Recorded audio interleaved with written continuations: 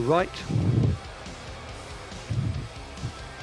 with Alina Chunchuk from Ukraine with no loss, and Annie Jeling from Croatia with 1 loss. With Ukraine on the left there in their traditional yellow and blue t-shirts, with Croatia of course wearing their colours white and red, with the check down the leg, which is a traditional part of the Croatian team uniform.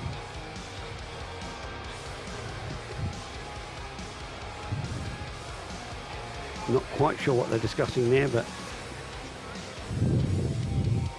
sometimes the competitors know each other. They can actually be quite friendly.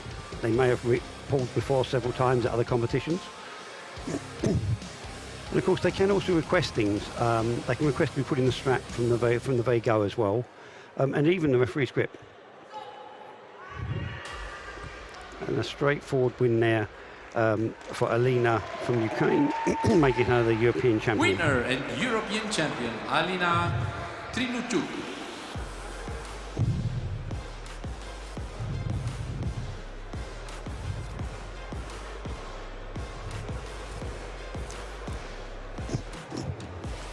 We're just going to do the award ceremony.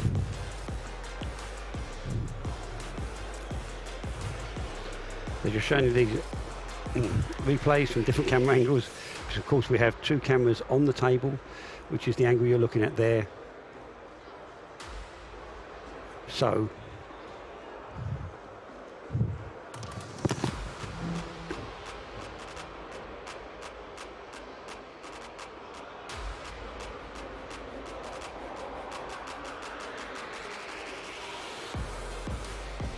moving now to the award ceremony of the sitting woman 55 kilos. On the 3rd place representing Ukraine, Kotyuk Olena. 2nd place representing Croatia, Jelenik Ani. And 1st place, the European champion representing Ukraine, Trinuchuk Alina.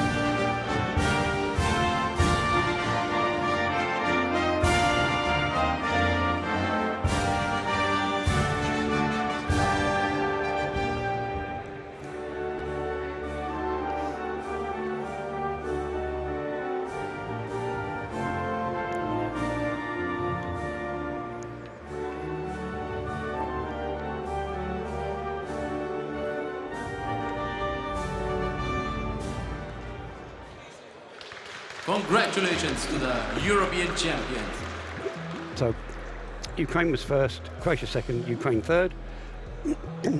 Now there's probably going to be a very small delay before the next final, to the next category, because the table has not been used since yesterday, and it was set for left-handed. And although the pads were correct, and so everything was in order for the match, it means the cameras were in the wrong place. And as you might have noticed on the replays and the corner cameras, the pad was in the way of your view. So it didn't affect the match or the refereeing at all, because the actual layout of the table was perfect. But and of course the referees don't use the cameras, so it really was irrelevant to the actual match itself. But it's very relevant to what you can see as viewers on your TVs. And so they're very quickly trying to adjust that, ready in time for the next match.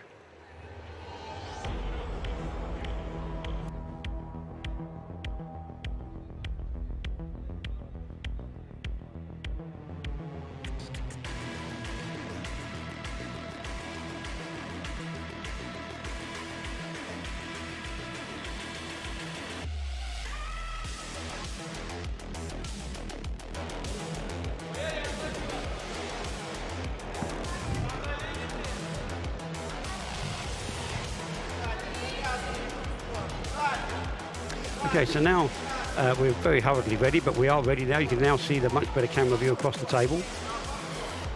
And we have Katerina Lebedini from Ukraine on the left, which means she has no losses. The one on the left is always the one with no losses. And Oya Adin from Turkey on the right with 1 loss.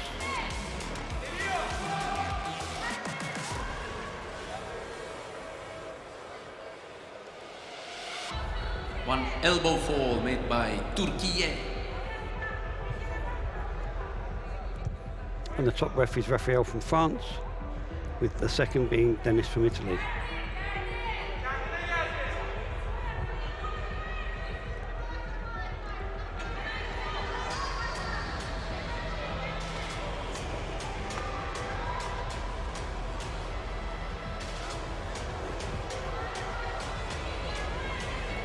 And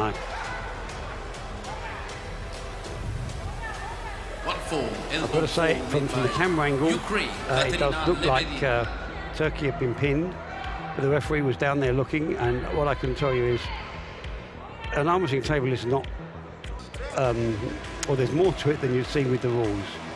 You see there's a neutral section in the centre of the table, and if the arms come down in that neutral section, it's not a pin. And if we had a top camera, we could probably be able to see that from here, but I suspect the reason why the referee wasn't calling the pin is it's coming down in that neutral area.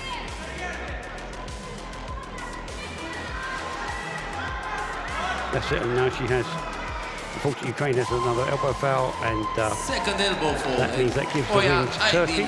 This means it's 1-1, 1 loss each, so they will be rematched. They given a minute's break. We change sides. The referees will, of course, change sides as well, and they'll be back on the table for a rematch, which will be the deciding match. Which one's going to walk away with the gold medal, being European champion? And Ukraine seems to have the dominance at the table, of course, but one of the key factors is you have to win without fouling. And with elbows, really any elbow foul gives you some form of advantage, because it gives you better body position, but it can be better leverage. You know, you can bring in different muscle groups, all sorts of things depending on which way you're going and what sort of elbow foul it is. So it really is crucial to call these elbow fouls. And of course, if we didn't, then we'd have people sort of moving all over the table, and it would look extremely messy. It is a crucial part of our sport. Pads are 7 inches by 7 inches. It's still in old-fashioned inches, quite frankly. I mean, we do use inches in quite a lot still, but this is because the measurements originally on the table go back many decades to the 70s. And most of the world were using inches back then. I don't know why or who set them out in inches, but that's where that comes from.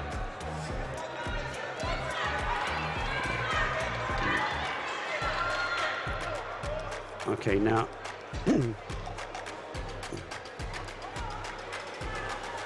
Oya has now received a foul for lifting off the chair. Because it's seated, they must remain seated. And you don't see this very often. Remember, many of the seated athletes don't have any strength to push through their legs, so it's not easy for them to come up. Others do. There's different classification in different classes. And clearly she had raised very high there. And the referee on the chair is both to help by supporting the chair, but they are watching to check that they do stay seated. Okay, now Katerina has another elbow foul, centre of the table. And you have a winning side and a losing side, which is the opposing side. And they have to be taken down on the pad on that side.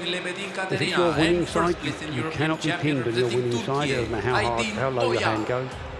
You can only be pinned on your losing side, but it means there's always a neutral area in the middle, which is kind of roughly from corner of a pad to corner of a pad. It's not very wide, but if you think the pads are 7 inches wide, so it's more than 7 inches wide in the centre, and if they come down like that, it's not a pin. We don't make a call, we wait, and when one wrestler will then get dominance and pull them over to the other side. I'll just be quiet while they play the music.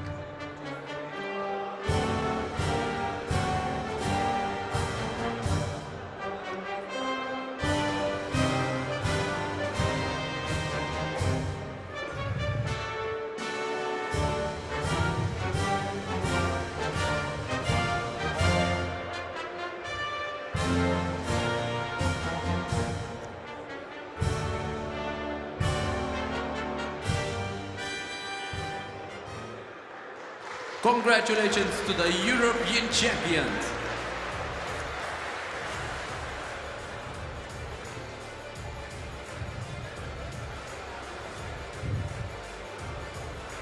We prepare the next final sitting woman plus 65 kilos.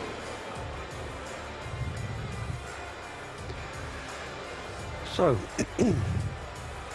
we have ready for this next match. Irina from Ukraine is going to be the starting ref, with Ivan from Slovakia as her second. And it is...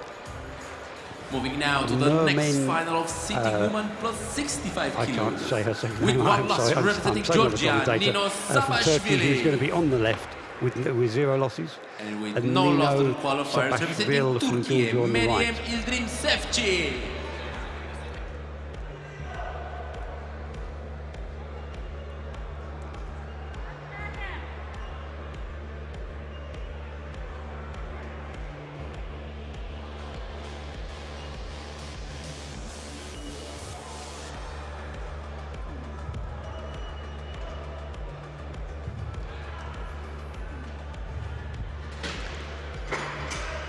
Of course, in these classes, the referees do help the competitors get comfortable, get in place, and things like that.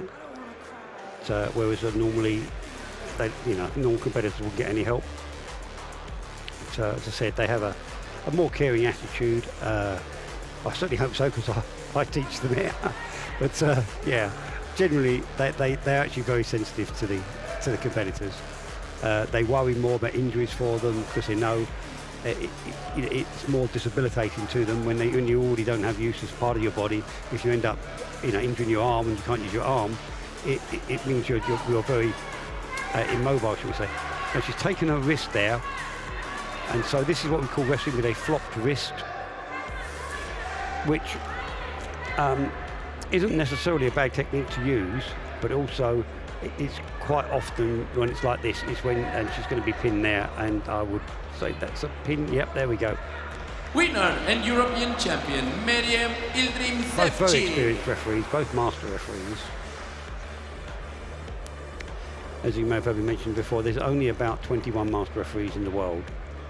It's very hard to get there. It takes years of experience to get there.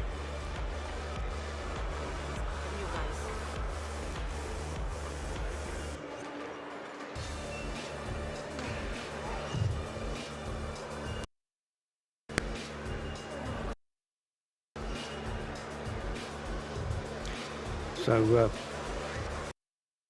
trained and have been watching them and coaching them throughout the several days of this competition already, so I have a good idea of where their levels are, and having watched all the finals while I was commentating yesterday and seeing the replays, I've got to say they are doing an exceptionally good job. I was very impressed by what I saw. It was very difficult for me to pick any flaws up in what they were doing yesterday. Georgia, so it's basically and European almost entirely the same team referee. I think there's 2 extras that are joining them today. The wording category of sitting woman plus 65 I expect an equally good performance from them.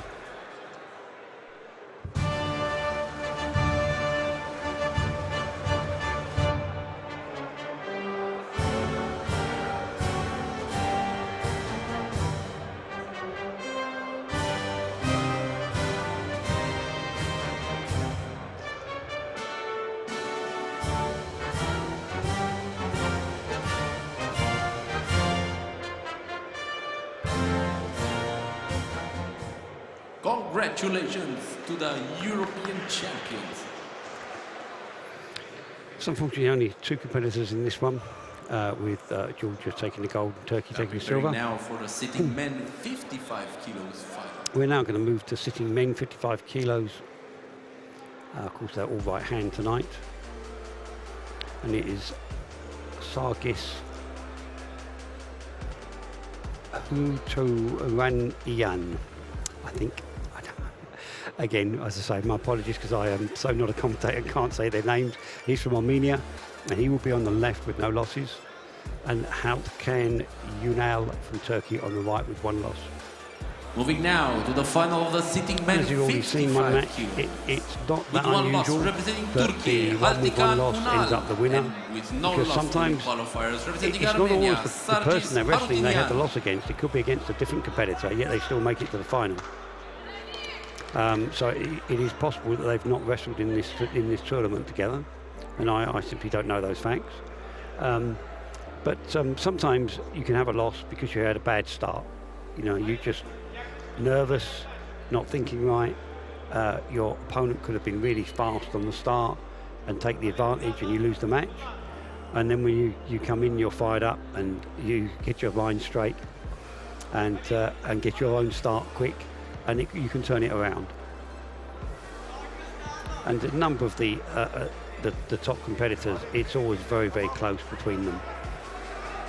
And it can often be who's best on the day, or even who's best on the night.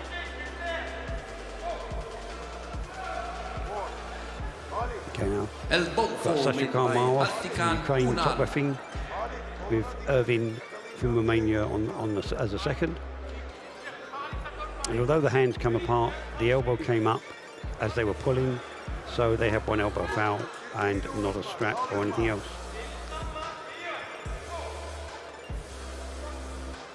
And he has 2 elbow fouls, unfortunately, so that's the end of his challenge tonight. So Fargis from Armenia is the European champion, with Turkey coming in second.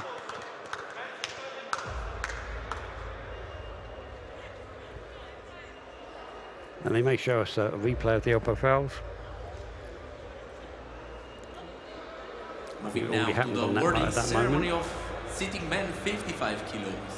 Third place representing Georgia, it came off the side. Tigava Giga. Second place representing Turkey, Unal Haltikan. And first place in the European champion representing Armenia, We're looking at the big tip of the elbow. Sargi. If it comes outside the parameters of the pad, then it's an elbow foul.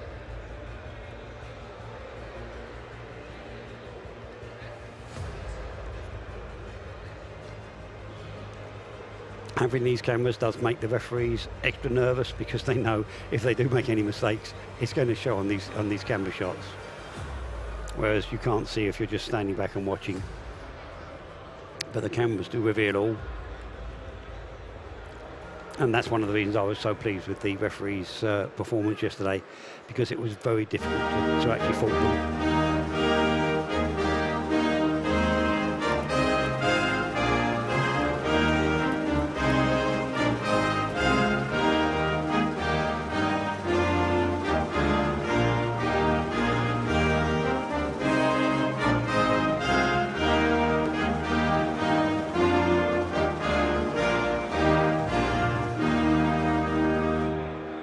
Congratulations to the European champions.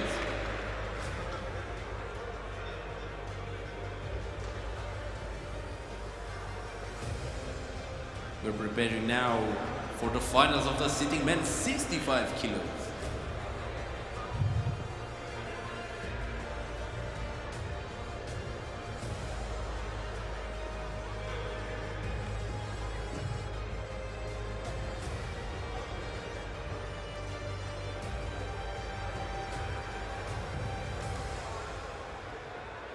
And we are ready to start with the final of the sitting men 65 kilos.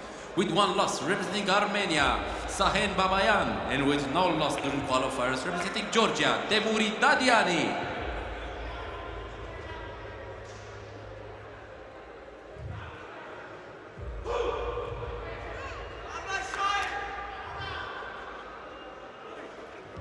Sure, I've been silent for a few moments, but I'm doing 2 jobs here.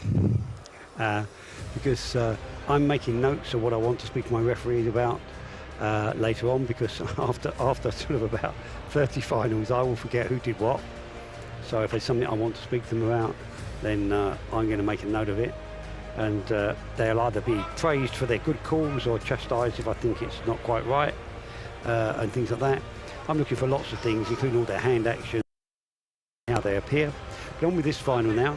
This is Temuri Dadiani from Georgia with no losses on the left, and Shahim Babayan from Armenia on the right with 1 loss. And we have Dennis from Italy and the top ref,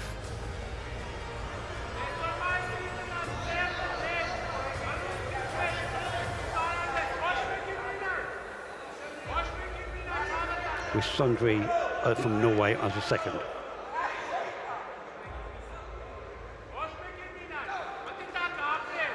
That's it, they're going to the strap. Going into the strap. That. The majority of slips go to a strap. Of course, the other one's being a foul.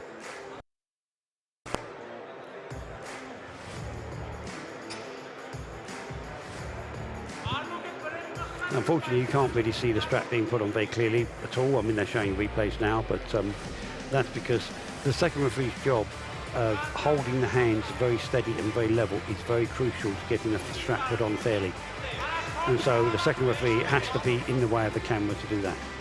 But it's very important that the hands are very level, the nape of the thumb. If one hand should be higher, it will give you superiority on leverage in the grip.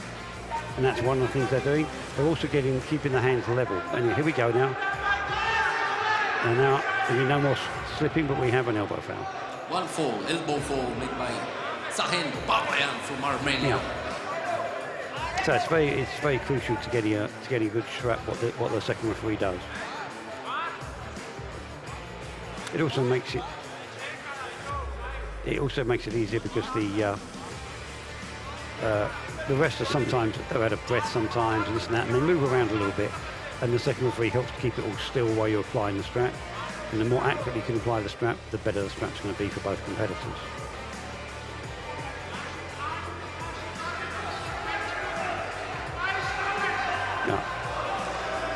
Clearly a really big elbow foul there, right off the peg, hitting the table floor. Don't need a second camera shot to see that one. Unfortunately, it's the second one. Yeah, and obviously he's very disappointed in himself for that. Still, Georgia, a very credible win there. Was completely in control of that match, looking like it was going to go his way. Moving now to the awarding ceremony of the sitting men 65 kilos. On the third place representing Georgia, Katamadze Zauri. Second place representing Armenia, Babayan Sahen. And first place in European champion representing Georgia, Dadiani Temuri.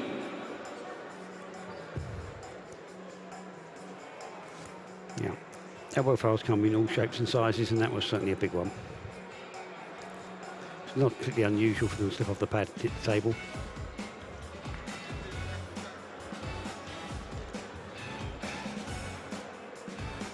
There is quite often quite a lot of load under the elbow.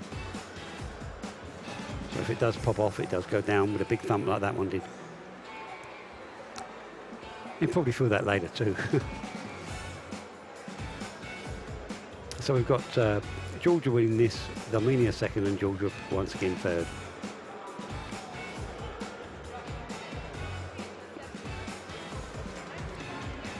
Once again with Georgia just showing what a strong team they've got here. And this is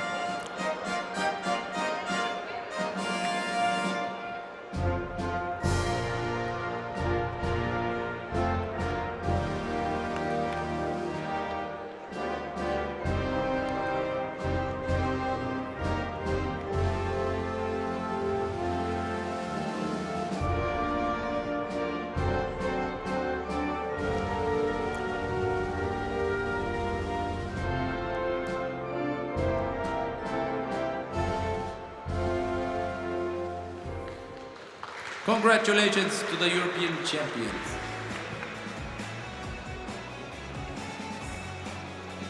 so moving on.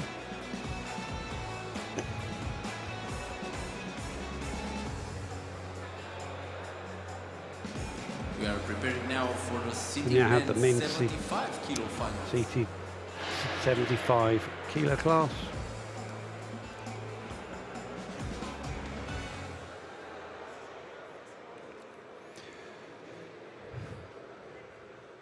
With Valentine Curtis Shashville from Georgia with one loss. We can start now the sitting men 75 kilo finals with one loss, representing Georgia, Valeriane Kitarishvili, and with no loss during qualifiers, representing Ukraine, Vyacheslav Chiklov.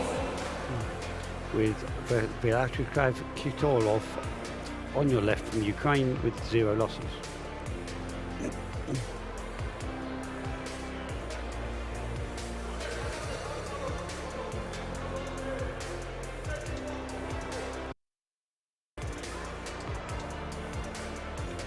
Well, I'm very pleased to see these countries, especially Ukraine and Georgia, I think, because Ukraine at the time they were at war and they've got a great team here, you know. And Georgia's a very small country, 5 million people or something, you know, yet they managed to bring a great team. Some of the very best arm wrestlers in the world are Georgian. Although you won't see him here, what is considered the top arm wrestler in the world at this moment. And when I say consider, I don't think anyone would challenge it. Livan from Georgia, and at the moment he is unbeatable in the world at the very top level. But they are, of course, the super heavyweights, and go a nice, clear, straight. Winner and European champion, Vyacheslav So Ukraine European champion.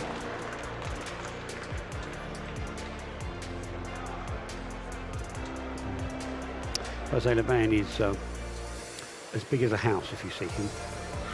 Walks in front of the window and the room goes dark, you know. He's an extremely big guy. He's very gentle, he's very quietly spoken. He's always a sportsman at the table. I've never seen him cross. You know. But, moving now to the awarding ceremony of the City Men's 75. Third place representing Armenia, Avanesian Vormanes. If he was to come to a big tournament like this, of course he used to. He's not at the moment. And first Pretty much place only representing professional. Ukraine, Tiklov Vyacheslav. I mean, I don't know what his intentions are, because you can dip in and out of being professional and amateur. There's no rules about that in arm wrestling. You know, he'd have his own little routine as he came up to the table, how he'd actually stand, set himself, and he would wind himself in to have load on his body. Okay, it's a very good technique. As I said, Georgians are very well trained arm wrestlers, and he would just do this routine automatically.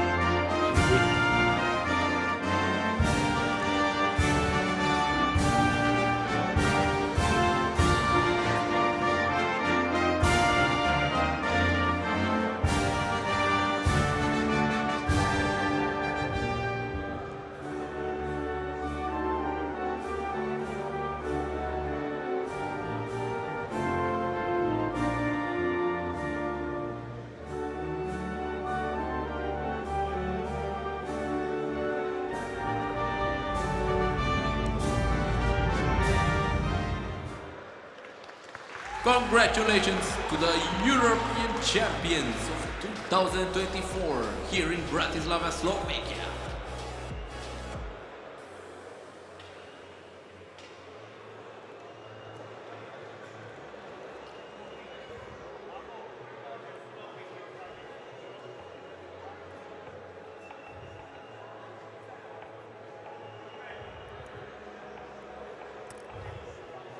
We are preparing now the sitting men 100 kilo finals.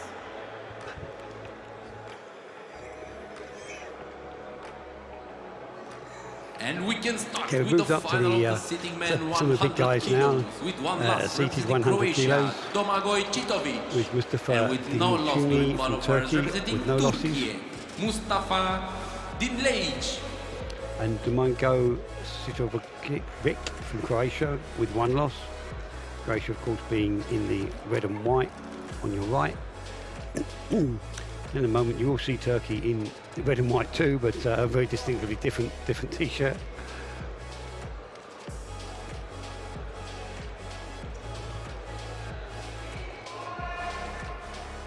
Of course, they have not only their country name,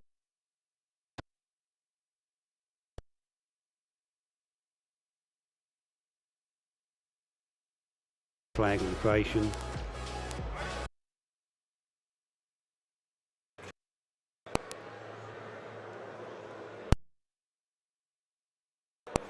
And we have Dennis from Romania, who's the top ref, with Ivan from Slovakia as the second.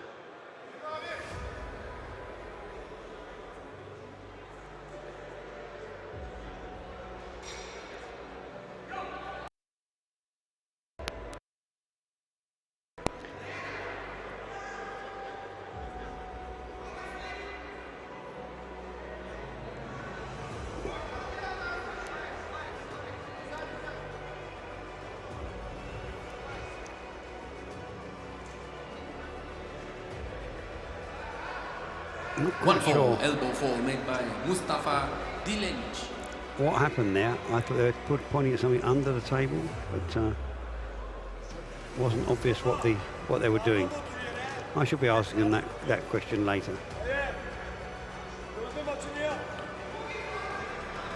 But Mustafa was clearly in control of that match. But the hardest part is always finishing a match. As the arm opens out, it's a very powerful move to have your arm, you know.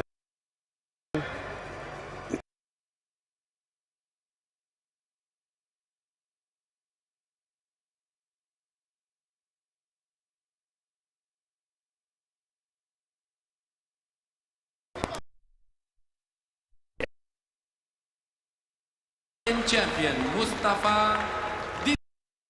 See a lot of elbow fouls at that point, because if we naturally weren't thinking about it, our body would just use those extra muscles and your elbow would come up. But that's the reason why we call elbow fouls, because it'd be way too easy to win otherwise. Moving now to the awarding ceremony of the sitting men 100 kilos. Third place representing Ukraine, Doroshenko Volodymyr. Second place representing Croatia, Chitovic Domagoj. And first place representing Turkey, Croatia as second, Dilenc with Mustafa. Ukraine coming in third.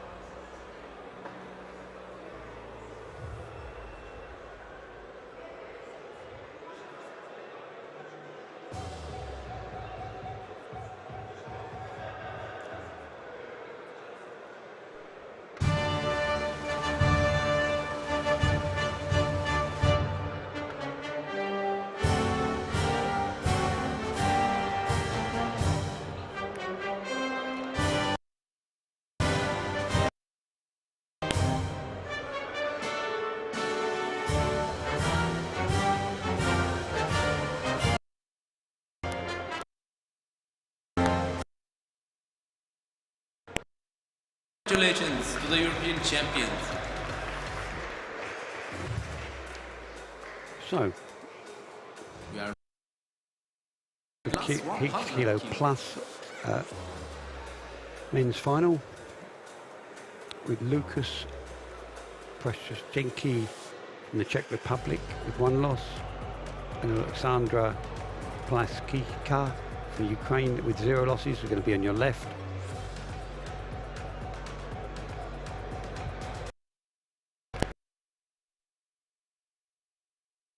Moving now to the We have to get sitting men the plus 100 kilo last weight finals. class With up one the loss stage, and then we representing have to get the Czech next weight Republic, class up Lukas the stage, and there's Praczynski. only one ramp. And So with no sometimes it's a little loss bit like a traffic qualifiers. jam. And here they come.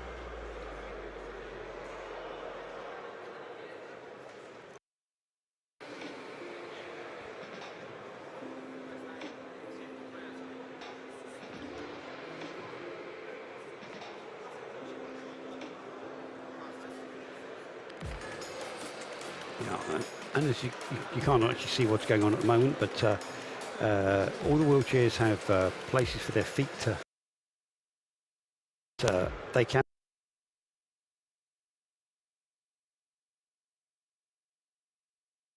pieces up and out the way, so the legs can drop down to actually get the athlete's legs under the table. And that's one of the things they were just doing in these classes.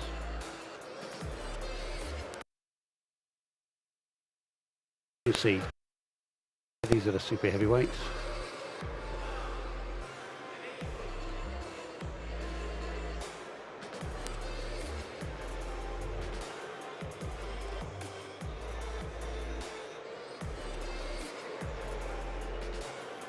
Apo, top referee there from Turkey. One fall made by Lukas Praczynski. Yeah, one fall for Lucas. So it's getting very close thing for here, and it looked like he was not in control of that match at all. this away from Ukraine today.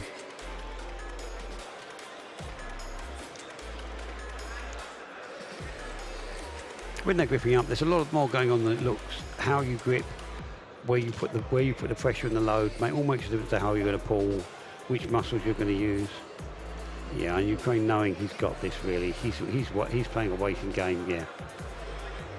Yeah. Second elbow fall made by Lukas Braczynski, and Alexander Paliega is the European champion. He's the European champion from Ukraine.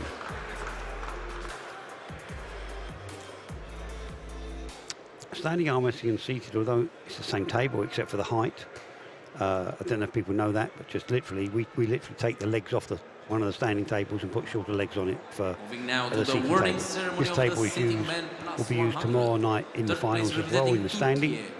Yeah, they are exactly the same except for the length of the legs. Even the same platform. Everything is the same. First place in European champion representing Ukraine, Paliega. When you're seated, it stops you using so much your overall body strength because you can't maneuver around the same amount, and it does come back more to forearm strength there.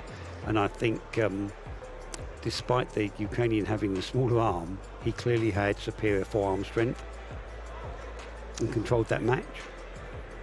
And something the Ukrainians are well known for, I don't really know why, just they are, is that they have good sideways pressure, because a lot of pulling in arm wrestling is back pressure and pulling over. We talk about pulling in your pocket, which what we mean by that is if you are standing at a table and you wanted to pour a drink or something in your left hand pocket with your right hand, that's the direction you're going to go. Okay, and that's using a little bit of side pressure, but really quite a lot of back pressure as well. And that's a very normal way of pulling, but you can have a lot of side pressure as well, because we start the matches with the shoulders square, and so you're not quite at the right angle for that. That's why you see them often having to square the shoulders before the start, and it's rare they stay square after the start, but so you do for the national anthem.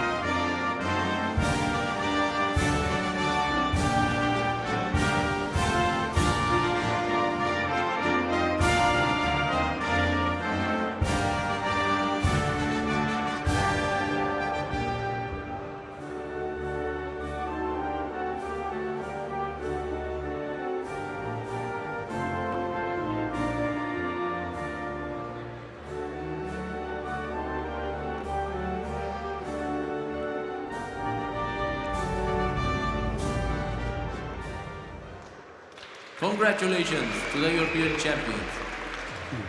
Yes, yeah, there is such a thing as sideways pressure, preparing now which is usually a lot of forearm muscle. Of course, as I say, because you're finals. Restricted slightly on the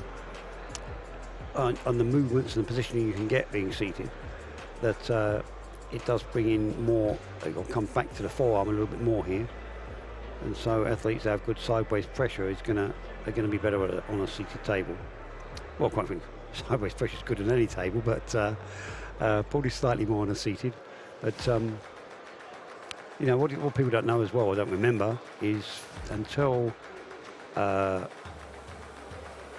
are we? 92 was the first World Championship standing competition. It was always all the arm wrestling was seated up until that point. In 92, they had moving now to the 16 men. In 91, they decided to go to a 1 year standing and 1 year seated because people liked both. But when they did 92 standing, the following year in the world meeting, where it was, of course, that championship was held seated, but they just said standing was just better. It's not necessarily better arm wrestling, but they like it better because they can use more power, but it's much faster to get the competitors on and off the table. And when you've got hundreds of competitors, it's a lot easier and better to run faster. So they decided to go standing for the main championships from then onwards. And now we have Shuri Yakosanki from Ukraine with no losses on the left, and David Akanka Shalini from Georgia on the right with 1 loss. And this is the 80 kilo amputees class, which either means they've lost all of their arm, part of their arm, or sometimes just the use of their arm. and you'll see both of these guys have got a left arm, but you will notice they're wearing a strap around their waist. And the strap around their waist straps the arm to their side, so they're unable to use it in any way during the arm wrestle. Because although the arm might not be fully functional, I mean, you can see the Georgian's arm. It's quite a muscular, strong-looking arm there. I mean, as I said, I wish my triceps as good as his. You know, and you know they potentially could gain some advantage on it. So the strapping is to keep it out of the way and make sure they can't gain advantage by using their arm. Whereas some of the opponents won't have a left arm at all.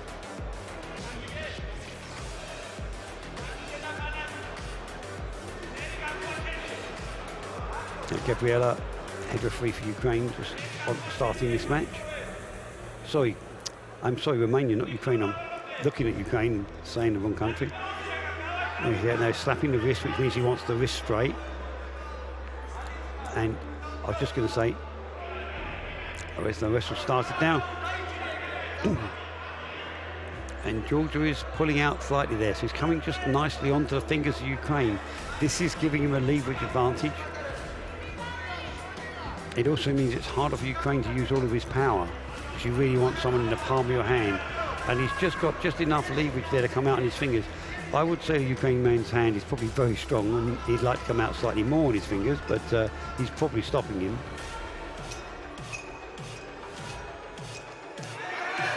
Now he's got him in a hook, and he's completely on his side of the table. This is going to be very hard to come back from Ukraine. If someone doesn't elbow foul, he could very well end up finishing this match from here. It's hard to imagine how hard these guys will be straining from this point. They're giving, it kind of almost looks like they're just sitting there. They are using all the power they've got in their arms. And this is where it's harder to finish seated. See, if you were standing, you could drop your whole body lower to drag the arm down. But of course you're in a chair, so you can't do that. And it makes it harder. This brings it back again. You're having to try and use your forearm muscles to finish this pin.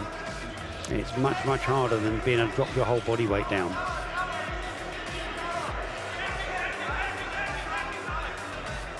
But they're hanging in there. It's generally in this position, the bicep will give out before the other muscles on the winning side. It's not a great position to be in. He's trying it. See, now he's looking. He's getting some leverage on his hand. He's coming out of that. No, he's okay. Well, that was just getting interesting, because where he was really in a losing position as far as the hand and his positioning was concerned, although not the height of his arm, but he was getting some leverage, getting his hand back, coming back into the wrestle from the hand. Hand control is very important. It's very important to which muscles you're using, how you're pulling, the leverage that you get, all sorts of things. And again, I would say that to the fault of Georgia, he's got that position. He should be really working to hold it. This is one of the best matches we've seen this evening. I do like a bit of a long match. I mean, I think we all do.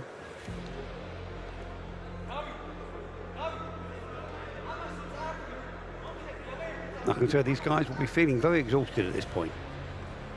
You know, normally if you're going to use all of your strength, you very rarely do it for, I'm not sure how long that match was for. It seemed a long time. It was probably somewhere between 10 and 20 seconds. It may have been longer. But you try using all of your strength, even for 10 seconds, it's really hard.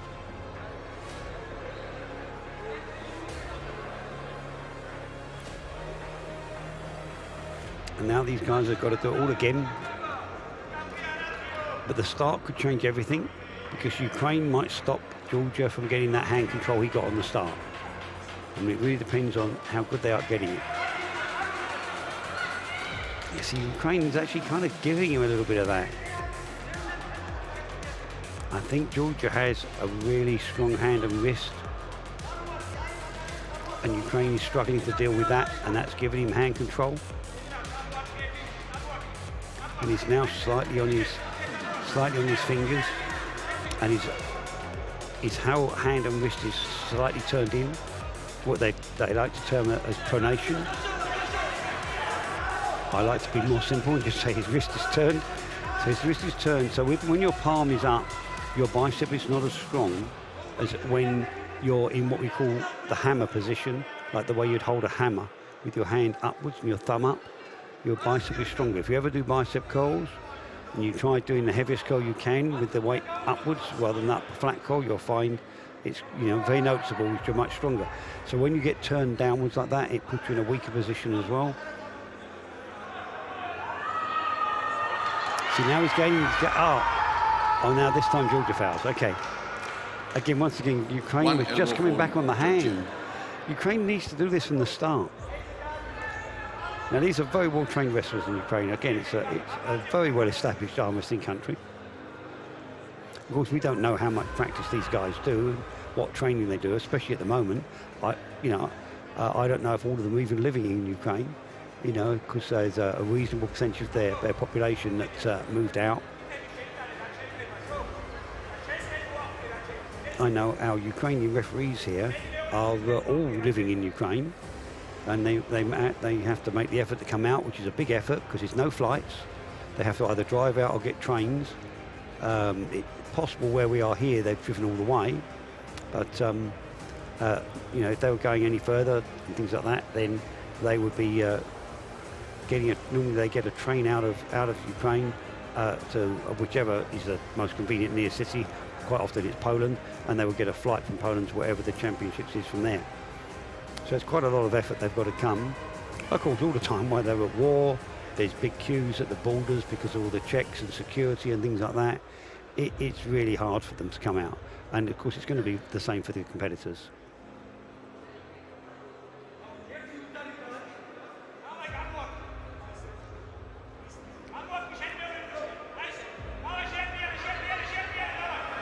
So Ukraine needs to try to get this hand dominant from now. He seems to be able to get it after the match has gone on for a while, but he doesn't seem to be able to get it to start with. It's always easier to sit back and criticise, but it could be that Georgia is using a great deal of power here. But maybe Georgia's power starts to fade a little bit in his hand with his stamina, and that's why he can gain some leverage and start to get some dominance back on his hand himself.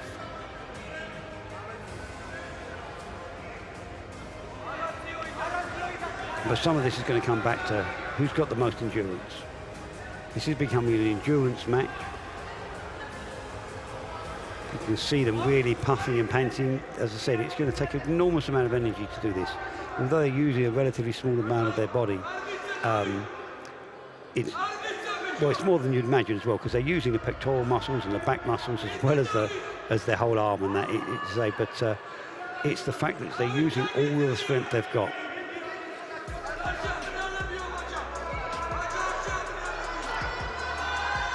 I've certainly got a lot of noise behind me from the crowd.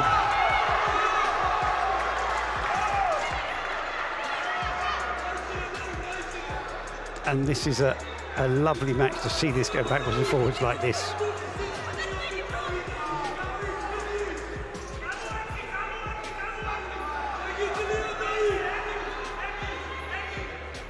It's coming down to who's got the most endurance, who wants it the most. Who wants to feel the pain and fatigue?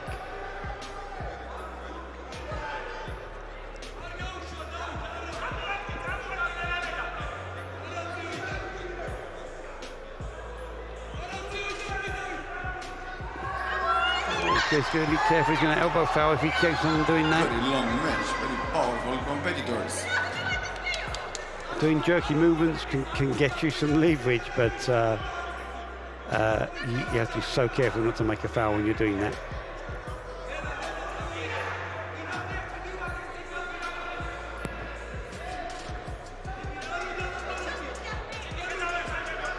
As I said,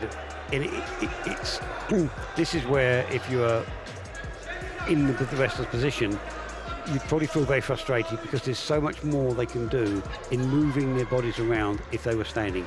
But being seated, you're really kind of stuck, planted there. And they can come in more, they can wrap around more, they can use some leverage from their arms. And of course, especially when you're in George's position, you can drop lower, and dropping down would put a great deal more power in.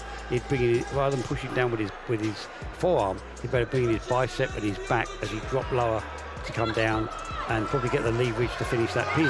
But you just can't do that in a seated match. It's a very good Ukrainian support here because there's a lot of noise going on. I don't know if you can pick that up. Every time Ukraine looks like he's going to take it back. This is one of the longest matches I've seen in a very long time.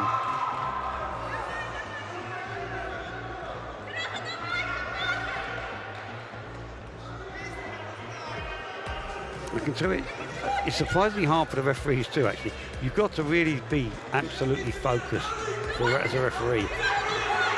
And holding that focus for this length of time is very hard to do. Obviously not as cool as hard as it is for these wrestlers pulling, but and there we go. He really gave that up in the end. I think he was completely exhausted. He wins and forces the rematch.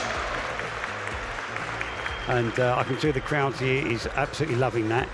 And the poor guys get a minute's break and they've got to do it again because that means that they now have one loss each, so they have to have a deciding bout. Now,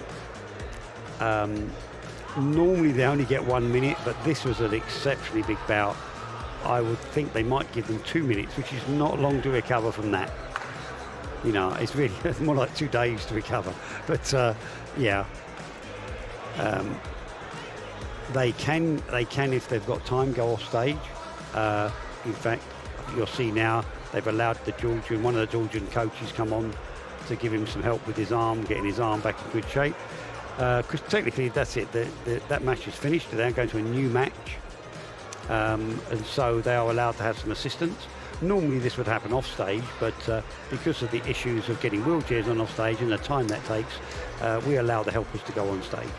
And we can see people bringing them a drink, some massage, and probably a bit of advice about what they should or shouldn't be doing. Like I say, it is, as a referee, we see the guys be absolutely exhausted after a match like that. Of course, I've never been an arm wrestler myself, but I have done quite a lot of pulling just for fun. I used to teach it in my gym many years ago. And I can say I've never had a match that long. Thank God for that as well. No, I either won quickly or lost quickly. But yeah, it is hard. But I know what I'd be telling the Ukrainian. He's got to take that grip advantage that he was seeming to get halfway through the match. He's really got to try and get that to start with. He's letting Georgia get a really good position where Georgia can just hold on.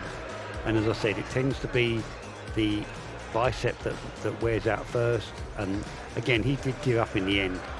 He just said, I've just had enough for this, really. And he said, by then, they're probably down to about 20% of their overall power because they'll both be so exhausted they won't have the same amount of power they've got at the beginning of a match.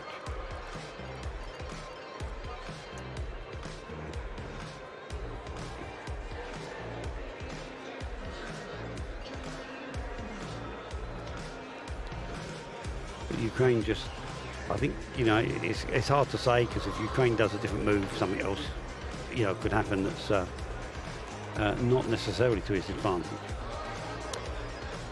Now Vix is refereeing, so if we change the competitors, we also turn the referees around too. So Vix is now on top. Victor from Czech Republic. See, he's getting knuckles pointing there. It means he wants to see the knuckle. You have to see the thumb knuckles before the start. If the thumb knuckles are too high, it gives them advantage. The hand's too high over the thumb knuckles, I should say. And that's what he's doing now. He's now slapping the wrist to get the wrist straight. And you can see Gabriella giving the thumb up, telling him the wrist is straight from the side. But again, Georgia takes that hand dominance straight away.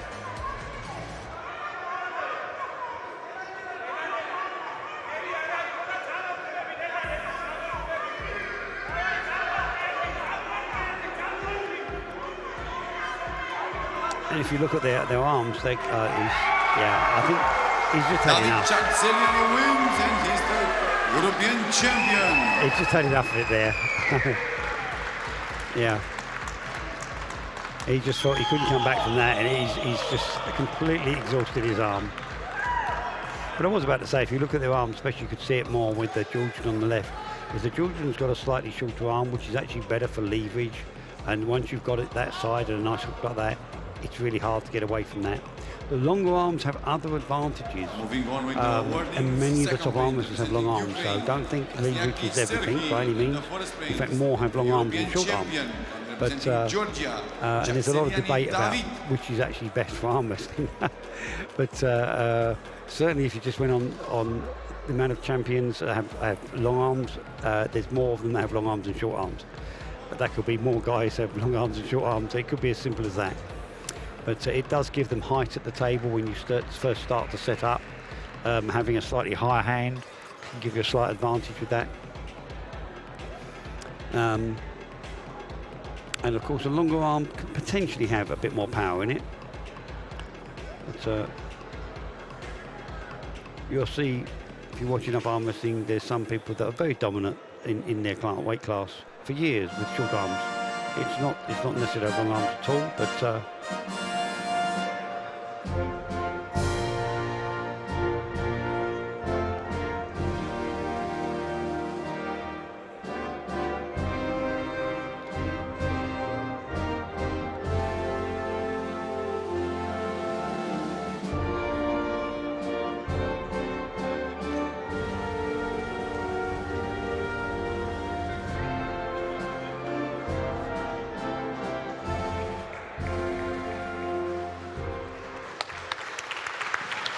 you see the wall tummy there, the Georgian guy looking very gleeful in his eyes there. He was very pleased with himself with that. And quite frankly, when you've had to work that hard for something, you're going to feel pretty pleased about winning it. And of course, he takes the European gold medal away. Well, he's one of the Ukrainian teammates down there waving at us. She's a competitor herself, and she'll be, I believe she'll be pulling tomorrow. She was putting in the Masters. I think she's a Master. She doesn't look that old, but a funny feeling I throw in the Masters. But Masters, of course, is only plus 40. But I wouldn't thought she looked that old. But I'm trying to remember. I'm sure I've seen her pulling in the Masters, but maybe that's my memory. And moving on to the next class. Moving on to the next final seated men cerebral class. So they don't always have full control of all their muscles. From Georgia with one loss, Taki Beridze, and also representing Georgia with no loss, but it's a nightmare for referees to set them up when they don't necessarily keep still.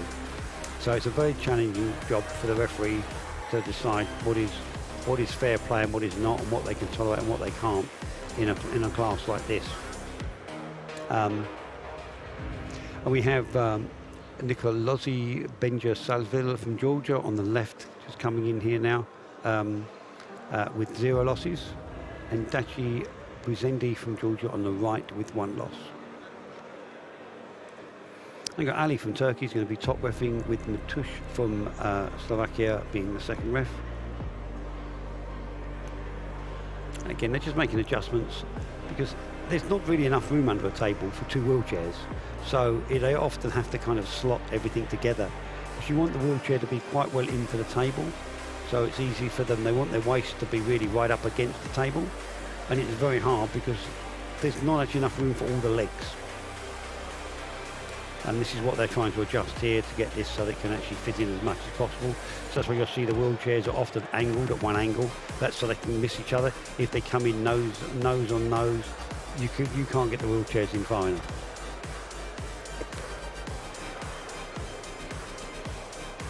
Of course, the referees are quite experienced with this. One of the problems being is they all use their own individual wheelchairs, so they're not the same. They don't work the same. They don't necessarily stick out the same. So it's kind of a new experience every time a new wheelchair comes up.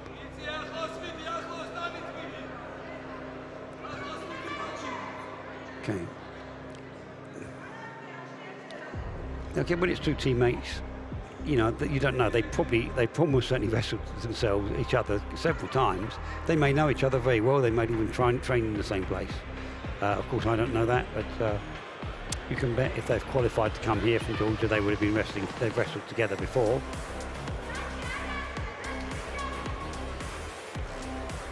It does seem that Daci doesn't seem to quite understand about keeping his elbow down, which is essential.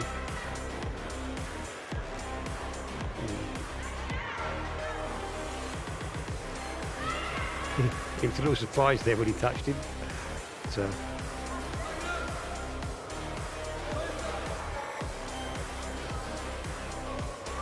And I think, oh no, I thought that was what he called a pin, but I think before he got pinned, he came too high and his bottom came up on the chair, which is a foul.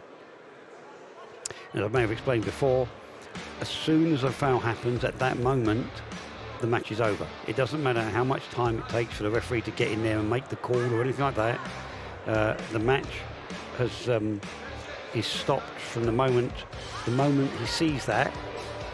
So it doesn't really matter too much about his reaction time or anything like that, and how long it takes. It takes him to get us 2 fouls, unfortunately. Winner and a win to Nicolas. Champion Nicolas Congratulations.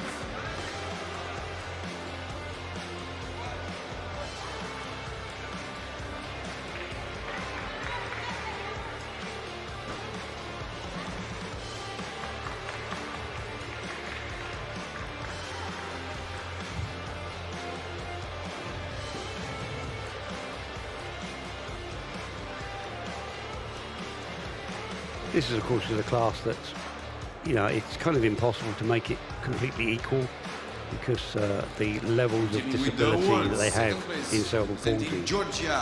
I wouldn't even know how to begin. But some have more muscle control than others, which is, of course, going to make them much better at an arm wrestling table. And how do you make that completely equal? To me, it will be an impossible task.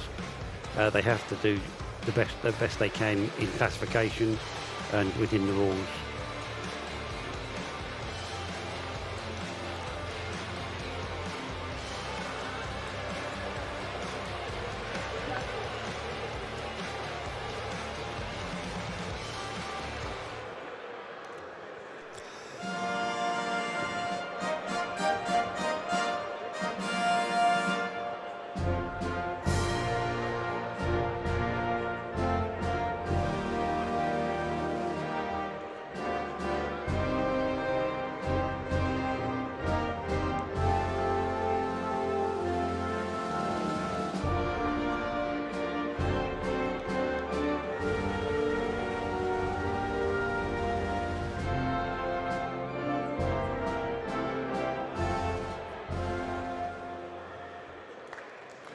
Congratulations, European champions. And now we're moving on to the next class, which is the seated men's cerebral palsy. I've forgotten how to say it. Cerebral palsy class, 65 kilos, and we have Oleg Ambazoni with no loss from Switzerland versus Valdoda Balahian from Armenia with 1 loss.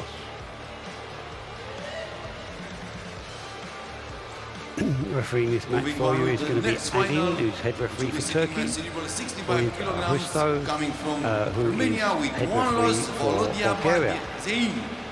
Hristo would also be competing in the senior classes in the next couple of days. He's a very good arm wrestler. He's not actually won the Worlds or the Europeans, I think, or was he? He may have won the Europeans in the past. I've seen him get silver medals. I can't remember every one of his results, but if you see him there, he's got a nice pair of biceps. He's pulling at, I think he's pulling at 80 kilos here. So, again, he's always a challenge to referee himself, partly because he's very fast.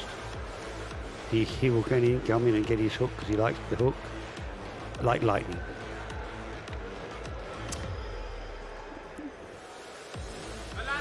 Once again, they're just juggling around to get everything sorted as they're taking the feet plates down to get the legs low enough to go under the table and have to fit them in and slot them all in together.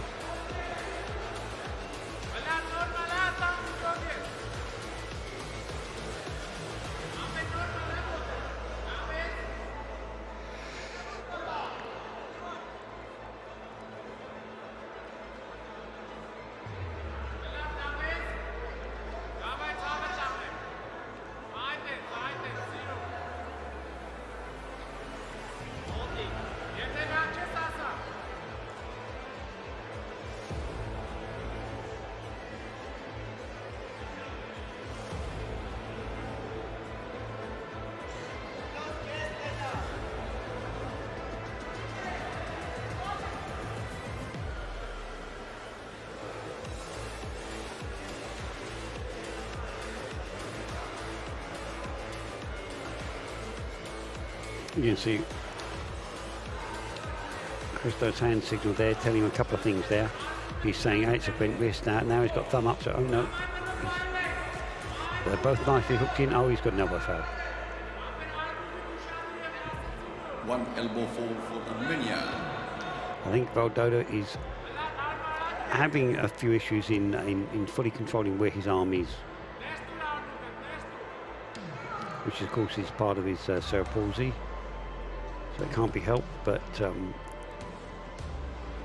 it's also not helping him as an arm wrestler.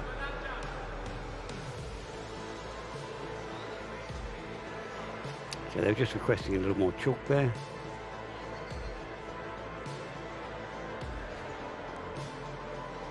As I said, the referees take a great deal of care with these disabled wrestlers. You know, they really will try to look after them as much as they can do. All the time we're having to do their jobs in applying the rules.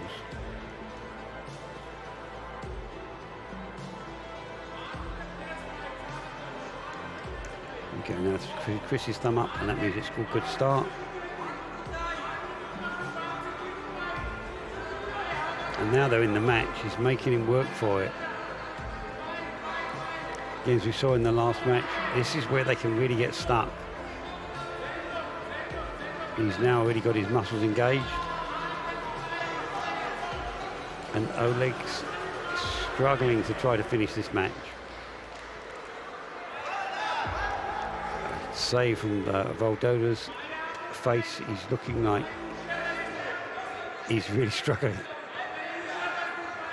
Not that I can say anything different about Oleg's as well. Clearly, oh, he's coming back. Yeah, he's coming back a little bit now. There we go. Once he's really got his muscles engaged, he's clearly got quite an arm on him there.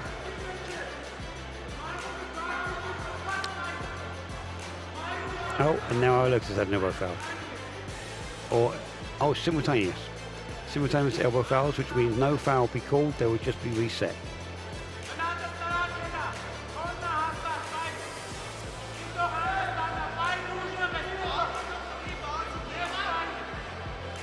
We didn't have one long match yesterday. And today, well, we're not even halfway through and we've already had two really good ones.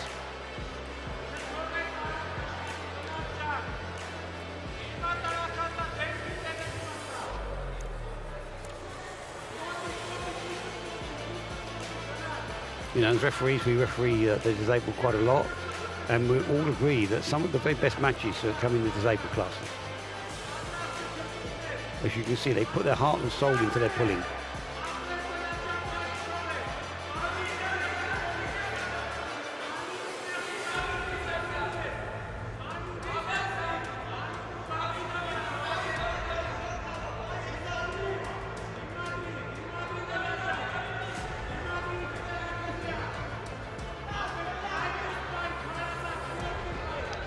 He's lifted his elbow up, he's got his second foul. Winner and European champion, so Oleg from Switzerland wins that. Again, a hard-fought match there. And although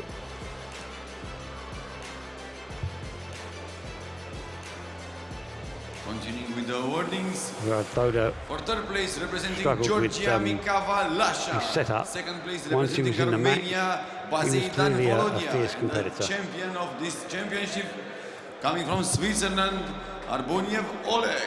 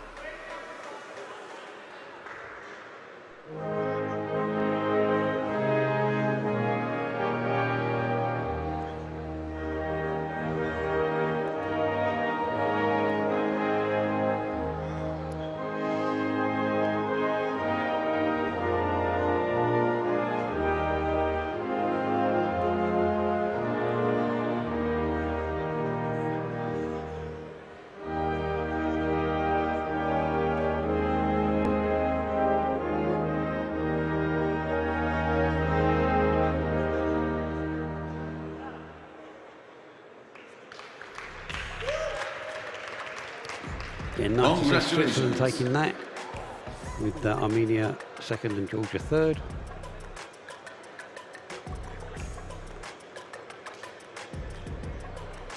I don't know if you noticed, but you saw, it's not in the screenshot now, you saw them taking the Georgia competitor away, and that is, I'm not quite sure exactly what her position is, but she's kind of the team leader for the here and impaled for Georgia. She's been a good competitor for a long time. She competes in the normal seniors as well. I don't know whether she is here, I've seen her in the past. She's a very good competitor, and of course she's helping out with the other disabled competitors, and that's pretty normal, quite frankly. They do help each other a great deal, so there's a lot of camaraderie between the two teams in the disabled. Another player coming from Georgia with no loss. Sometimes it's a bit like a big party, but they still, as you've seen, they're very serious about it when they're at the tables. Now it's sitting men's cerebral palsy class 65 kilo plus. And ladies and gentlemen, immediately after this Georgia wonderful final, we have a 5 minutes technical break. Immediately after this final, we'll have a 5 minutes technical break for the stage. Thank you. I've been told after this match we're going to have a 5 minute technical break. Time for me to go have tea and biscuits. Only they don't do tea here. No, I'm an Englishman, so tea, but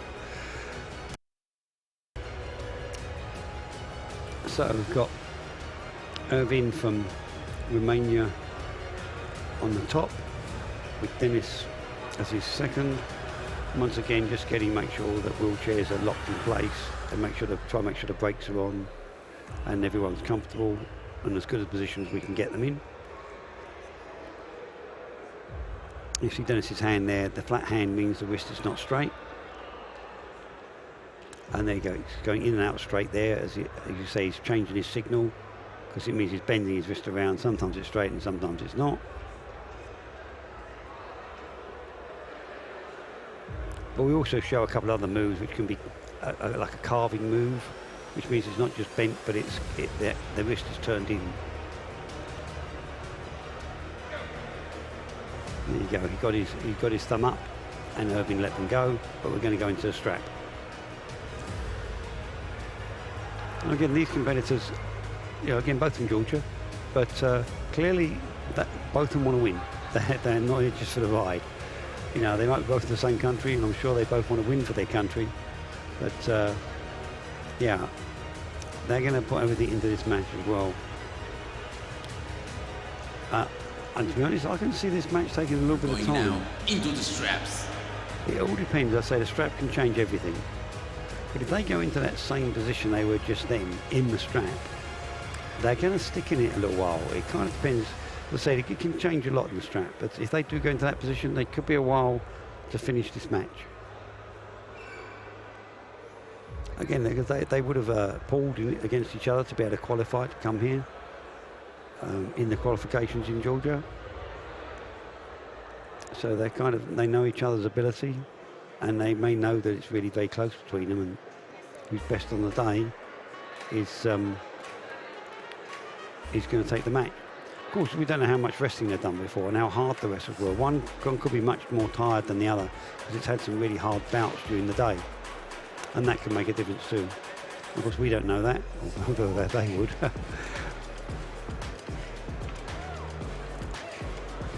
Now, fairly clear win now, I think. Just wait for the referee. The referee should take the strap off. That's quite correct. Take the strap off before they award the winner result. And European champion, Levan Makaradze. Again, very happy with the referee's work. Great fair play at this table, ladies and gentlemen. Great fair play. I'm just hearing the other commentator that's commentating to the spectators here saying exactly the same thing. It was good fair play for everyone.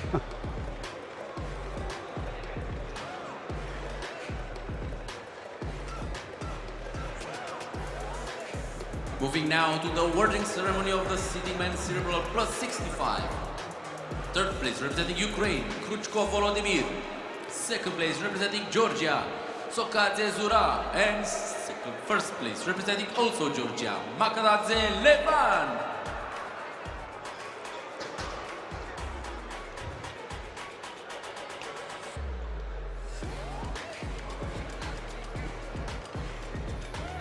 Once again, Georgia taking 1 and 2 with Ukraine third.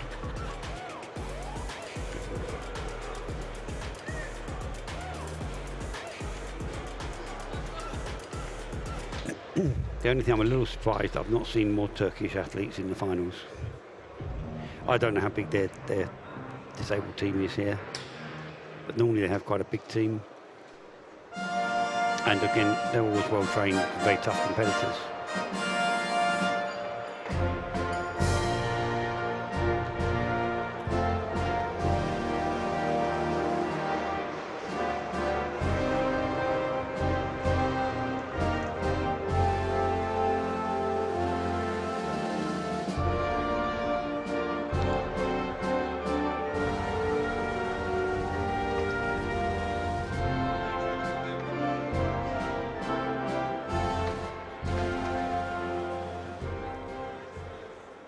Congratulations to the European champions. Ladies and gentlemen, please check the screens. We will have a wonderful video prepared for you in the technical break of the 5 minutes. So please check the screens, the emotional video of today.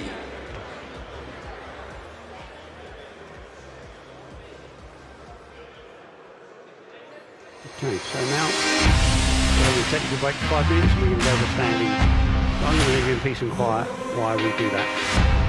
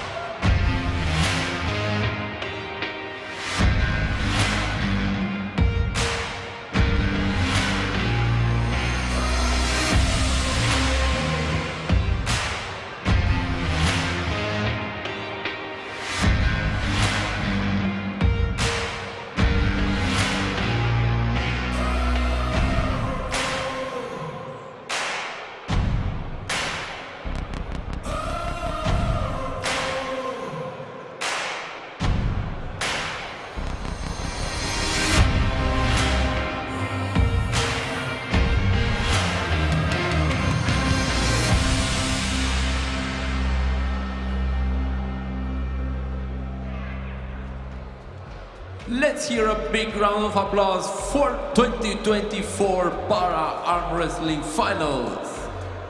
We have the referees on the table and we are ready now to continue with the standing junior girls plus 50 final.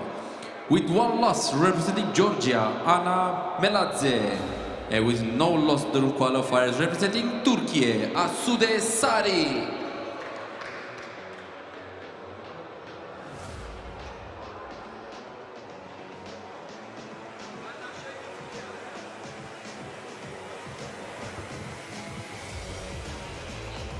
Now we're just getting going with the standing. Of course, we only use two referees here, as the other two for the seated are not needed. Occasionally, depending on the athletes, we do use what we call a catcher. They are there just in case that if the competitor falls backwards, they're there to stop them going crashing straight down on the ground. Now this is the standing junior girls 50 kilo right, and it's Asude Sari from Turkey versus Ana Meladze from Georgia with one loss. Turkey being on the left with the predominantly white t-shirt, and Georgia being on the right with the two colours of red. And a fairly straightforward winner and European champion, Asude Sari. Awarded by Irina from Ukraine, with Denis as her second from Romania.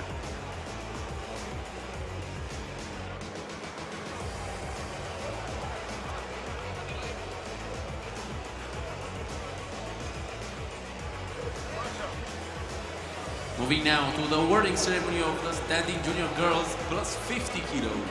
Second place representing Georgia, Meladze Ana, and first place representing Turkey, Sari Asude.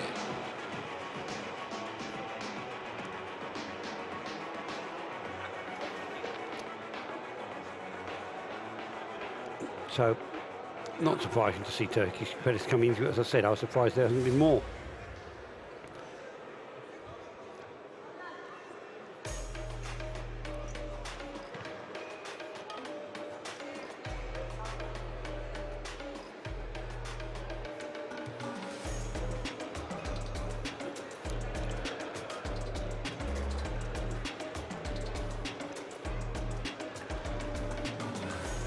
They're just getting their awards, their lovely medals, and a certificate to take home as well.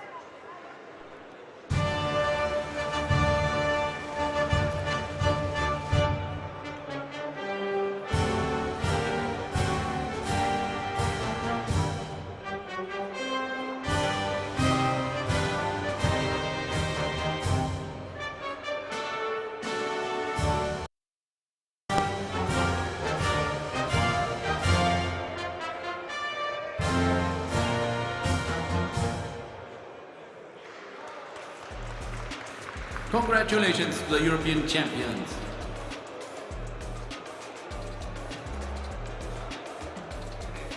Okay, now moving on.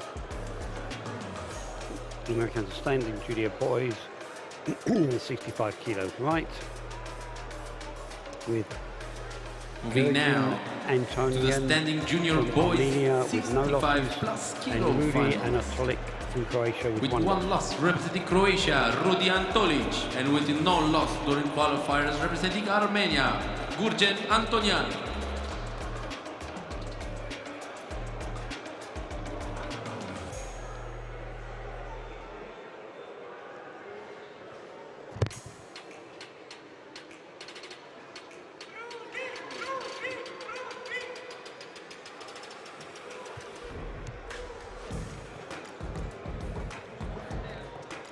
In this match, we've got Alexandra from Ukraine on the top.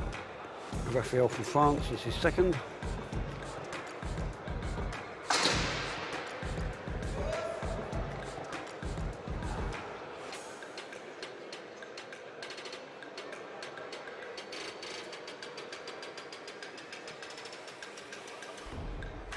Again, you see Raphael's thumb up, saying the wrist is straight and everything's good.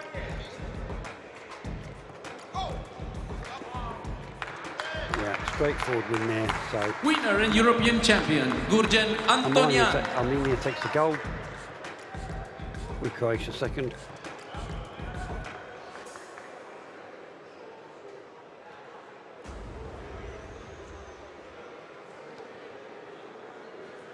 Moving now to the awarding ceremony of the standing junior boys plus 65 kilos. Just going to watch them. Right arm. Third place representing Turkey, Karaslan Ali Omur. Second place representing Croatia, Antolic Rudi. And first place and European champion representing Armenia, Antonian Gurgen.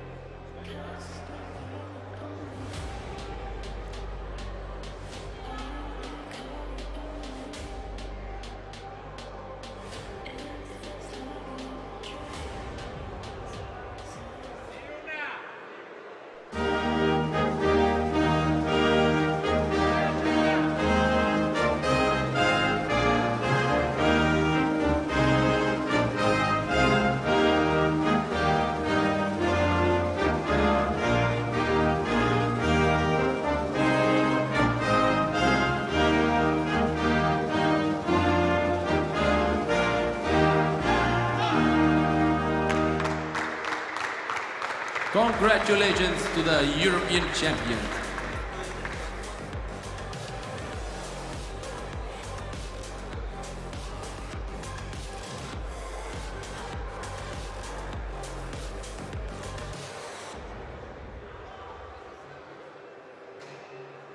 Moving now to the standing woman 55 kilo finals.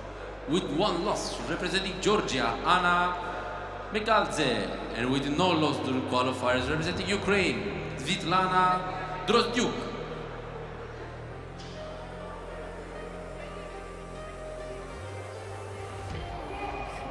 So now we've got standing women 55 kilo right with Svetlana Drozdyuk from Ukraine with 0 losses on the left, and Anna Mekalze on the right from Georgia with 1 loss.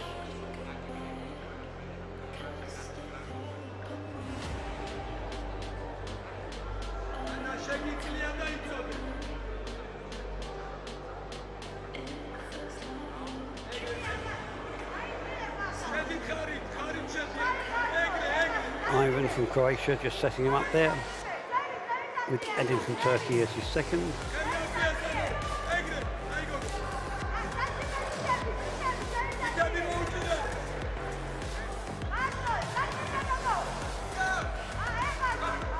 And a very straightforward win. Winner and European champion, Svitlana Drozdyuk from Ukraine.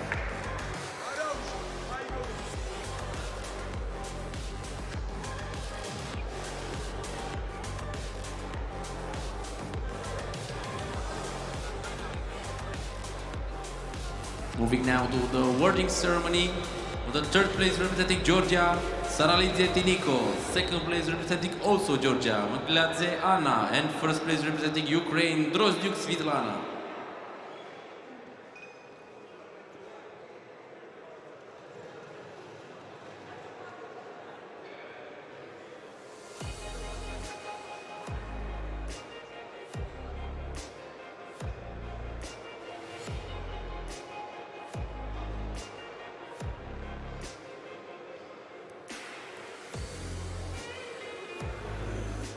So Ukraine won, but Georgia was second and third.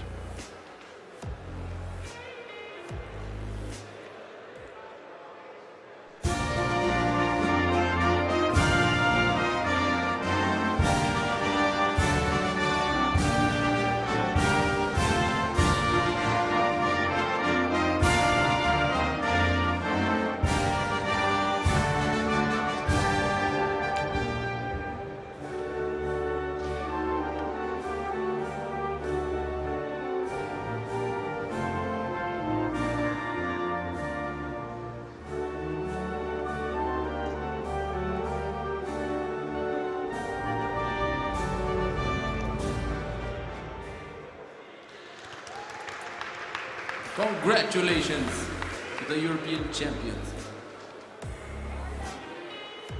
So moving on, we've now got standing women 65 kilo right. Moving now forward, the standing woman 65 kilo finals. With one loss, representing Croatia, Ines Fibinger, and with no loss, Anna representing Ukraine, Alona Hornic. And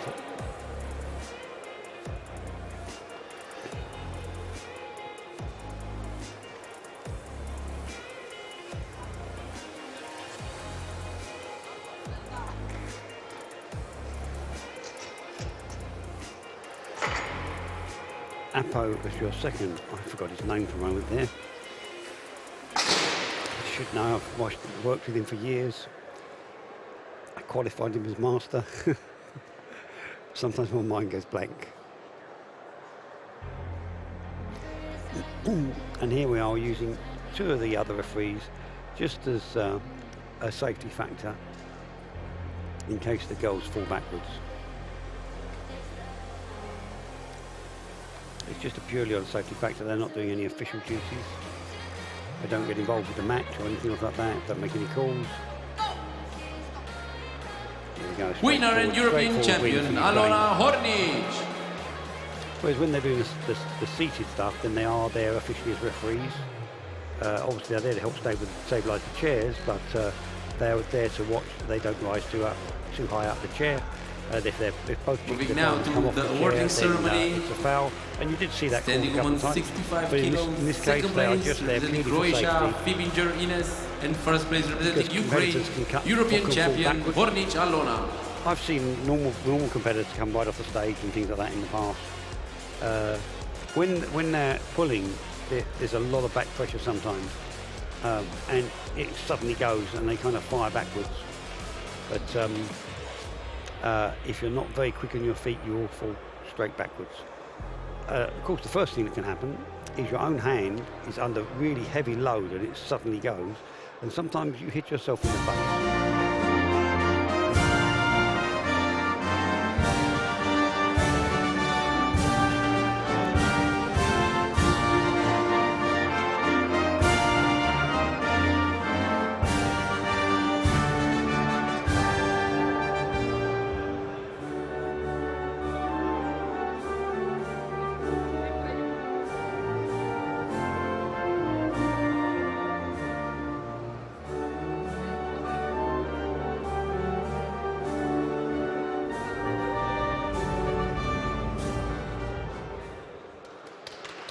Congratulations to the European champions. As I say, so sometimes when the load goes very suddenly, your arm fires at yourself and you hit yourself in the face. And I've seen people really do quite a lot of damage, quite frankly, to themselves. I have twice seen noses being broken. It's not unusual Moving now to the standing woman plus 65 kilo finals. With one loss representing Ukraine, Anna Prostun. And with no loss in qualifiers, representing Armenia, Naira Mestropian.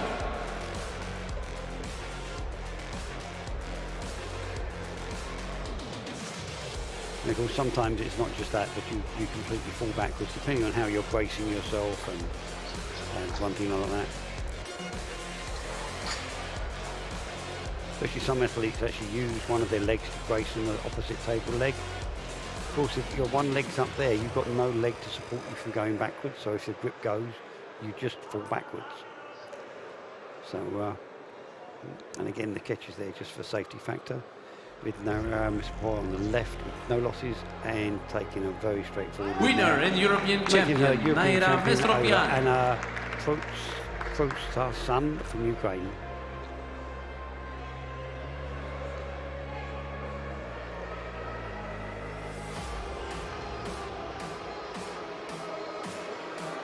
Moving now to the awarding ceremony of the standing woman plus 65 kilos. Third place representing Turkey, Ilma Zeynep. Second place representing Ukraine, Prostun Anna. And first place in European champion representing Armenia, Mestropian Naira.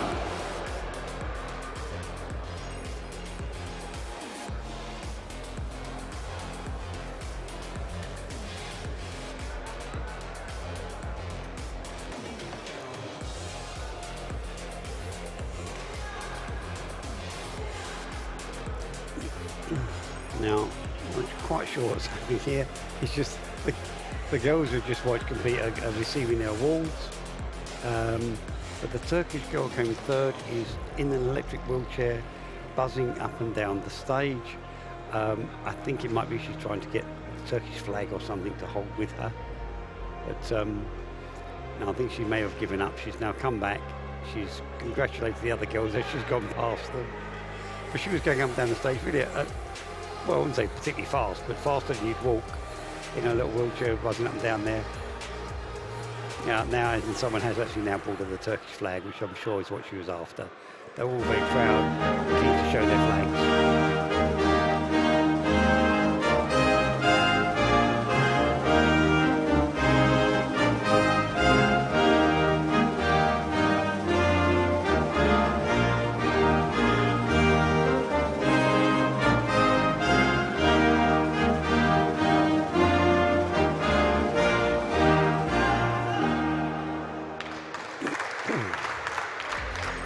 Congratulations to European champions.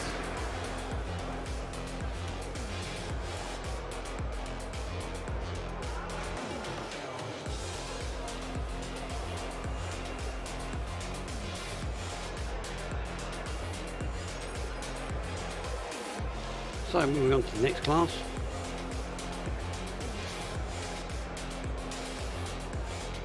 We have a lady looking very embarrassed that the camera's on her. Standing men, 60 kilograms. I think it's a Ukrainian shirt underneath that underneath her top.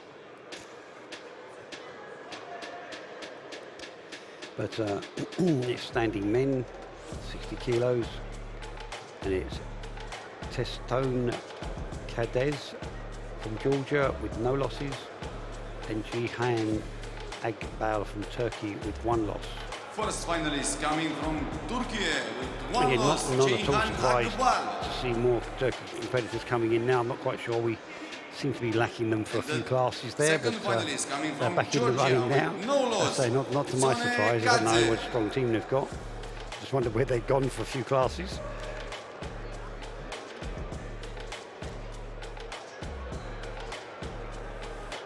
And you see they just see the referee there. The Turkish competitors asked to have the platform down again because it was up there for one of the shorter competitors.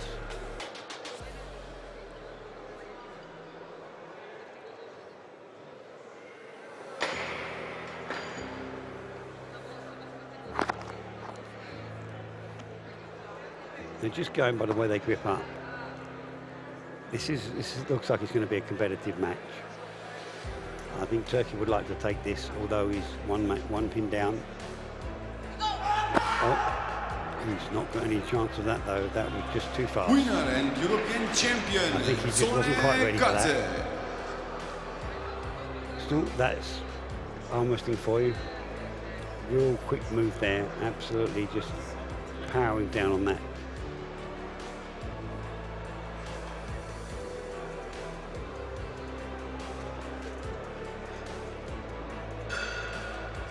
When I used to teach the arm wrestlers, not every arm wrestler can be fast. It's something that comes naturally, or it's very hard to learn. And some think more about power rather than speed. But I always try to get them to really be as quick as they can. The importance of finishing a match quickly, as you may have seen, because sometimes you might end up making a foul as the match goes on. But also you're using your strength. And in a big competition, you're going to have many matches. And if you start using your strength in every match, you could start running out of strength at the end of it when you're against the other top competitors. If you can finish your matches quickly, then you stay fresh. So speed, to me, is always a very important factor, especially in the big competitions. We've got 1,000 competitors at this competition here. I know they're split into different groups. That includes the juniors, excuse me while they're playing their national anthems.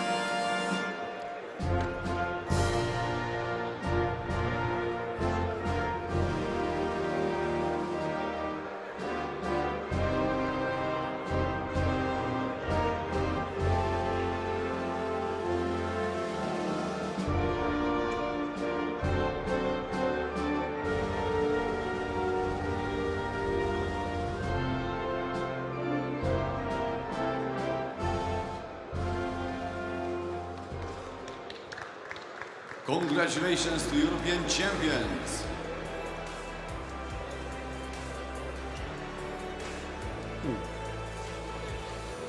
Again, Georgia winning, Turkey second, and Bulgaria coming in third there.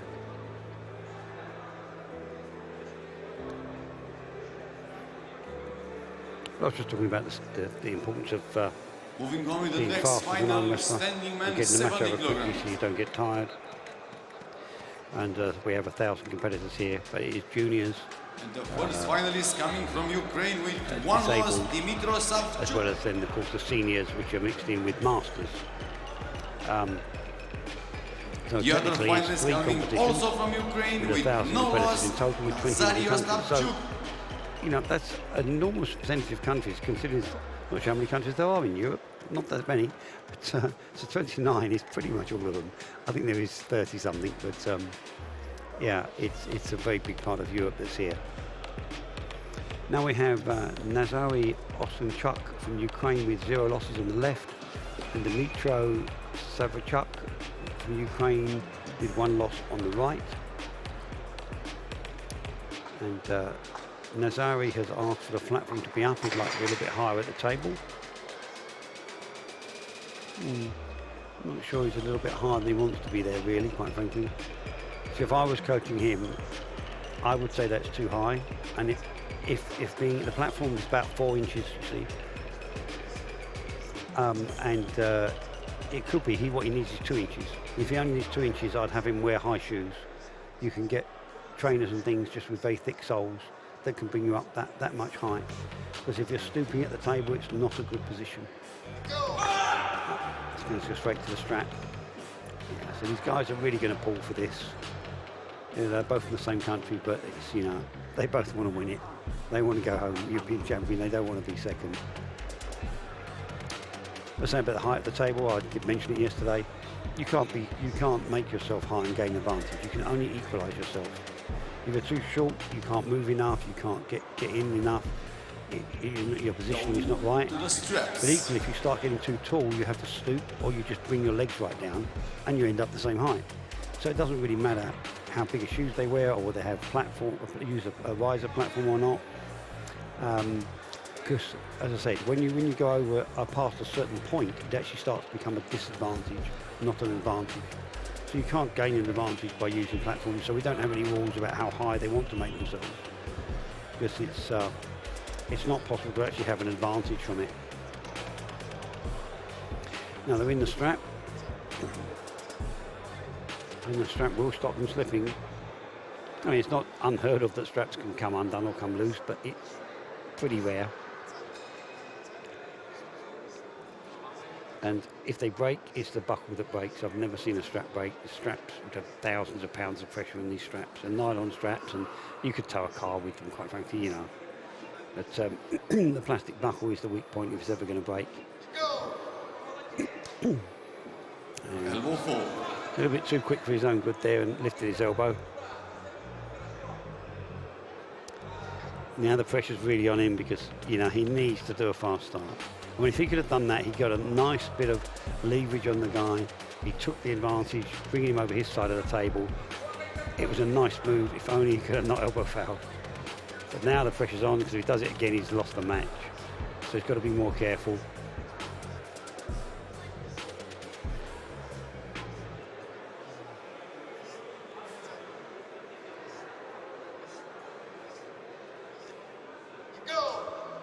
Yeah, no, he's got it this time. Yeah, and that is a nice bit of wrestling. I like that. I hope he's not elbow fouled again. No, because that was a nice move. Yeah, that is a shame. He took him back nicely. Champion is Normally armors just come in and change their power like that. You know, if you're doing it relaxed on a table, you can do. But he's really taking it back. I mean, he's got quite an awesome forearm there. But I think what he needs to do, as I have mentioned this before, he needs to practice these moves without elbow fouling. He's probably doing a lot of practice with them. And he's possibly doing it without a referee at the table and not even noticing his fouling. Moving on with the warnings. taking third place from Turkey. Yeah, so that was a nice move to take him back. He's taking the lead, he's taking his side of the table, and then comes straight back on top. Championship.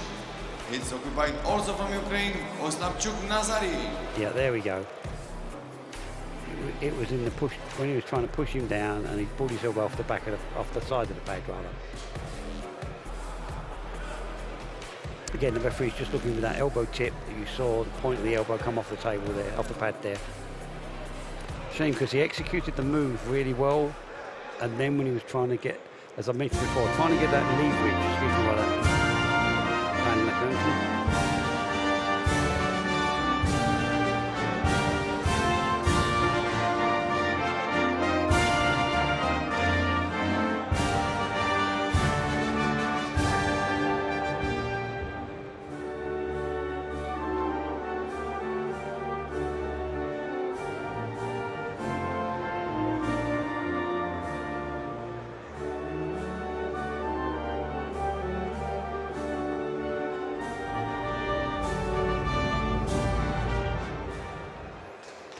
Congratulations! Whether you could hear that or not, I don't think so. But they were singing the national anthem in the background as well there, so it's very nice to hear. But I was saying that was, I would say that was an unforced error, because as he's trying to lean on his opponent's hand to bring him down, the opponent of course is trying to pull him to his side of the table, which means it will push his arm backwards. And I think that's probably what brought him back, is the power of the other guy. He's obviously going to be a strong arm wrestler in the finals of the European Championship. And that just meant he just moved back a bit as he was trying to do that move. And pulled him off the back of the pad. But anyway, on to this match. Standing men 80 kilos. And it's Martin Limmek from Slovakia with Volodymyr Kazayenko from Ukraine with one loss. And you've got Georgi from Bulgaria on the top, refereeing.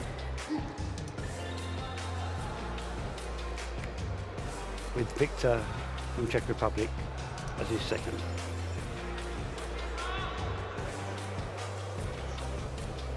Again, you can clearly see Victor's hand there saying the wrist is bent. And once he gets it straight, now he's just telling him it's still bent. The tap is that he's moved it, but it's bent. He's not listening, and now he's got a warning. He's got a warning. That's it. Now he's straightened his wrist. And that's why we give warnings, because otherwise sometimes they just won't listen, and they get a warning and they think, oh, I've really got to listen here. Now I suspect they're going to strap. Are they going to strap it? They say strap, or is that? Yeah. That. Yeah. I think if they could see what I could see, they might not have strapped him. But what happened there was so fast. When you're closer to it, when you're sitting further back or watch on TV, you can actually see better than the referees can see. When you're close to something, it happens like a blur in front of your eyes when it's that fast. And if you can't quite see what the fingers have done, you can't make a call. So therefore you have to strap them. I don't think it's terribly relevant. To be honest, if I was changing the rules, one of the rules I would do is whenever the grips go, there's no foul, you just put them in the strap. I think that's something that our sport needs to look at. I don't think it's necessary for that. I think strap matches are good. And if they really can't hold on to each other, let's not worry about fouling them, just get them in the strap. But the fullback, if you can't quite see what happened, you strap them. And that is the fullback, that's what they've been coached to do.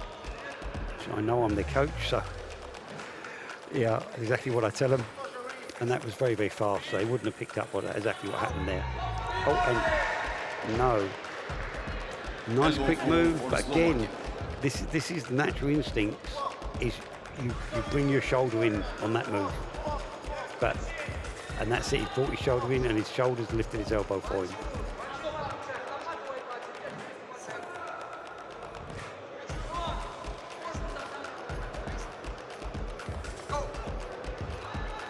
Yeah, but he's done it in slow motion and still didn't have a problem. But again, that's what I call a forced error. Sorry, unforced error. You know, he obviously practices quite a lot. Yeah, he's European champion, so yeah. But it's one of the flaws in some of the wrestlers' training. they're training to sort of win the match, and they forget that they can also train to lose.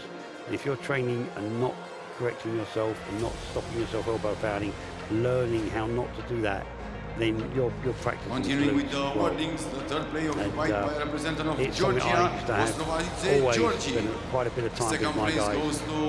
You know, if I trained them from scratch, it was easier than if they only picked up bad habits like that. But we'd spend time getting that right. And every serious practice match they do in my club, they will be doing it with a referee, and they will be stopped every time they made a foul. They don't continue the match because it's a good match. They're stopped. And it just gets in their system. You don't win matches when you're making fouls. And generally, you do that, and you do some practice at the table as well about learning where the pad is and learning the parameters of the pad, practicing the move, time and again by yourself. You know, enough about that. Probably that's how it's resolved.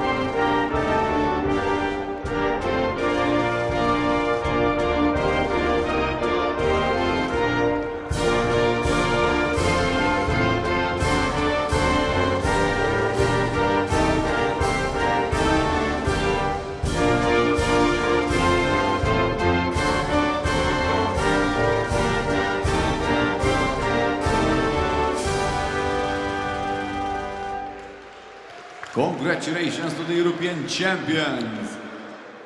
So good to see Slovakia in their home country taking a win now. Moving on with the next final. Ukraine second and Georgia coming in third.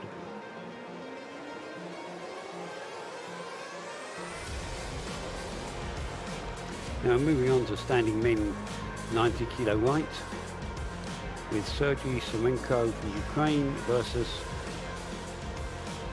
moving on with the next final. Sergei Kupata from Ukraine. It's not actually the same names. I don't know how to say them differently because they're so almost the same. The two Ukraine competitors. Sergei Semenko. Three, I think, from who's going to be on the left-hand side with no losses, and Sergei on the right with one loss.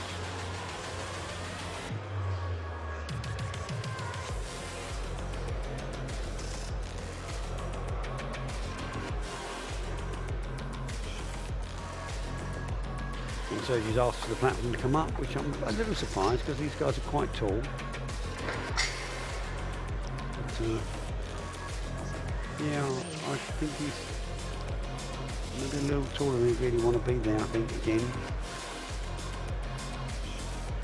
But, it is a personal thing, and he's certainly not too bad there, actually, you know. But I still think I'd have had him in high shoes rather than the full 4 inches.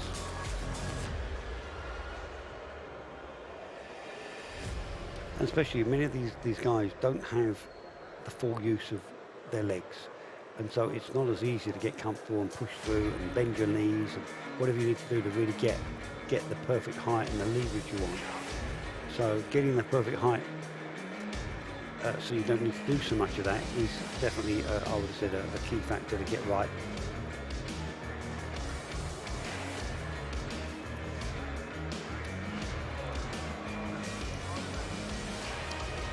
Going, so they're just getting, no, he's warning for a fast start. Okay.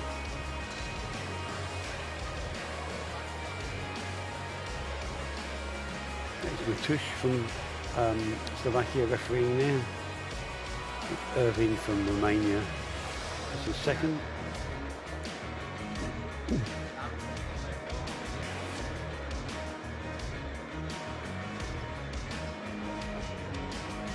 Oh, there we go.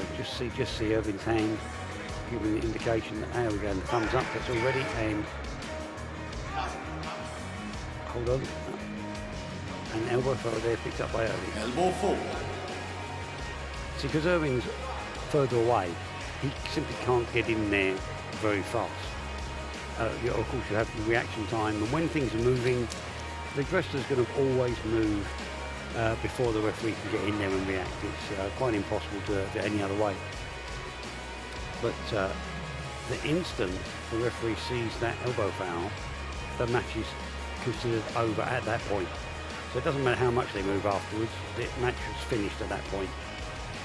So whether it's neutral position, losing position, the match is over at that point.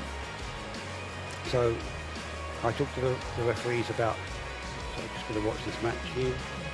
It's quite difficult to set up, it's obviously very competitive between the two of them. I'm going to go referee script. Yeah. What I say to the referees when I'm teaching them is that almost like you're going to take a photograph at that moment, bang, and you've got this freeze frame photograph.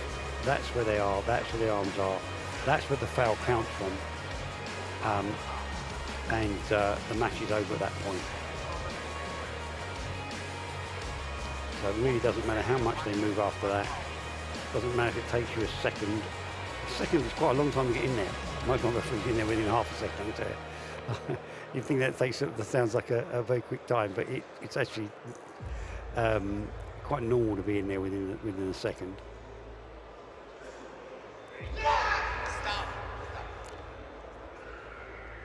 Is that what we call a second foul winner? Yeah. Second foul. So the winner is Hergis Semerenko. Is European champion,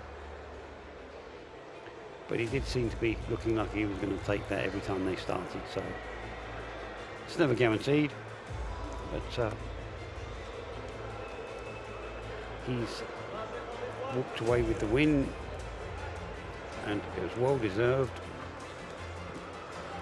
Continuing with Ukraine 1 and 2, Georgia coming in there third place from Georgia, Lolishvili Mikhail. Second place from Ukraine, Kuropata Sergei, and the gold medalist from Ukraine also, Semerenko Sergei.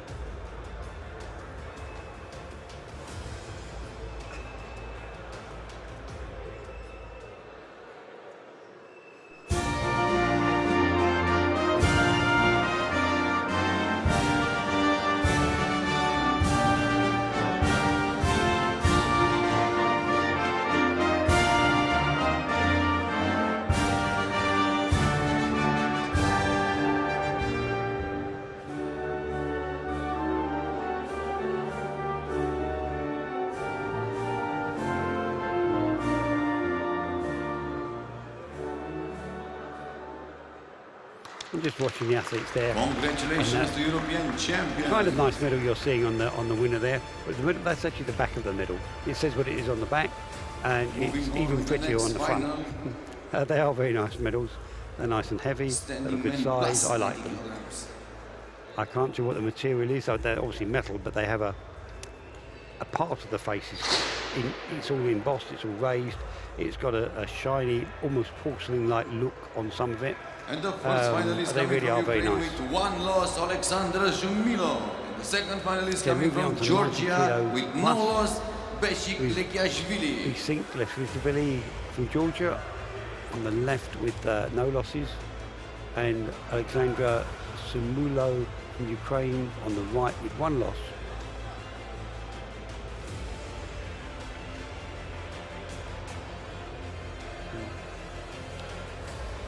You might notice, many of these wrestlers are not youngsters, and you've got to remember that the human body will grow stronger till you're about 40. And of course we are based on a strength sport, although we are very technical as well. And most people would say it's kind of 50-50, which is technical, which is a strength. And some matches, of course, are won with brute strength, and others use a lot of technique. And the technique will help you use your strength to the best of your advantage as well. So it's a mix, it's very much a mix. But of course, experience counts a lot with arm wrestling. You learn and learn the more you've been doing it. And because you stay strong really for a long time as well, it means you have a very long period of time when you can be an arm wrestler. You can get really quite good by the time you're about 16. I'm not saying you win the world then, although it has been 16-year-old winners. Normally they tend to be into their 20s. And then after 40 you go to the Masters. Saying that, there is Masters that win the world's senior class. It's not, you have to go to Masters. You can still compete at seniors, and some of them do. But you go and go to Masters, grandmasters and super grandmasters. So it's, in fact, you can still be wrestling. And there we are, and Physique took that relatively easily there with a nice wrestle. But say, the old staff is 70 plus. So we literally have 70-year-old arm wrestlers. I think our oldest arm wrestler in this championship was 76, which is quite something. There's very few sports can claim that they're still going to be taking part up into their 70s. Indeed, the reason we have the classes for them is because the competitors are there. And second place goes to Ukraine, In the plus 40s, it's really quite a lot of them. The first place and the gold medalist comes from A little bit less Georgia, as they get older. Lekiashvili Beshi.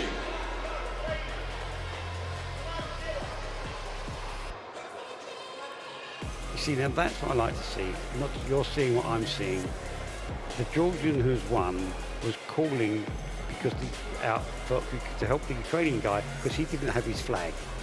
So the Georgian was helping the Ukrainian to get his flag to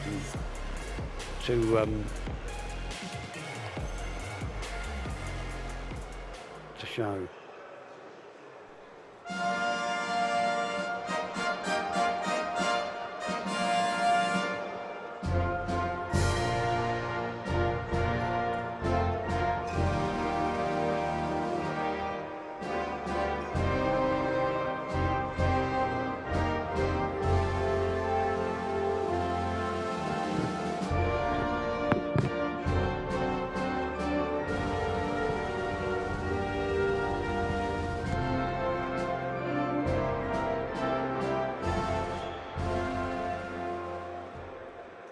Congratulations, European champions. It is, yes.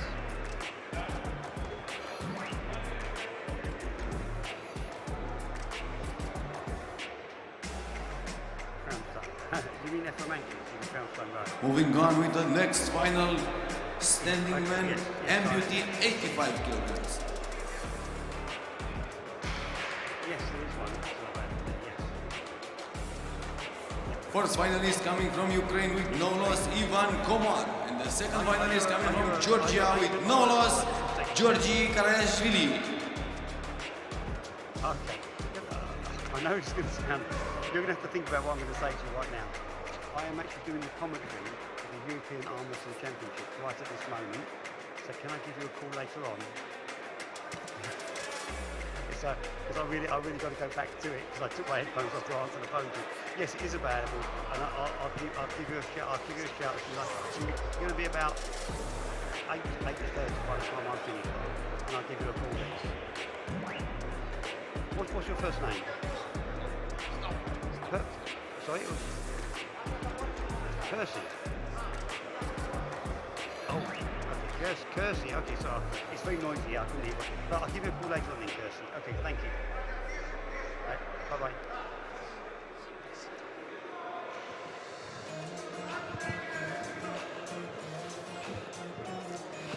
I am sorry about that. We had a little bit of a technical break there on my behalf. So we're just in the referee's grip now with Georgia on the left with 0 losses. It's Georgi Kasha-Villa and Ivan Komar on the right. Not in a good position at the moment, and he has lost it. And that win goes to Georgia. Winner and gold medalist Georgi Kasha-Villa. And as I mentioned before, you saw they were in their special belts because they have left arms, and that just straps it all together to make sure they can't use them to gain some sort of advantage. But yeah, a short battle, but really quite hard fought. Continuing with our warnings, third place comes from Turkey and it's occupied by Kumus Kandogan.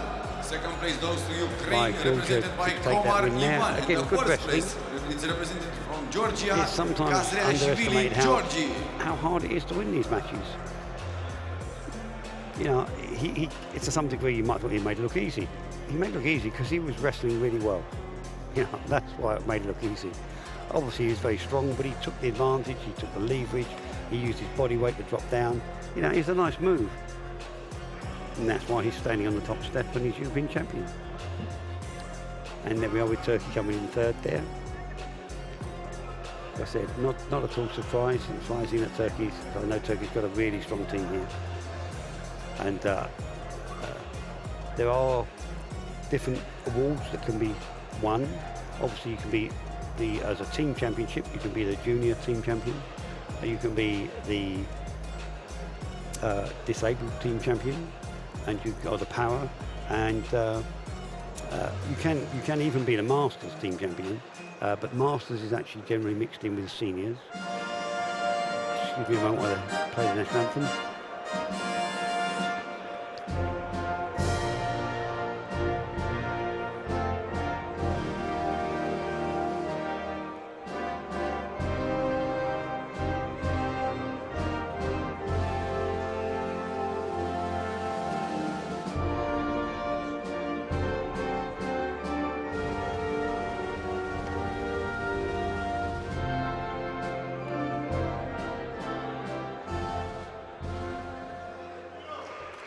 Congratulations to European champion.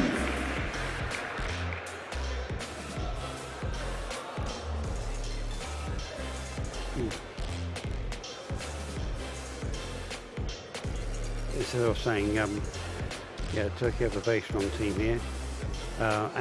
Moving on with the next final. I say, then you can be the senior team championship country, but also they have an overall, and you add all the points together, and who won the most in everything. I'm not sure they give an award for that or not, actually, but yeah, it's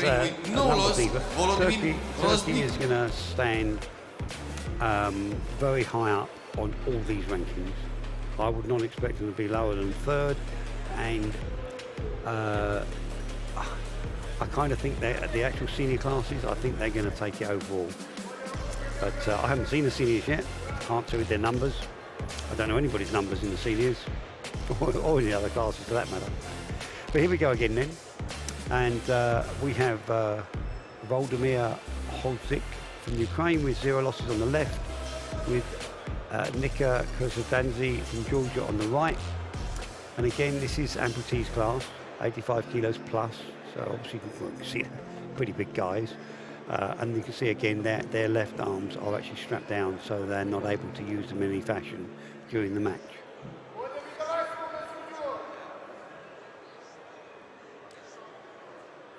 You can see there that's Ivan from Croatia. There we're giving a thumb up, so he's happy with the wrist. Yep.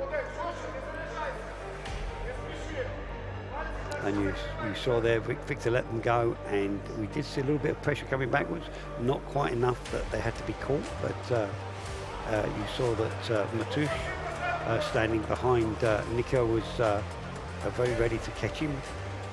I wouldn't want to have to catch someone that heavy, quite frankly, but he's there to do what he can. If he catches him quick and stops him coming back, it's fine. If the weight really starts to move, it's going to be hard to stop someone that's substantially larger than you are. Matush is, of course, a very strong guy. He stands there just looking like a relatively fit middle-aged man. He's actually a silver medalist European champion in the Masters and was pulling the day before yesterday. So he is exceptionally strong.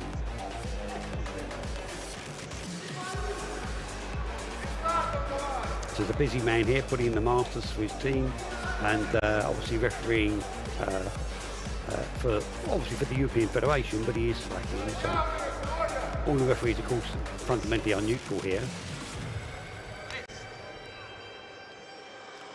So technically he's not refereeing for Slovakia, but he is Slovakian.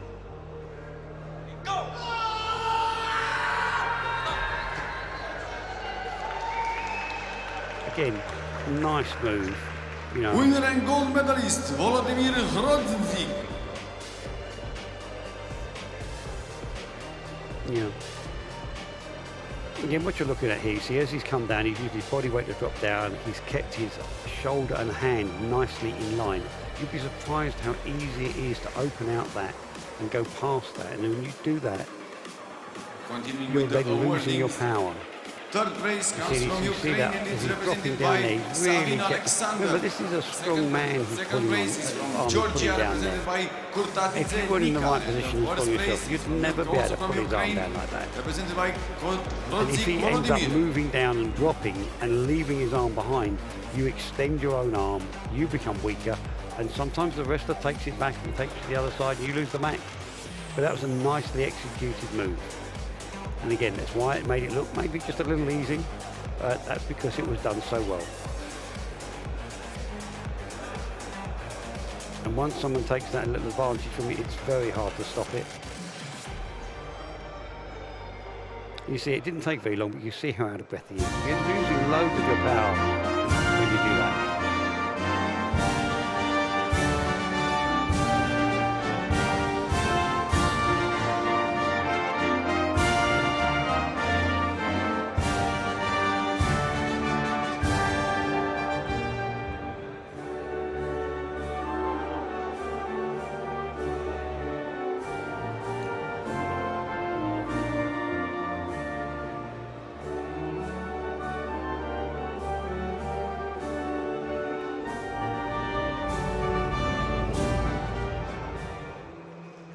Congratulations to European champions.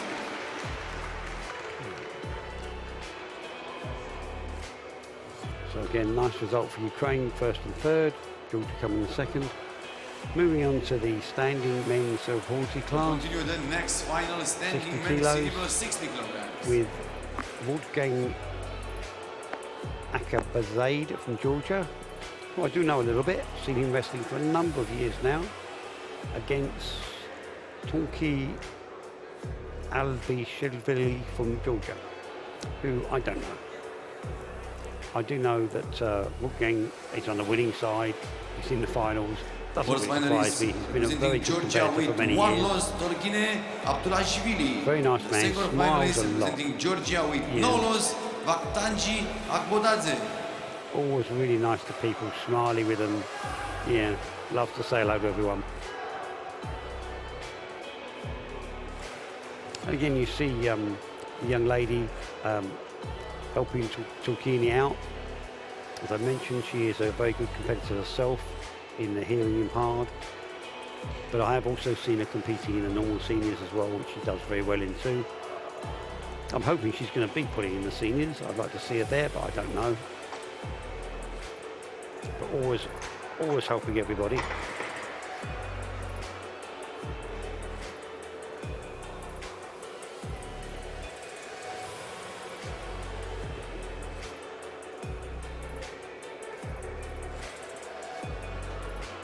Of course, the cerebral palsy class is very new. I think the first year was last year. I do kind of have a big think about the rules. I wrote most of the disabled rules there are in the rule book. And I've been considering, do we need any different rules for cerebral palsy? And going into the stress. At the moment, no. Really, it's just the referees are coached to try and have tolerance during the setups and things. But I would like to have a meeting with people who are both experts in cerebral palsy and experts in arm wrestling, so as they understand both sides of it, and have a serious talk to them about, is there anything we could do that could be better, particularly for their class. We try not to change the rules very much, because there aren't many different rules for disabled at all, but yeah, sometimes it's necessary. But some rules you might think are very obvious, but they weren't there. Like in the blind wrestlers, you have to be blind to compete, or registered blind, which of course doesn't mean you're absolutely blind, of course.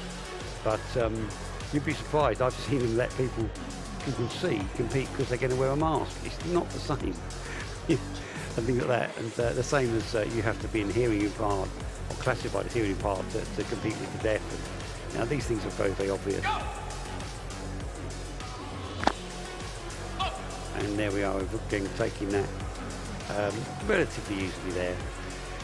Not overly surprised. He's a good little competitor.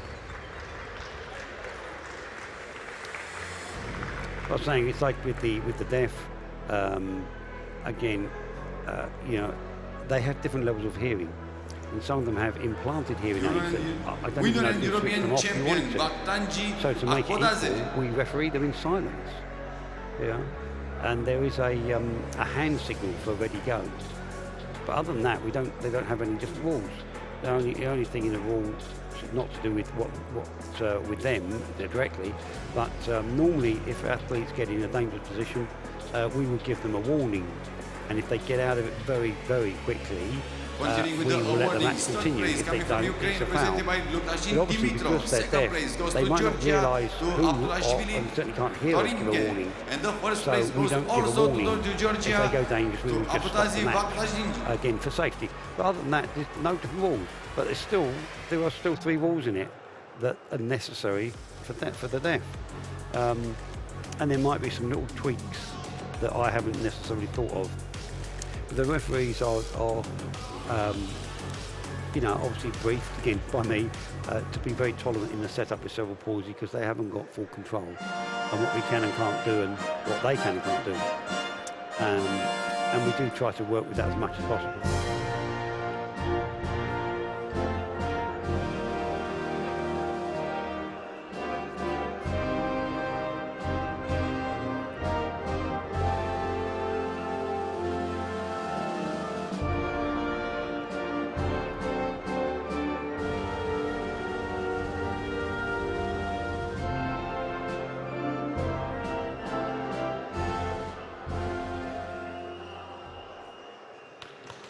Congratulations to world champion.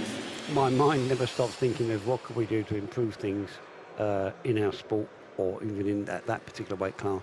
And this is a very new one. It's very complex. I don't pretend to understand. Moving on with the next all the final standing men's cerebral 70 kilograms. But it's working pretty well at the moment as it is. So I don't know if we need to do anything more. But if I sat down with some cerebral palsy experts, they might suggest something that I haven't thought of.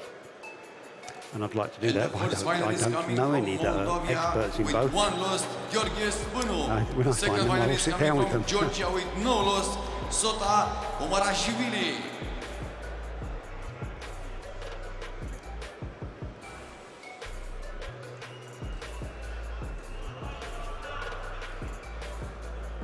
Of course, as I've mentioned, my job is not normally commentating, which is why I'm not really that good at it. I am fundamentally a referee.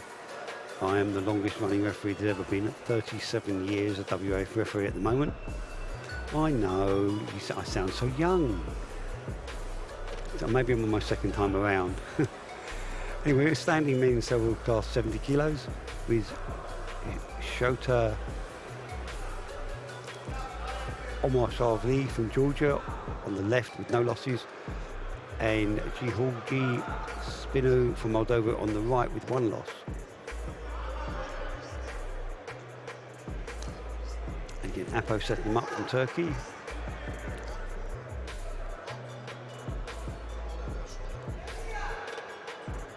Not quite sure what he's waiting for there. He's obviously not happy with something. There we go, and he's letting them go now.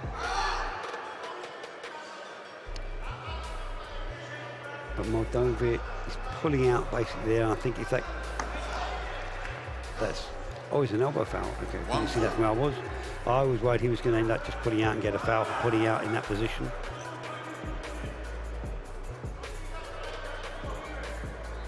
And of course, Sondre from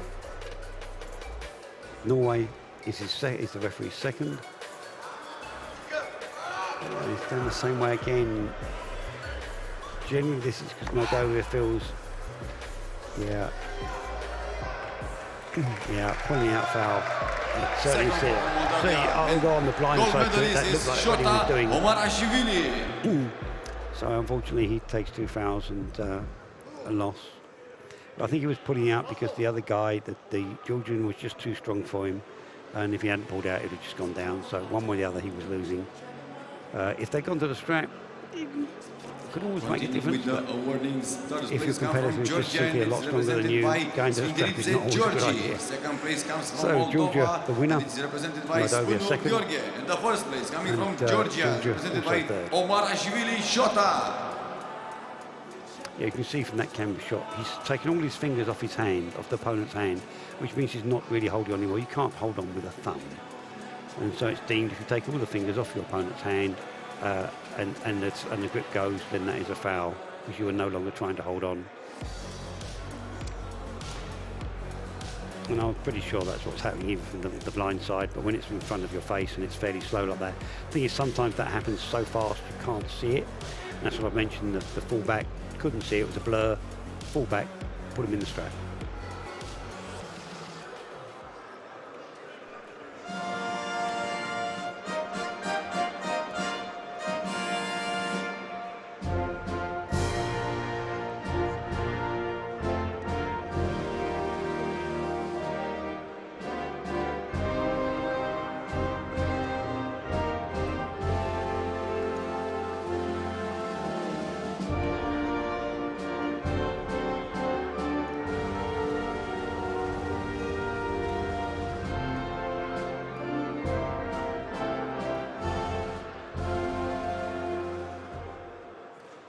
Congratulations to World European Champions.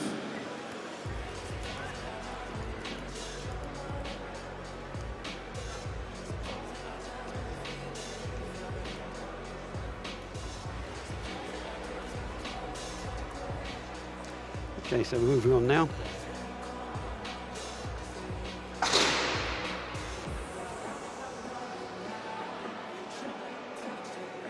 Waiting for screens to come up. Tell me who's next. I've lost where I am in my own paperwork. Here we go. Standing men, so we'll call it 80 kilos. Next final standing men, Vladimir Simekiv from Ukraine on the left with no losses. And Luka Dukan from Croatia on the right. Second finalist coming from Ukraine with no loss, Volodymyr Siemaev.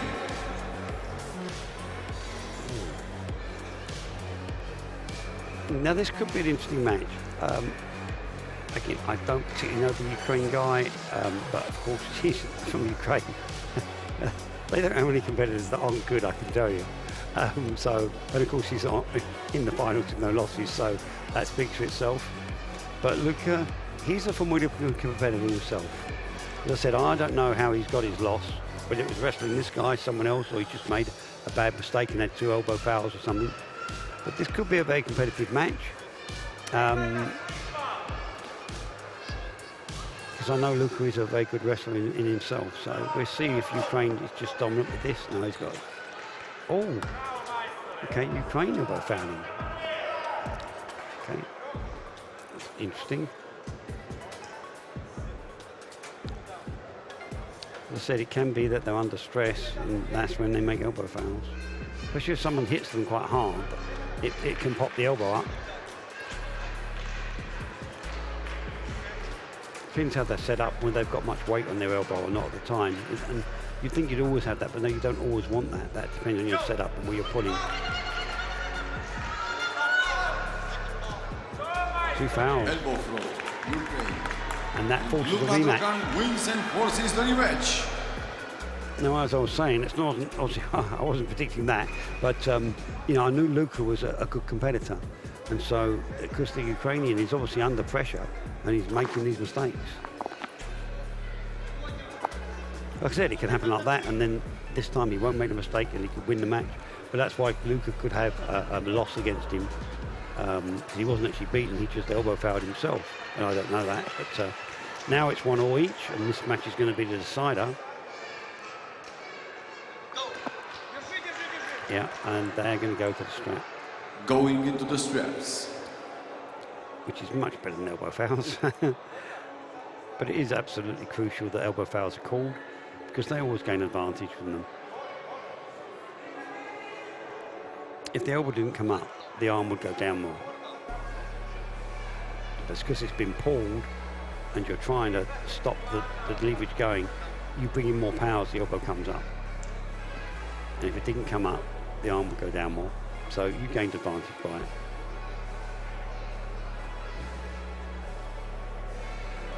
But they were clearly, seemed in that little match there, they seemed fairly equal on power, and just they couldn't quite hold on to each other, which isn't particularly unusual. And now they're in the strap, which will do the job for them. But who's gonna take the advantage here is anybody's guess. Oh, and we've got an elbow foul on Croatia. Again, they're under pressure, and this is one of the reasons they're making these mistakes. It's a close match, as I kind of predicted. I did think, as I knew Luka was a tough competitor. Oh, no, he's got another foul. He's lost it on fouls, unfortunately. Is it not? I thought that was his second foul. Maybe it was a fast start and it was a warning. I thought it was a foul they gave him. But obviously my mistake because they're resetting them. But you can see they're very nervous. They're very nervous now. And Luke is taking advantage there. Yeah, and he's got it. He did have to really work for that. It went down to the wire. But as I said, I knew he was a fierce competitor. And so it doesn't surprise me, really. On the other hand, you know, all the Ukrainian competitors are good. They don't bring competitors who are not good. They have to qualify. They're not there. If they're not good, they don't come. But yeah. So that was a really good win from him against a very tough Ukrainian opponent. Second place from Ukraine, Simaev Volodymyr. Oh, we've got Croatia first and third. Drogan Luka. Again, I did mention yesterday, Sasha, who's actually awarding the medals here. He is the president of the Ukrainian Federation, Croatian Federation. He's been building his team, gradually getting better and better for a number of years now. And obviously it's showing here with these competitors coming in first and third in this class. He does some very good big competitions in Croatia. I've been lucky enough to go over there and referee sometimes. And he's a businessman himself, runs his own business and does this in his spare time. So, and of course, he is actually also a master referee and referees with us. So,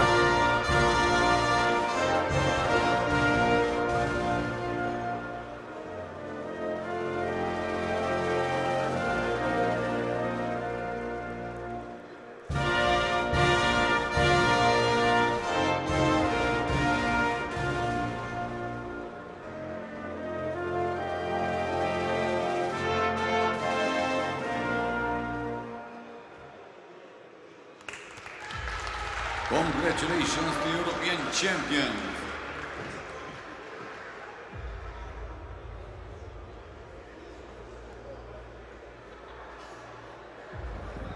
Going on with the next final standing men's cerebral plus 80 kilograms. So 80 plus, several 40 class now.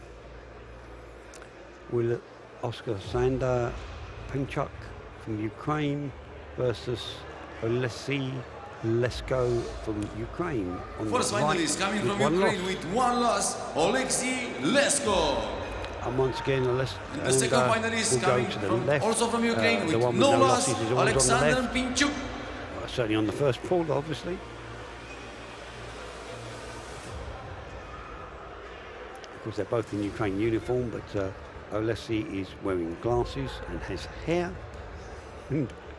Alexander is bald like me.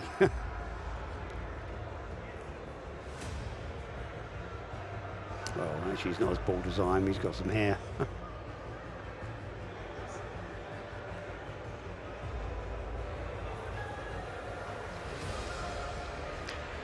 So, Ali from Turkey on the top. With Ivan from Croatia is number 2.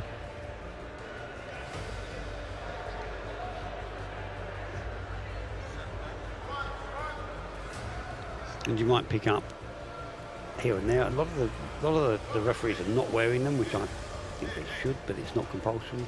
But Ali has several stars. I can't count them from here. And the red stars you'll see in their sleeve is for how many world championships they get. And they get one star for every world. And he must have 6 or 8 stars there or something. I can't actually see from this angle. I don't think you can see from your camera shot. because the competitor's in the way. I'm also looking live. I'm not sitting in a box somewhere. I am sitting 20 feet from the table.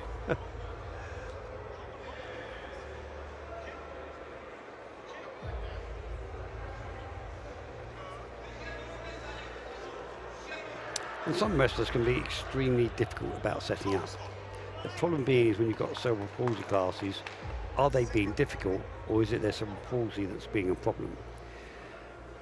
This is a very tough one, and that's why it's tough to referee these classes. As I said, they're all briefed to have understanding and consideration, but we can't afford to give them advantage. We've still got to operate within the rules.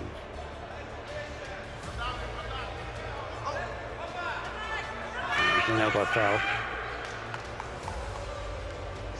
Elbow foul.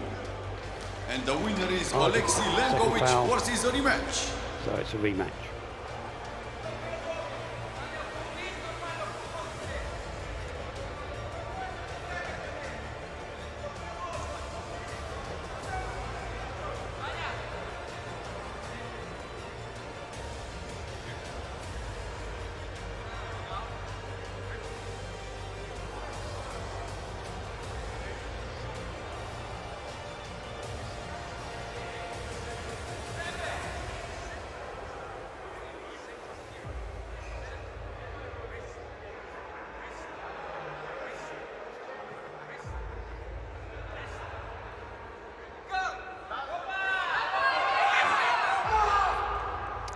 By foul. You saw that pop off.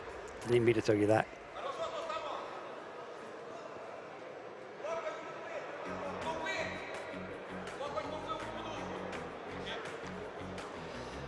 Now, technically, they're allowed to have up to 30 seconds of rest after a foul. Most wrestlers don't want it, depending on how hard and how long they've been pulling. But often we say, you know, we give them time, and we will time it, and we'd call them back at 30 seconds. And 9 times out of 10, by 15 or 20 seconds, they've come back to the table by themselves. Okay, we're going to referee's grip now.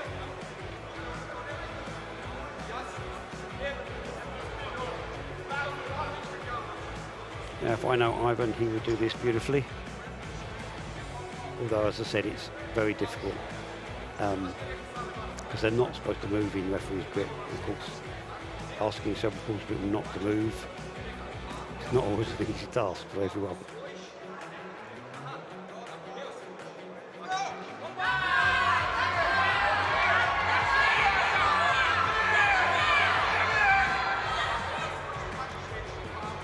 We've got winner. Alexander Pinchuk is the new I thought he was stopping for an elbow champion. foul then, but yeah, no. For him. Ivan being, of course, he's one of our master referees, although one of the younger ones, quite frankly, who rose to the ranks relatively quickly. I can't tell you how long, but the quickest anyone's ever become master was in 4 years. Continuing with the And that's very unusual. Very unusual to less than 6 years. Many take 10 years. It really is a very difficult thing to referee at the top level. Also representing Ukraine, Pinchuk Alexander.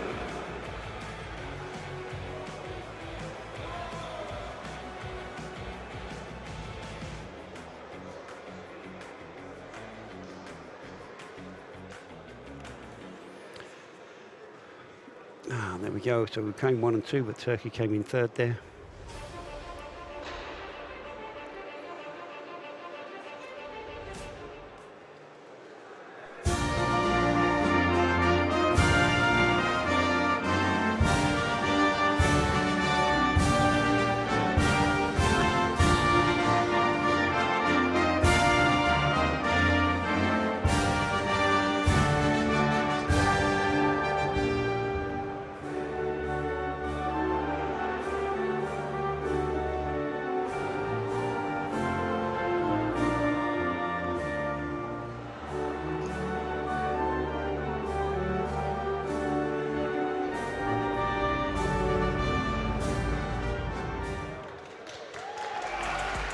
Congratulations to European champion.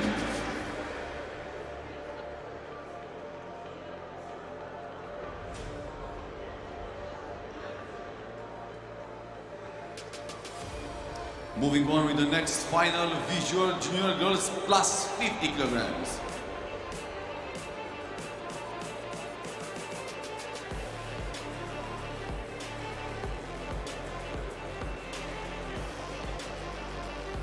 Okay, so onwards, visual junior girls, 50 plus right.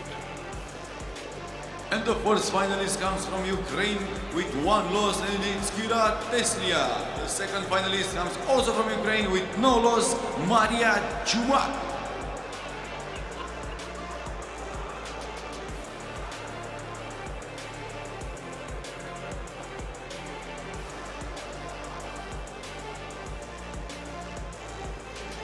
Okay, now we've got Maria Chumak on the left with no losses from Ukraine versus Kira Tesla from Ukraine on the right.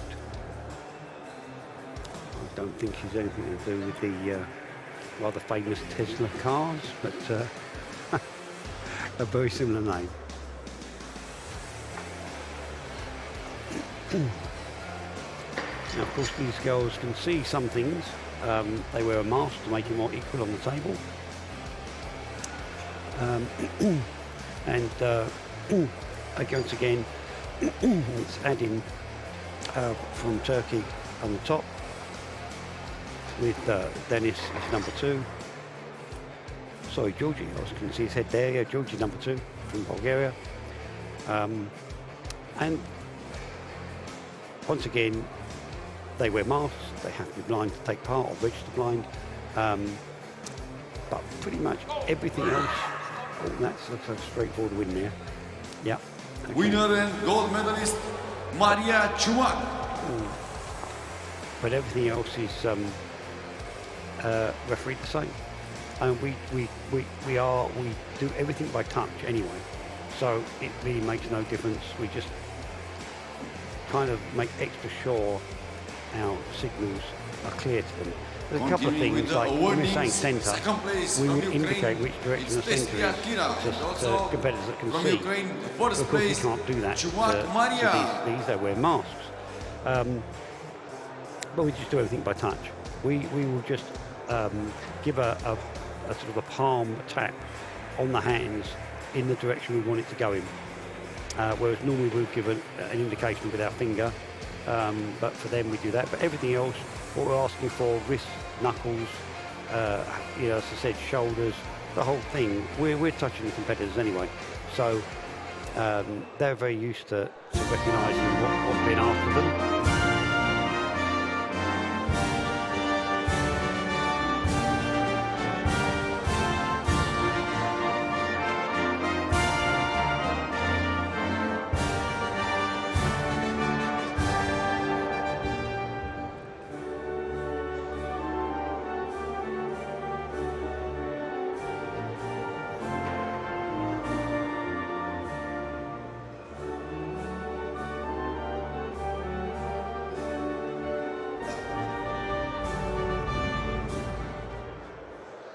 Congratulations to European champions.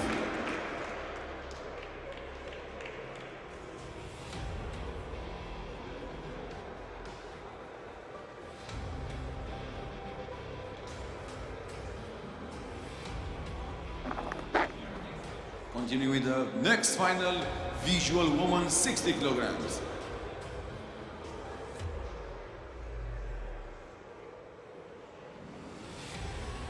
Yes.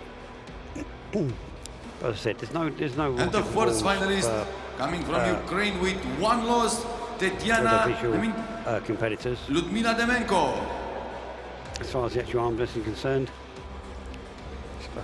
And also from Ukraine with no loss, Anna Kushnir. That's Lada from Bulgaria. Just had a picture of her standing there. She'll be up and competing soon. She is in the final of the 70 kilo classes. And we have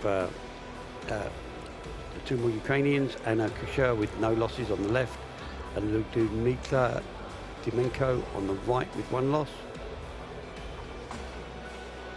Again, as you see, they're aided on and off the stage to make sure they don't trip over anything or anything like that by our referees.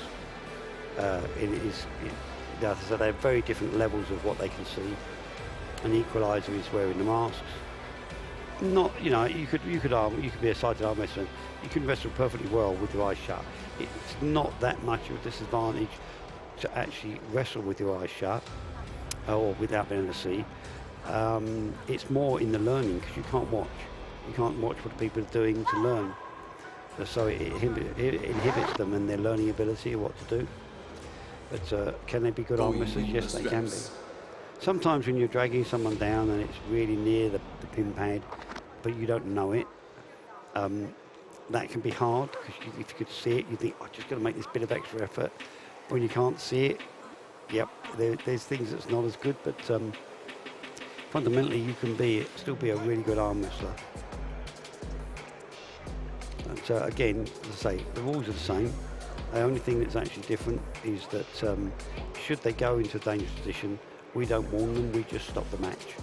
I mean, how would they possibly know who we're warning? They can't see us. So obviously we don't do that. If they're dangerous, we stop them for safety. We haven't seen a match stopped today for safety, so it shows you it doesn't happen that often. But the referees are very well prepared. Nicolette from Moldova is refereeing on the top with Irvin. It's a fairly straightforward win now. Nicely executed again. So Ukrainian 1 and 2. She's obviously very happy. And Anna Kushdiri is the gold medalist. They clearly look like they're good teammates.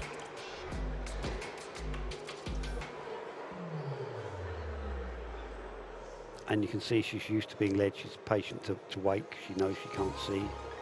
The other one takes the mask off and she can obviously see a certain amount. But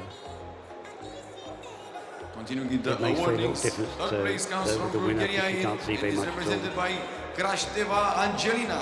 Second place comes from Ukraine and it's represented by Demenko Lyudmila. And also the gold medalist just comes refereed also that from match. Ukraine, She was represented by refereeing a match last year, Kushnir unfortunately, Ara. when one of the guys did break his arm, and it was in the disabled classes. And he didn't have full use of his legs, although it was a standing table. But as soon as his arm went with the shock, his legs went. And the procedure the referees are trained to do, I guess it's me that trains them, is that we take the wrestler, we pin them to the table, and we use the table to support them, to hold them up, because it's not that often that their legs go, but you know, it does happen. So we use the table to support them, because the last thing we want is them falling down with a broken arm and making the injury worse, let alone hurting something else.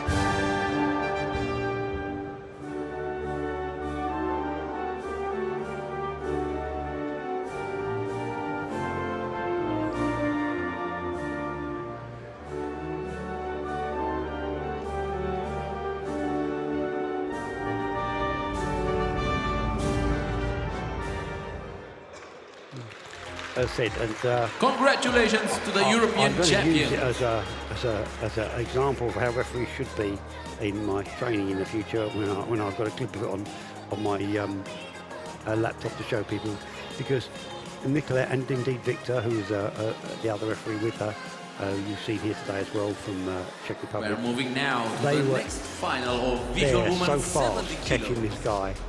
It's like, if he started to fall, they got him before he got to the ground. Representing Ukraine, they Tetiana Nemkanova. And with no loss to the qualifiers, representing also Ukraine, Olesia Pesanova. Yeah, they could have won Olympic medal for sprinting with quick. They got there so quick. It was really good to see exactly what I want to see from my referees. So we don't, of course, have very many broken arms, but it does happen.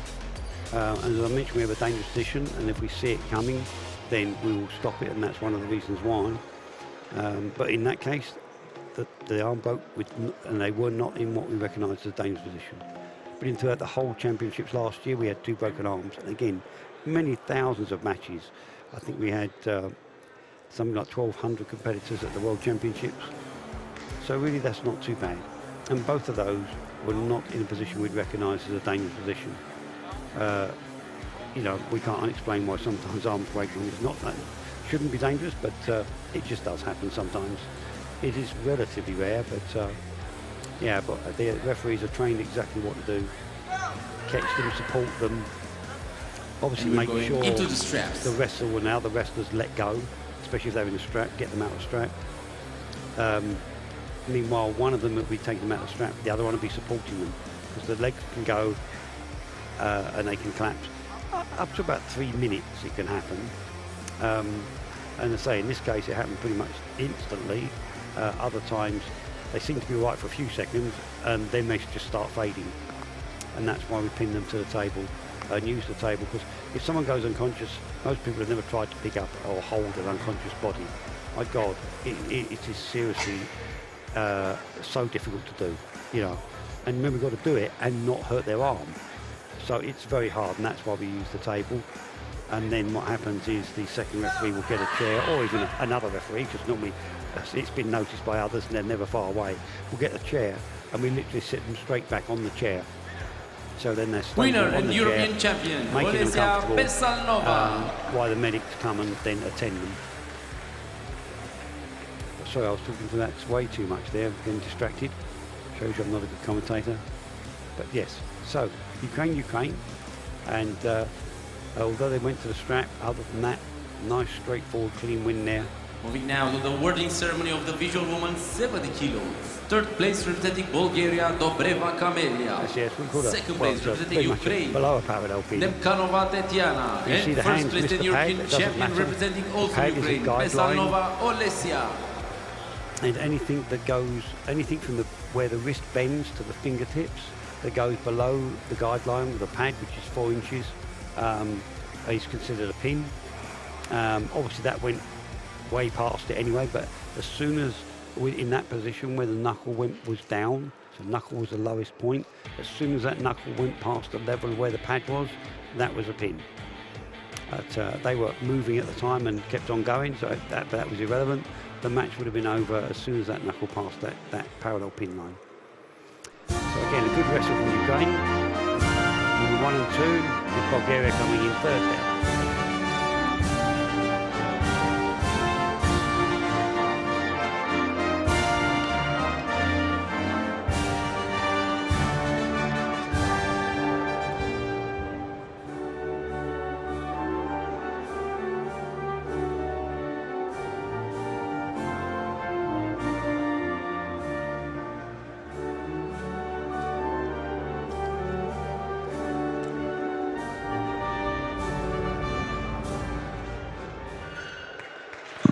Congratulations to the European champions.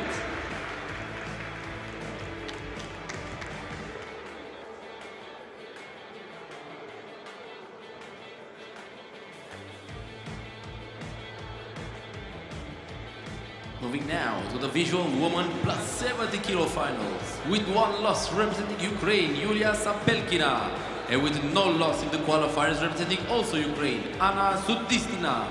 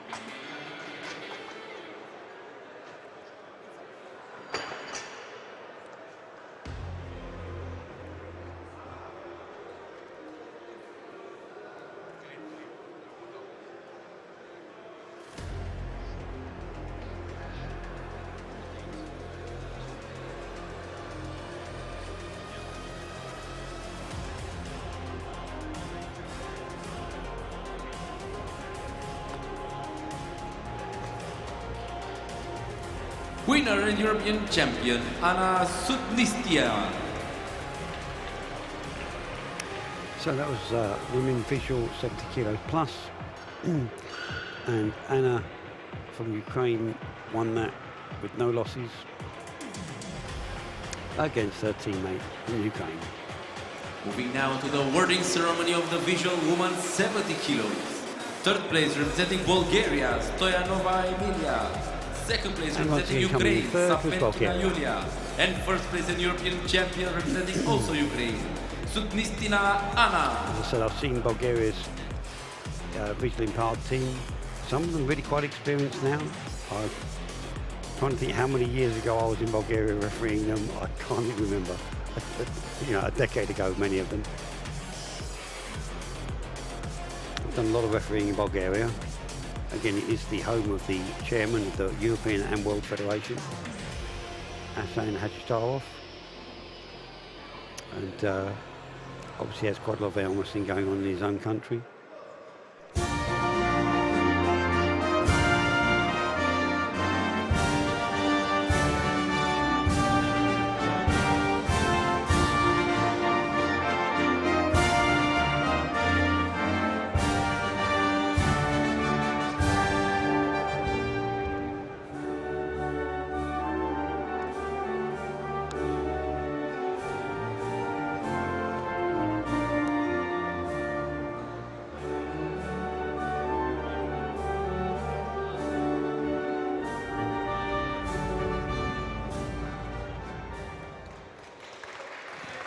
Congratulations to the European champions.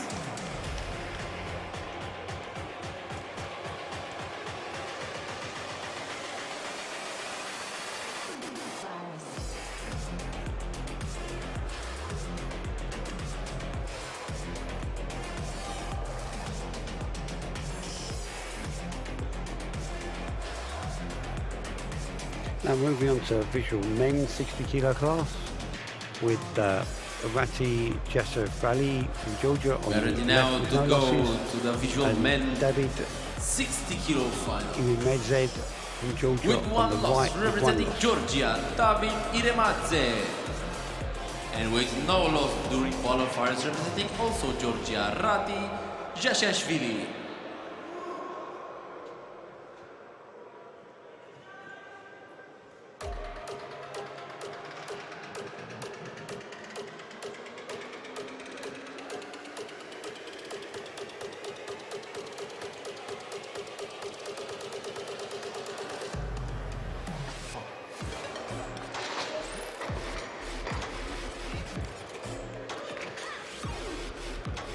Now, Rati has asked for the platform to be up to make himself a little bit, no, down. He said it down.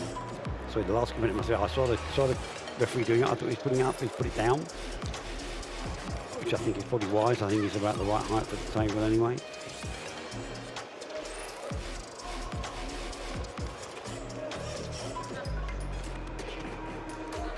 And the lovely Irina setting them up.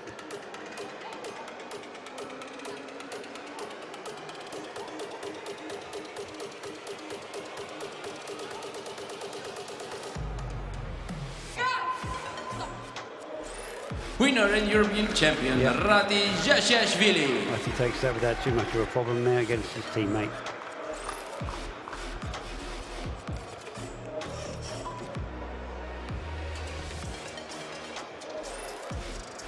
Even I'm shocked at just how many competitors that Georgia's got here. So I'd moving like now to the awarding ceremony of the visual men 60. Third place representing Ukraine, Varit Serhi. Second place representing Georgia, Iremedze David. And first place representing also Georgia, Jasashvili Rati. If I'd had a chance to prepare for this, I would have found out some of these details for you. But again, this was both yesterday and today. This was thrown at me a little bit. And of course, I'm rather busy because I'm working as a referee and coaching all day anyway. And one of the problems is, of course, all the admin staff that are running everything behind the scenes that you don't see, they're also really busy. So they don't have a lot of time to sit and, well, let's have a chat about the numbers and, you know, can they remember all the numbers off the top of their heads and things like that. But, yeah, it's difficult. If I had some time, I would have been pushing them for that.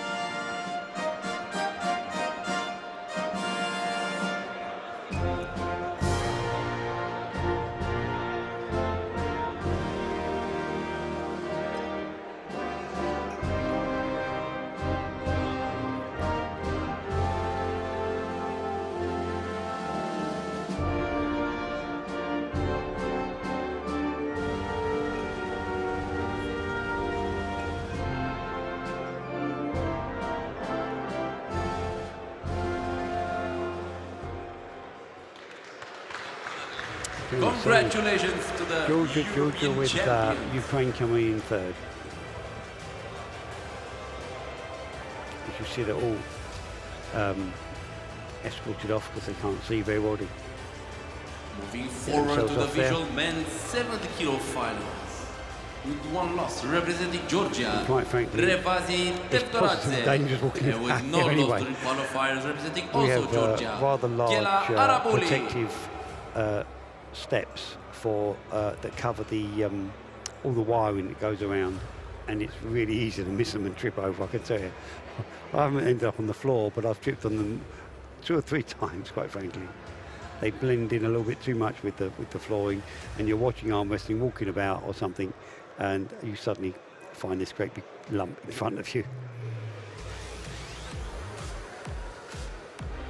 So, visual men 70 kilos. Gela Arabelli from Georgia on the left with Rivaz Seva Rodaz from Georgia on the right with one loss.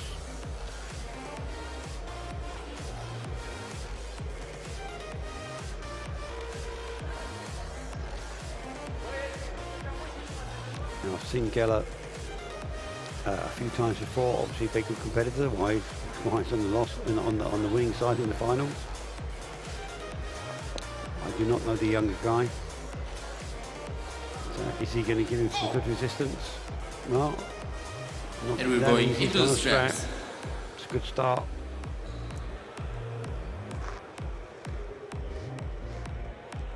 Once again, we're never quite sure why he has a loss. As I said, he could just be he was beaten by this guy. Sometimes it's really odd that you come up against somebody that you can't beat in the fight in the heats, and someone else beats him and takes him out for you, and you still end up in the final. It depends on where wrestlers' strong and weak points are and how they wrestle.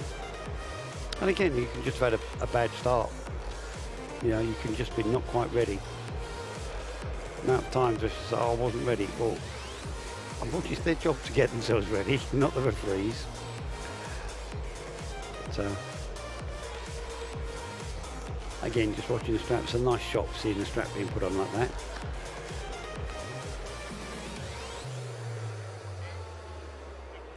And you see Gabriella holding the hands, keeping it all accurate, so Alexandra can actually get on with doing the job of putting the strap on. So it's very much a two-man effort to put the strap on well.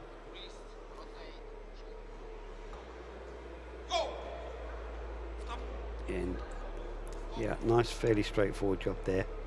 Making it again, once again, make it look easy, but just nicely executed move. And obviously with winner a lot and of European power. champion Gela Araboli.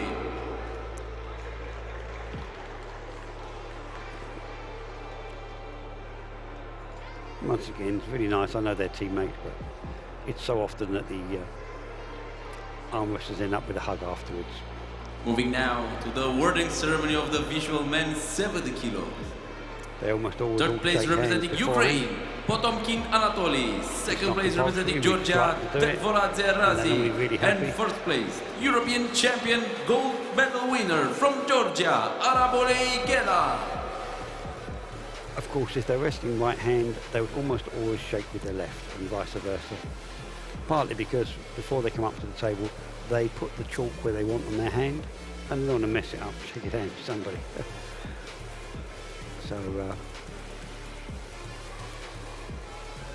they tend to greet each other with their opposing hands over the table. And although Georgia took first and second, Ukraine are in there with third place.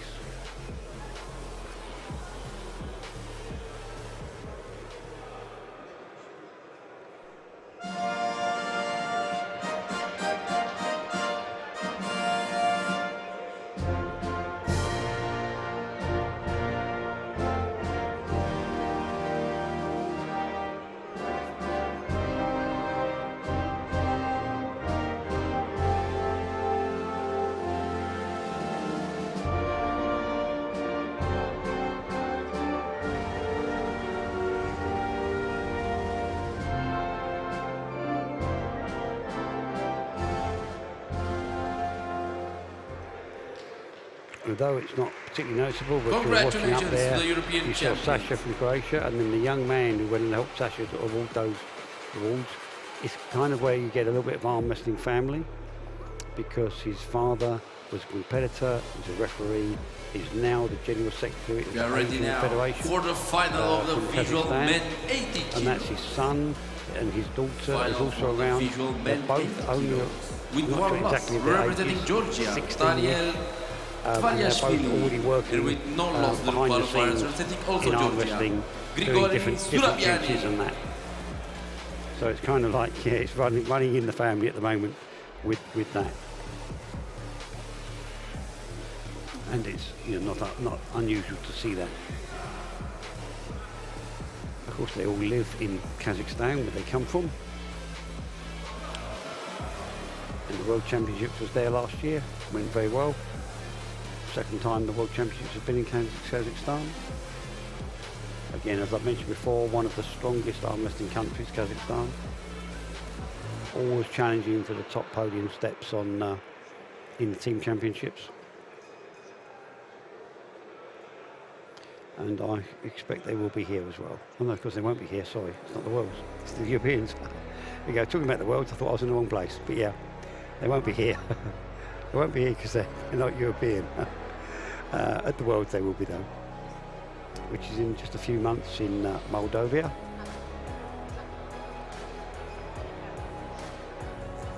Second time in Moldova for the Worlds as well. Went extremely well last time. Very big championships. Winner and European And champion, for some reason, Grigori Zurabiani. we had more referees than normal. Because most referees are volunteers. There are certain numbers that are called nominated referees, which are actually, to say paid, it's a very nominal wage, but we get all our expenses. And many of them have to pay their own expenses to come. And we had 100 referees in Moldova. It's not unusual to have sort of 60. Moving now to the at the awarding World ceremony, Championships. visual men 80 But kilos. over Third that, place it's representing quite rare, Ukraine, and 100 we've never Krihit seen. Yevgen. Don't know Second why place there's so many representing that came Georgia, there. Tvaviashvili It's a nice Tarielen. place.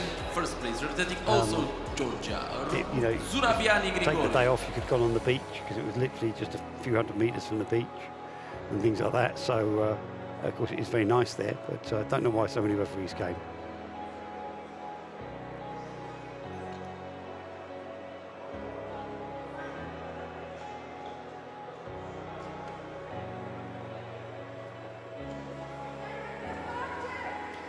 So we have Georgia here with Ukraine third.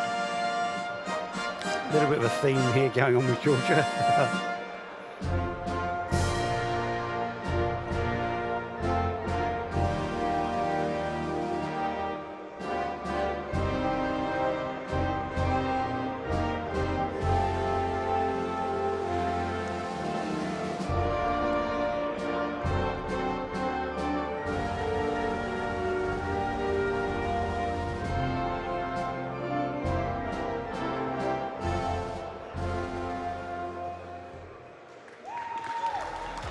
Congratulations to the European champions.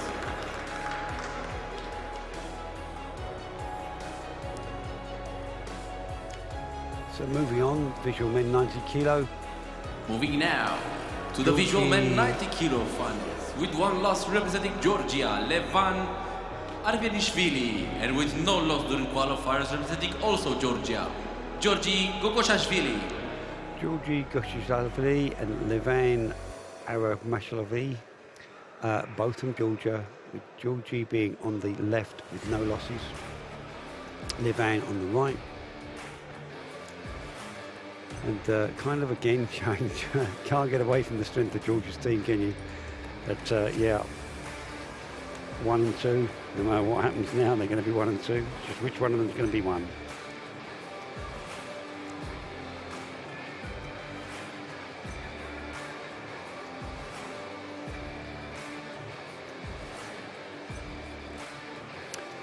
So with Ivan from Slovakia setting them up, and Raphael from France being his number 2.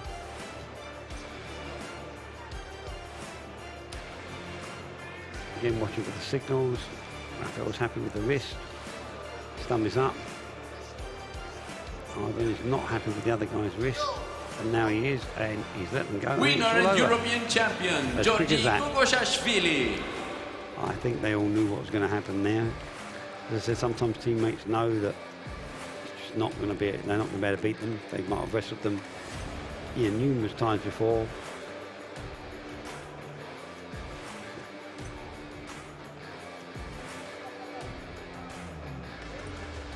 Moving now to the awarding ceremony of the visual men 90 kilos. Third place representing Ukraine, Yevtukov Oleksiy. Second place representing Georgia, Arvelishvili Levan. And first place and European champion, also representing Georgia, Gogoshashvili Georgi. Ukraine coming in third.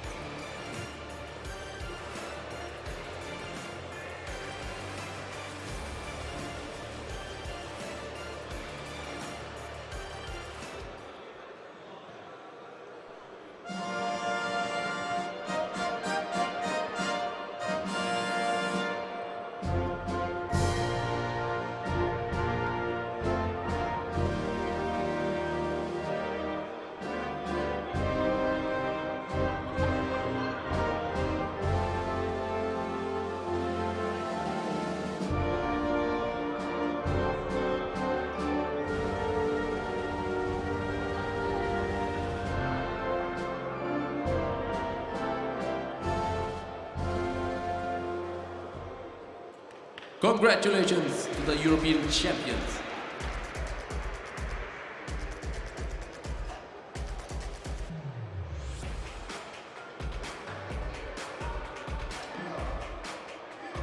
Moving now to the visual men 100 kilo finals. With one loss representing Moldova, Vladimir Butucha. And with no loss in the qualifiers representing Georgia, Ivane Pilashvili.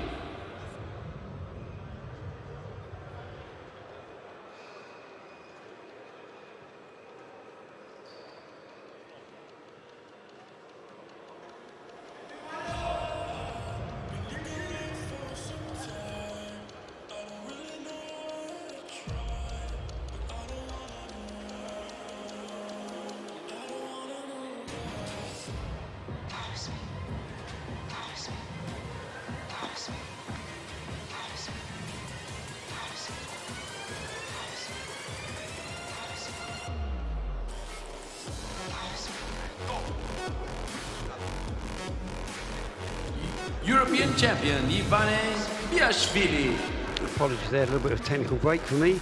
We just saw visual men 100 kilos right with, once again, Georgia winning, but this time Moldova coming second. Now, not a surprise in some ways. I do this. Moldovan competitor is a very good competitor. Award ceremony of the visual men 100. Third place representing Georgia Levan. With Georgia coming third again, so second place still taking Moldova, two podium places. And first place representing also and of course, Georgia. they are only allowed two competitors per weight class. So, two people on the podium is as good as it gets. But Moldova showing, although they've got a much smaller team, you know, they're getting plenty of people up there on the podium for the size of their team. I don't know the numbers though. But, I suspect that the Worlds in Moldova, they're going to have even more. This, of course, is the very best proving ground, a learning ground to get to the Worlds. Whereas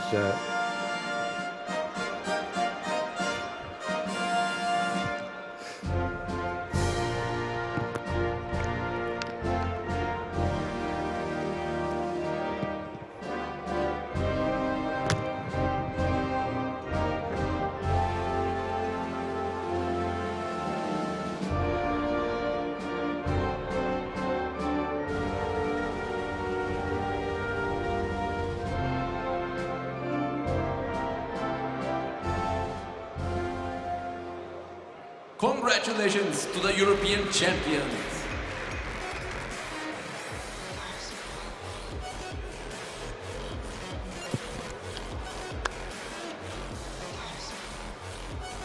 Moving now to the visual men plus 100 kilo finals. With no loss, representing Georgia, Georgi Matiashvili. And with no loss in the qualifiers, representing Bulgaria, Pavel Krastev. On the podium, and maybe on the top step. We've got the visual men 100 kilo plus. And Pavel Krastev from Bulgaria is on the left with no losses. Georgi Matiashvili on the right from Georgia with one loss. Of course, there's a few times we've seen this turned round, but Pavel is a very good wrestler, and being he's on the winning side with no losses, I would certainly favour him. But if you ever speak to arm wrestlers that know what they're talking about, never underestimate the Georgians. They are such well-trained wrestlers. It's so competitive in their country. They're always good.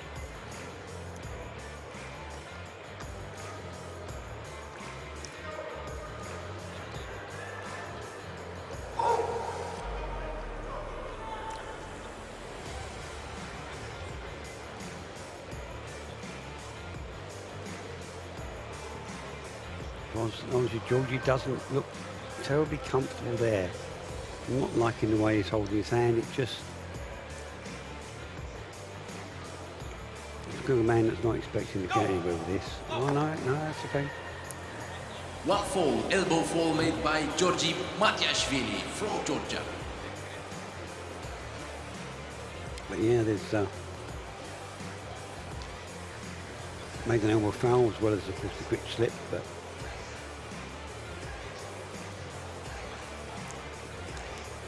Young Victor there on top, refereeing. He's the chap I mentioned before that I was particularly pleased with when we had the broken arm last year, and how quick the two referees reacted to get in there and do their jobs.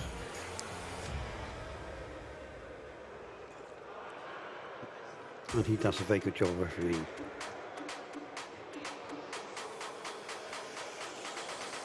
With, of course, his second, Dennis from Romania.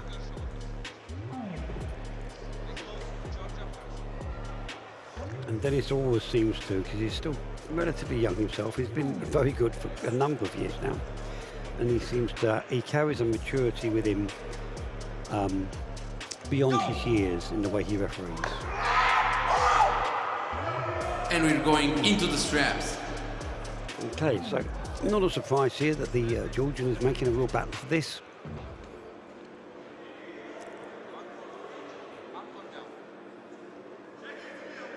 In fact, there he took the Bulgarian's hand. And if you can do that in the strap, well, he won't do that exact move in the strap because the strap will stop the hands coming apart as much as that. But if you can do a similar, it's a very similar move he still might be trying to do. If he can do that with the strap, that could give him the match. Or, for this pin, to win the whole match, he's got to beat him twice. But now in the referee's grip.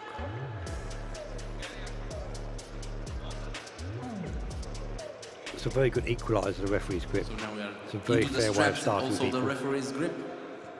But yeah, Pavel was just too strong for him with that. Waiting for the referee's decision. It's confirmed. Pavel Krastev. But it wasn't an easy day for him. He had to work for that. European champion. But not a surprise coming in here with no losses. I knew he was a very formidable wrestler.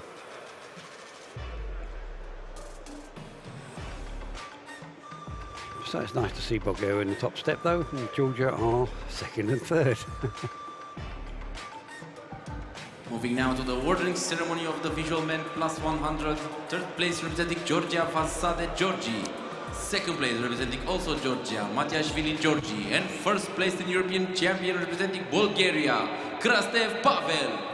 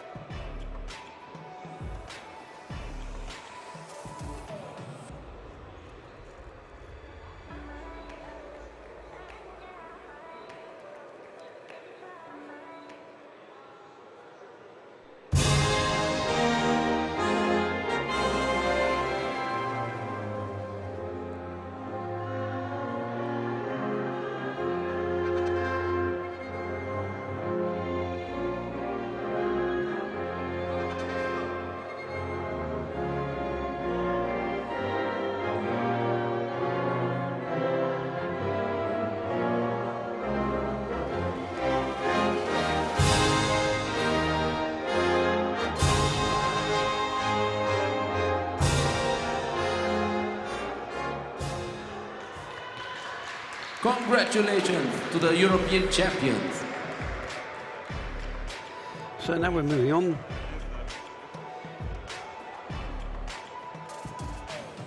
And it's a bit of a size change here. This was our going last up from going away from final, and we're moving to hearing. Hearing. Starting with Hearing junior girls 50 junior kilo, girls at 50 kilos. Representing Georgia, Mari Abashidze. And this is and hearing impaired no girls. plus 2 qualifiers, representing also Georgia, Mariam Kvataridze. With Maria Kvataridze from Georgia on the left with no losses, and Mari Abashidi from Georgia on the right with 1 loss. Of course, you won't notice, but this, because you can't hear the referees anyway, but if you watch the referees' lips in these matches and the other matches, well, actually not anymore, all the ones are hearing impaired in the end. So all these last matches are going to be done in silence. The referees will not speak. You'll see the call signal, or the start signal, instead of the usual words, ready, go.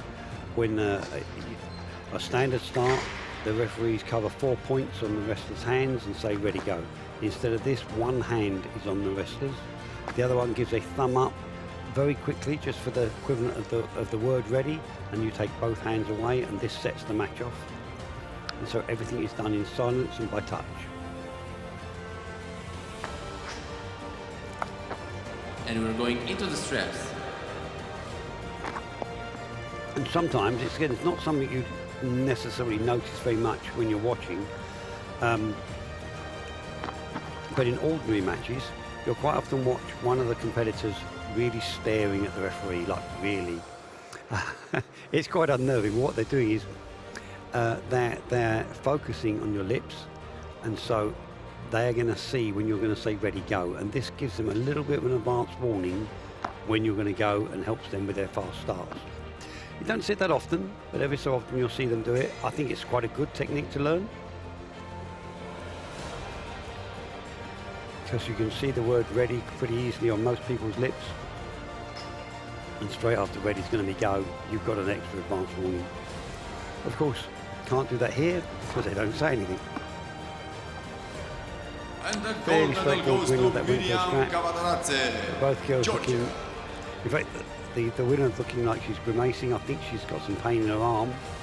The second place lady is looking really quite pleased to come second. Yeah, so she's, well, you're not actually seeing what I'm seeing now. You're looking at a replay. I'm looking at the girls on the podium. Second place from Georgia, Abashidze Mari, and also from Georgia, first place, Kvataridze Mariam. Of course, Georgia first and second. It's the only two in the on the podium.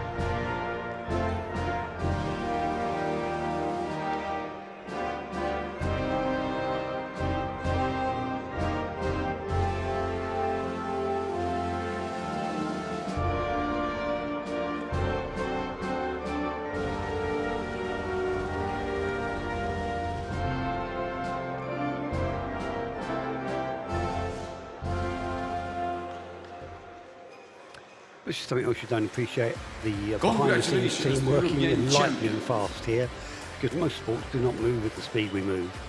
An arm wrestling match, of course, is very quick and will be over very quick. Yet these girls have walked there, got on the podium, and by the time they've got their medals, they printed out their certificates and got them to them. Moving on think, to how quick was that? next final. That's right, they're set up to do it, of course, Junior boys, but yeah, they're not pre-printed, they're literally printing them out, they don't know who's going to win. They could, of course, print one of each, And also from Georgia, and have with them ready, no loss, but no, they don't do that. that. There is a couple of admin staff, and as soon as the result is declared, they're printing off the certificates, which, you know, a printer does it relatively quickly these days.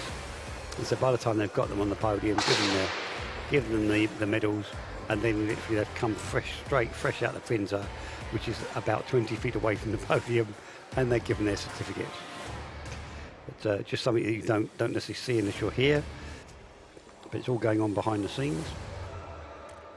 Now here we've got Hearing Junior Boys at 65 kilos with Goa Gozazadi from Georgia versus, with no losses, with Izeb Achiptide from Georgia with 1 loss on the right. We've got Husto setting them up with Anna being the second. You see she's not happy with the hand, the wrist is not straight. Now it's straight, you've got the thumbs up. Oh, it's gone back to being bent.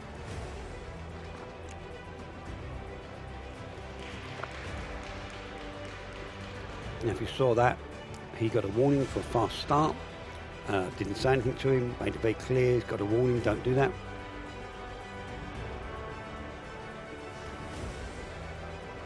Referees should give signals and say things, and we're not saying these guys, because again they're hearing impaired. I know we're foul. You see all the signals they give, they should give the signals even to normal wrestlers, because many wrestlers might not understand the language. Language at the they're asked to be re-chalked there. You see again, don't need to read sign language to know that, do you? But referees have their own language in sign, but it's not technical.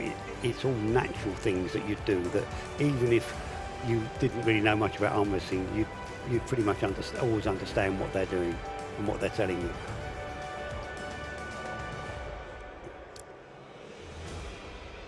And that's one of the things I'm looking for. It's obviously what I coach my referees to do. I want you guys out there as spectators, and a relatively clear win there, nice and easy. And Goga again, well European champion gold medalist. 2 very well trained Georgians. Let's say you're watching, let's say you got the second ref, which of course is just setting, they signal to the first ref. The first ref, as you're watching, you see them pointing at the top, which is when they want knuckles. You see them slapping the wrist when they want the wrist straight. Of course, they touch shoulder to shoulder, and they will push it to the centre and normally indicate in the centre. But then if there's a foul or a pin, you should see them indicate. Obviously, a pin is pretty easy, but you indicate that there's a foul one side. But you would just give a brief description of what the foul is, which is basically 90% of the time is mimicking what happened in the foul, which normally is like an elbow. You tap the elbow. If they pulled out, you do a pulling out mat action, or a fast start is a starting action. It's not exactly rocket science.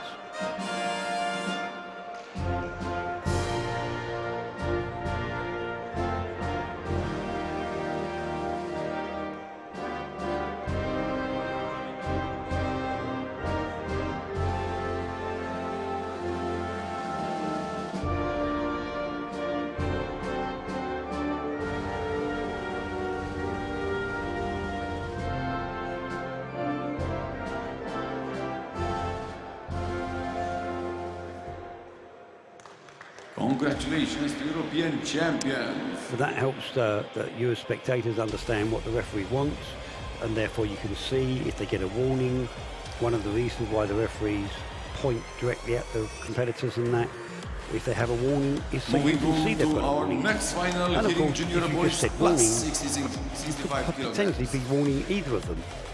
With 1 loss but it makes it very representing clear both Georgia, for them and to you. Irakli Shotadze, and with no The whole loss system is representing also designed, Georgia, so even if they Merabli don't understand English, Armjashvili. you know, it's very clear what's being asked of them. But the whole thing is designed to show you guys on television what the referees are doing, what their calls are, what they're requiring of the competitors. And the fact that it works in silence just shows how good it is. But of course I'm going to love it, aren't I? Because it's my system. I developed it, what, 28 years ago, 1992. And we've been using it ever since. Of course, we didn't have disabled wrestlers back then. So I'm extremely pleased it works really well with them as well.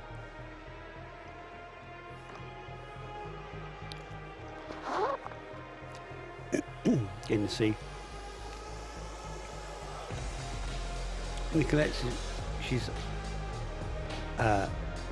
one of my favourites in how she describes everything she does. I think she must be spending some time as a mime artist or something, but particularly clear. As you see, everything's shown really clearly. Couldn't really misunderstand what she's asking.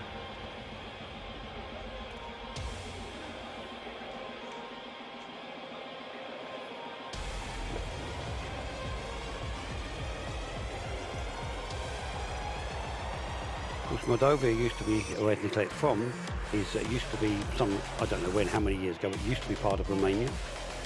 So it's very similar there to being in Romania. Of course, they border each other. It was all part of the same country at one time. And she's refereeing here with Dennis from Italy.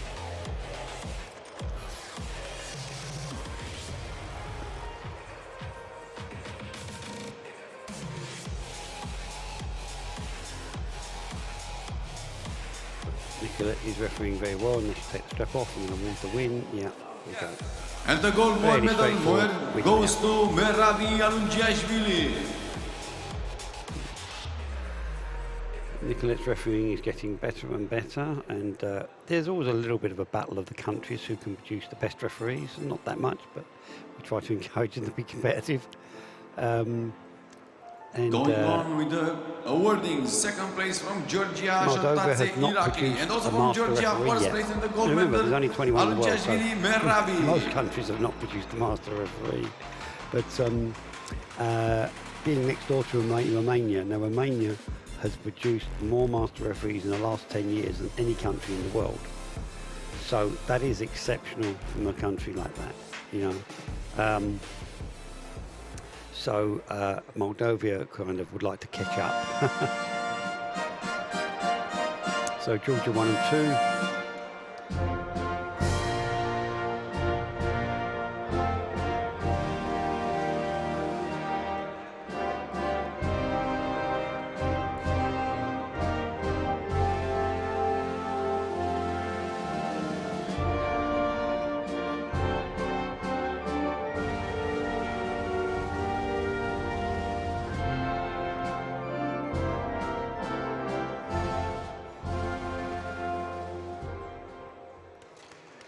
Congratulations to European champions.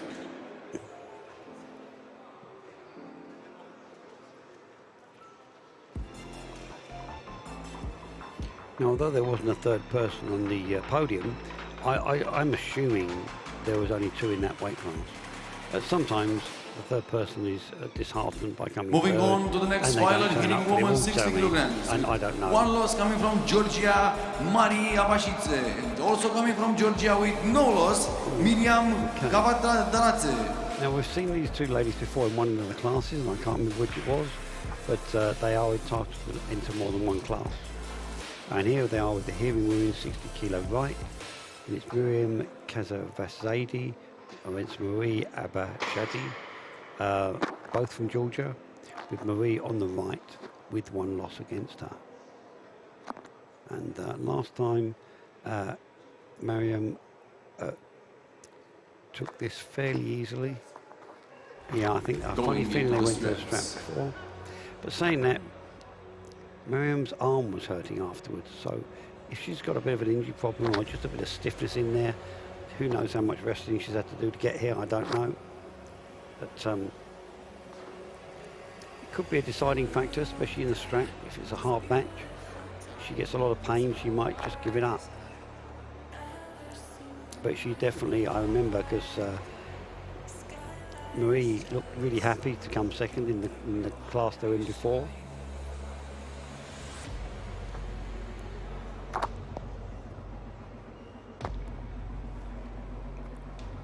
And Miriam, she just looked a bit like, that hurt my arm. But no, she's just taking it. Yeah, I think she's just clearly a stronger lady there. Again, nicely executed. And the gold medal goes to Mariam Kavtaradze. They're very happy. Yeah, they enjoy themselves doing these trips. We all do. I wouldn't do it if I didn't enjoy it. You know. Of course, we don't win anything as referees. And second place representing Georgia, sometimes when I say I'm the referee, I say I win every match. Georgia, Because I always get what I want. Yeah. But no, we don't actually win anything.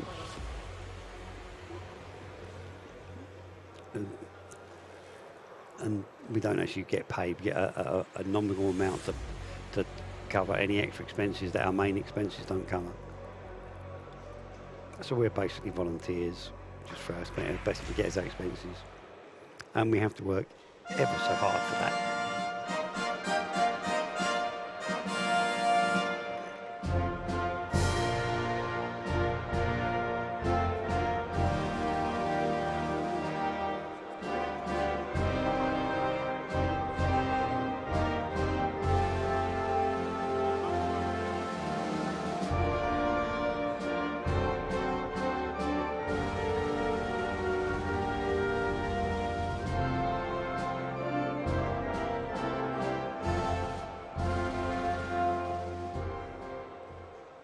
Congratulations to European champions.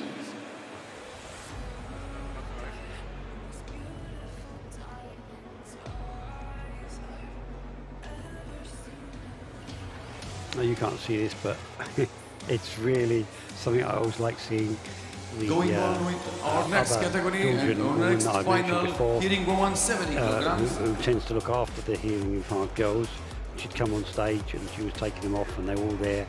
And they were saying things to each other. And the finalist from Bulgaria with one loss, Lada Hadzieva, and with no loss coming from Germany, Nadia Kachadze. But I just like to see it. And it was clear that it was just like, it's just like watching people have a chat, but you can see what it's saying just by watching actions. And yeah, here we are now, moving on now to the hearing women 70 kilo final with Natia Chukazade from Georgia on the left, with no losses, and Lada Hazachimkev, I should know how to say that really, I've seen Lada compete for so long, from Bulgaria on the right with one loss. Now I saw them compete earlier in the heats, and I've got to say it, unless Lada can bring something a bit extra to the table, she's not going to win this. You know, the Natia just looked very dominant. And yet Lada's won many times, was a very experienced wrestler. But again, you know, the other girl's obviously newer because she's slightly younger. I don't know how old Lada is, but I know she competes in Masters, so. And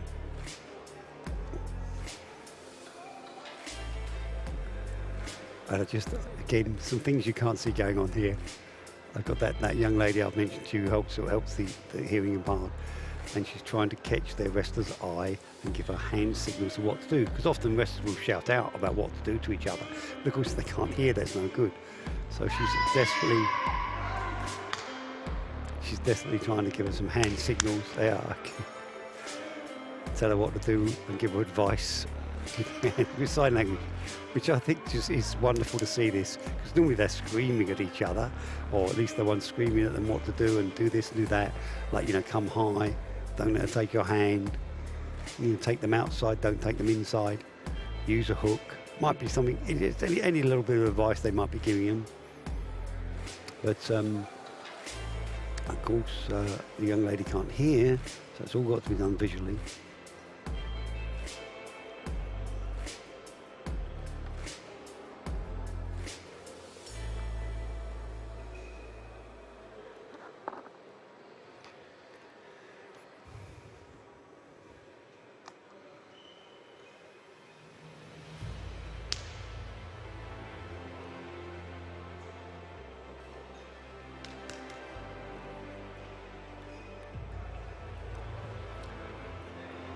I know Lada's got a daughter that's probably older than this young lady that she's wrestling. Not sure exactly how old the daughter is, but I know she's very fully grown. So this looks like quite a young lady up there.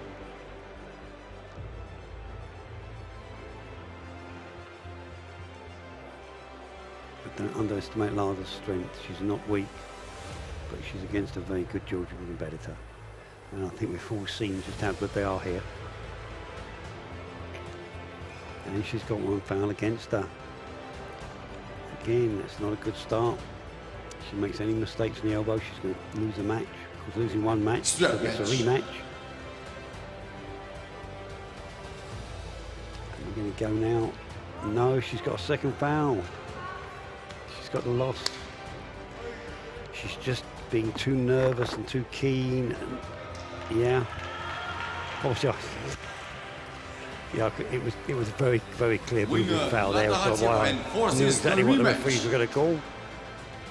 And they're going to have a minute. They're going to be back on the table. Now, this is something that obviously happens in wrestling, and sometimes wrestlers can crumble. Their confidence can crumble, and then they start making mistakes, especially in the starts. They get so keen to go because they know the start is so important that they end up being a bit too soon, and they pick up fouls for it, or they forget what they're doing and they're not focusing right. And I think this Georgian girl, you know, she's obviously quite young. Hopefully, I think Lada will be so I'm laughing because there's nothing on the front of me either what you're seeing. I was just thinking about saying Lada being a cooler character. Lada's not known for being a cool character. She's a very fiery tempered woman. No, I get on very well with Lada, but I have seen her when be a little bit hot under the collar with people. She doesn't like people misbehaving and things, and yeah. She's a theatre nurse in Germany, but still competes. Still competes for Bulgaria, her home country.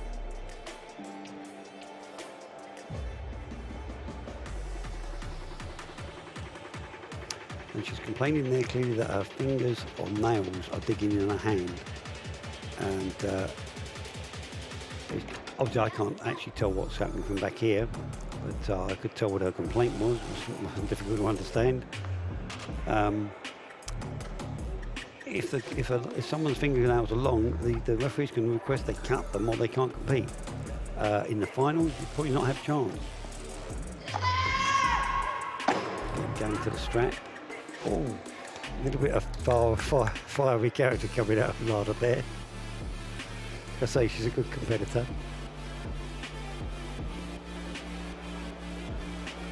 And she's fired up for this. Yeah.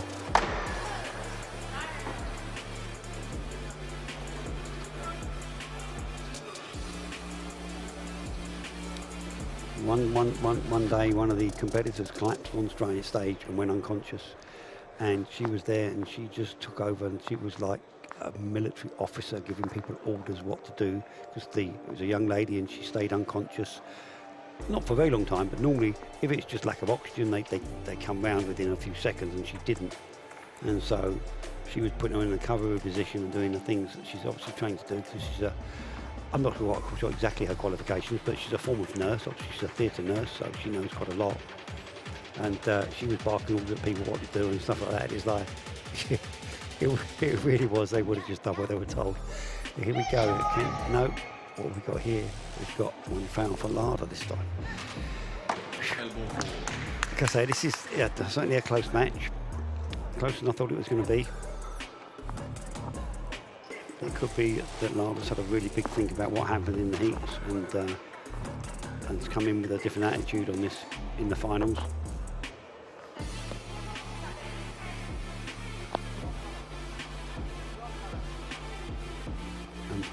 Anna on the top there with Apo. We'll both know Lada reasonably well because they would have refereed her a number of times over the years.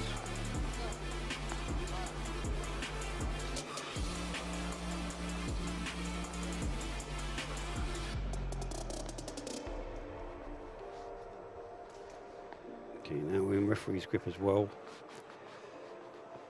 And of course Lada has one foul. If she makes mistaken moves, it's going to be all over for her.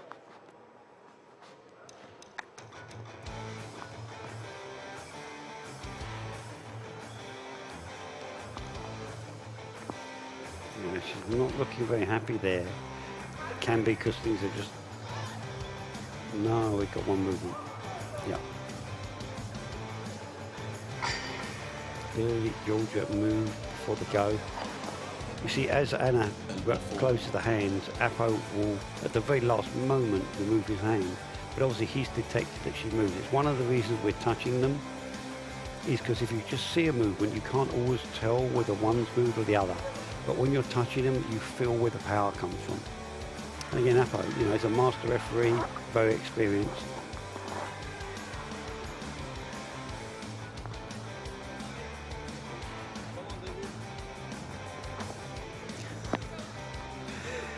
Yeah.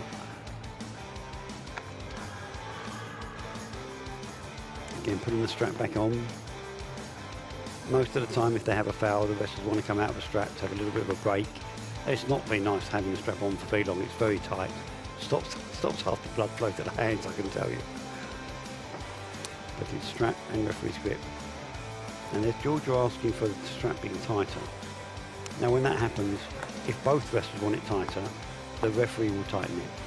If one does and one doesn't want it, the referee determines whether it should be tighter or not. They will check it, and if they think it's not tight enough, then they will tighten it.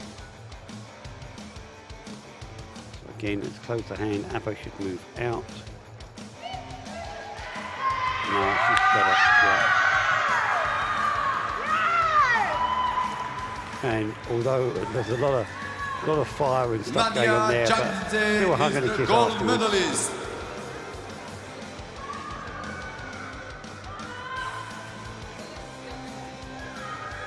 I don't think Lada will be too disappointed with that. Continuing with the awarding, second place goes to Bulgaria, represented by Lada, and the first place goes to Georgia, represented by the other Natia. Girls from Georgia had come to give the winner the flag, and they were hugging each other, and it's just nice to see. And Lada actually is looking really very happy there, quite frankly. She did look a bit grumpy on the table, but things weren't going her way and she was fired up. And so she should be. She's a good competitor. And you don't want to just let things go. You wouldn't be a good competitor.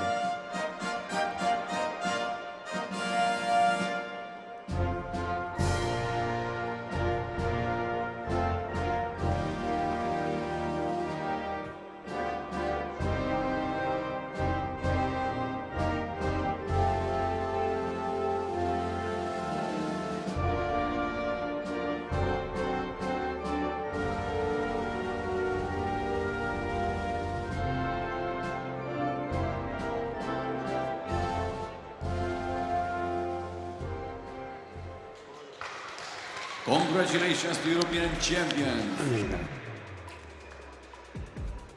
But,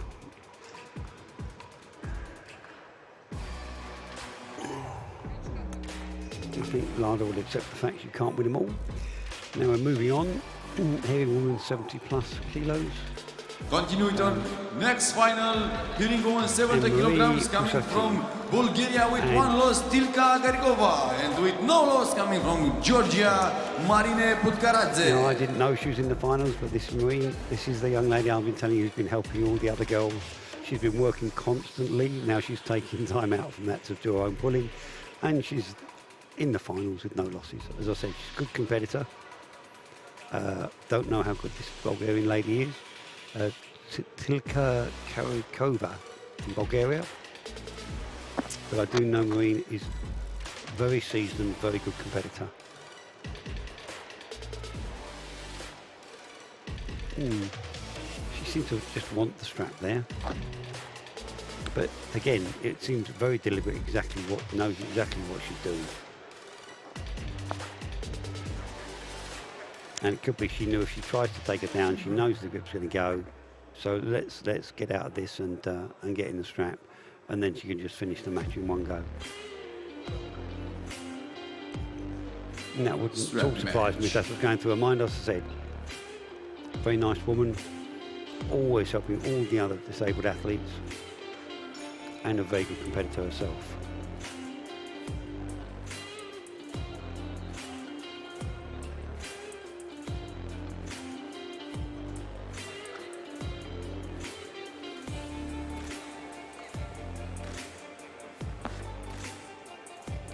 She's just in control of this, I think. Yeah. And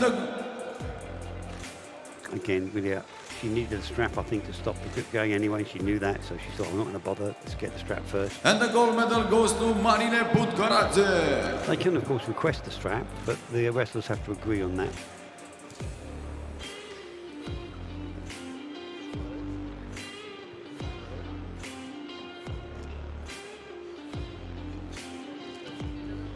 Continuing with the words. Third place from Bulgaria, Nevi Zifet. Second place, also from Bulgaria, Karkova Tilka. And from Georgia, first place, represented by Butkaradze Marine. Bulgaria were second and third. Georgia taking the top spot.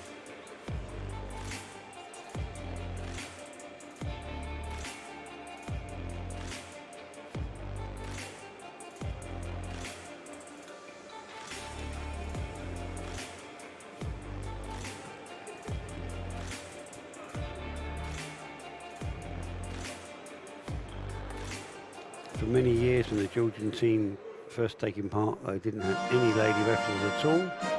Always a good team right back.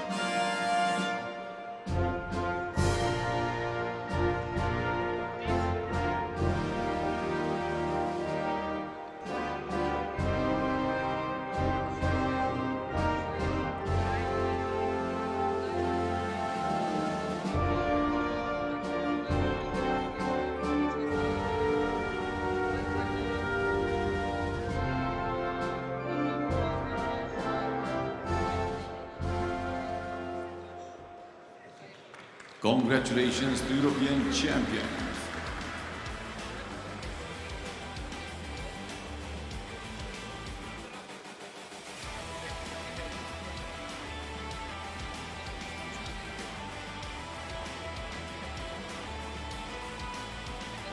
But I often see these teams together, especially the Healing Park teams, and they are so friendly to each other, you know.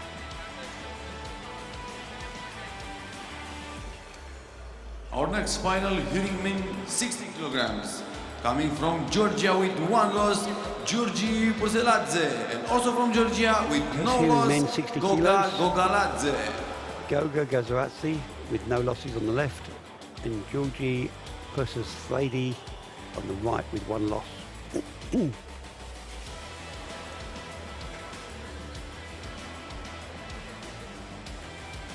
And whereas last time both young ladies had the platform, and this time one is using the platform and one is not, which is probably about right. I think you know, they're both about the correct height in the current situation. They're with their platforms. And of course some Turkey refereeing this one.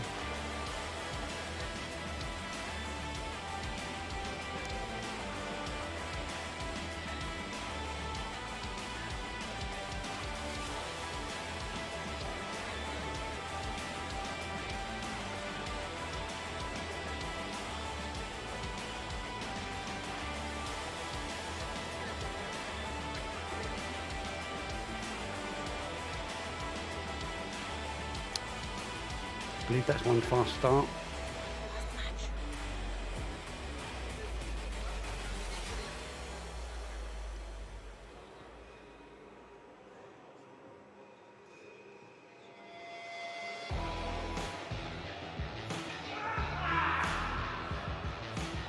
Two fouls, so it's a rematch. They now have one loss each. So I'm sure there was two fouls, no? Maybe not. Maybe it was two warnings making one foul.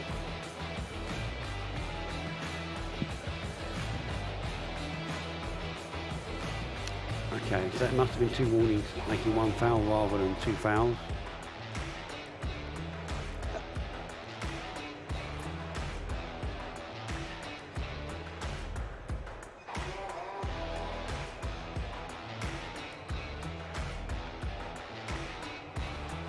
So with the rest of the hand seems what they want. They want a bit of rotation there, wrist straight there. I've got the thumb up, ready, so we go. And you saw Ali take his hand off, show his thumb for 1 second, or less than 1 second, again, it's equivalent of saying, ready, go. So it's very quick. If you wait, someone will move. So it's all meant to be very fast. Now he's doing an excellent job there. Everything you can see, you see he's reading, you can read his hand, see he wants it rotated this way. Now he's happy now. And there you go. But got 2 fouls. Winner and gold medal goes to Goga Gogaladze.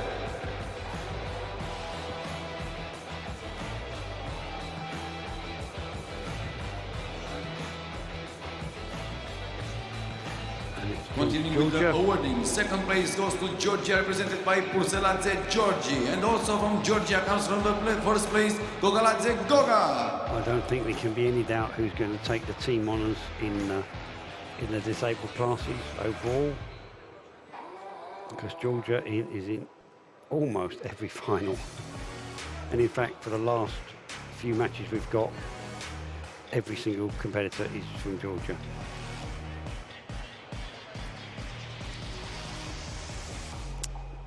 Wasn't quite the same with the sitting in that, but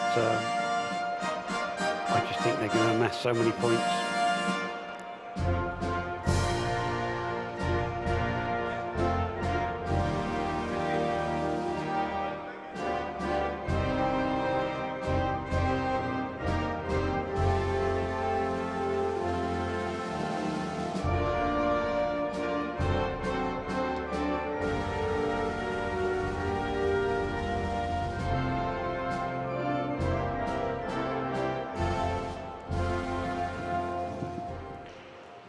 Congratulations, European champion. Yeah. I say now, just looking at the result sheets I've got in front of me, and yeah, they've got so many people in the top 2 in these classes. Moving on to our next final, I cannot see how any other country possibly get anywhere near them, quite frankly. Coming from Georgia classes. With 1 loss, David Jogolashvili. So moving also on, from Georgia with no loss, final. Georgi It's all Yashashvili. hearing in hard now, right up to the end. It's just different weight classes. With Georgi Jakshvili from Georgia and David Gogoslavi from Georgia with 1 loss. Adin from Turkey is the top referee, with Dennis from Italy as his second. And you notice all the referees sort of rotate around, top, bottom. It doesn't really make any difference to them. They're all very experienced referees here.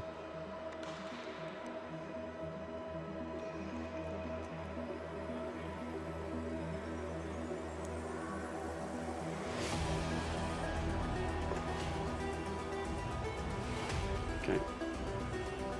So that's 1 elbow foul to David.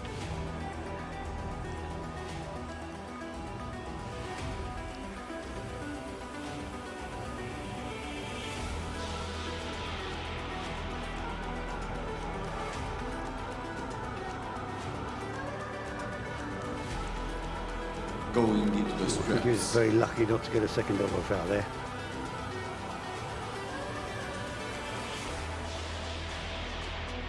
Yeah, I think that was a good call though. I think it was right. It's very fast, but I think he did let go before his elbow came off. Very close, but I think that was the right call. But that's one of the problems when you've got 2 things to look at the same time and it's that fast. You can understand why referees don't always see both things.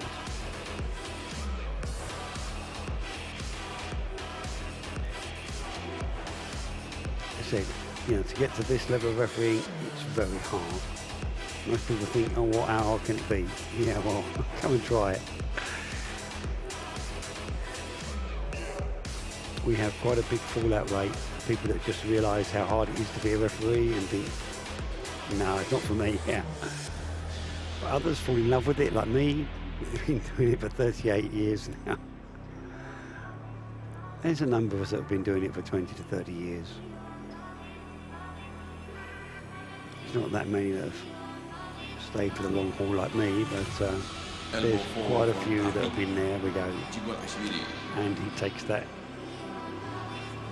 A bit of work there, but yeah, making mistakes and fouling because he was under pressure. So at least he won it. David making mistakes.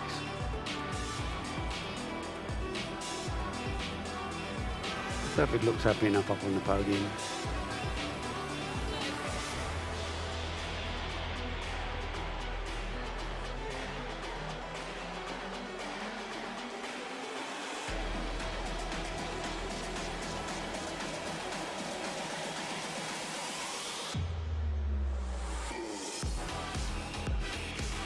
Continuing with the awardings, third place from Bulgaria, Devi Ali.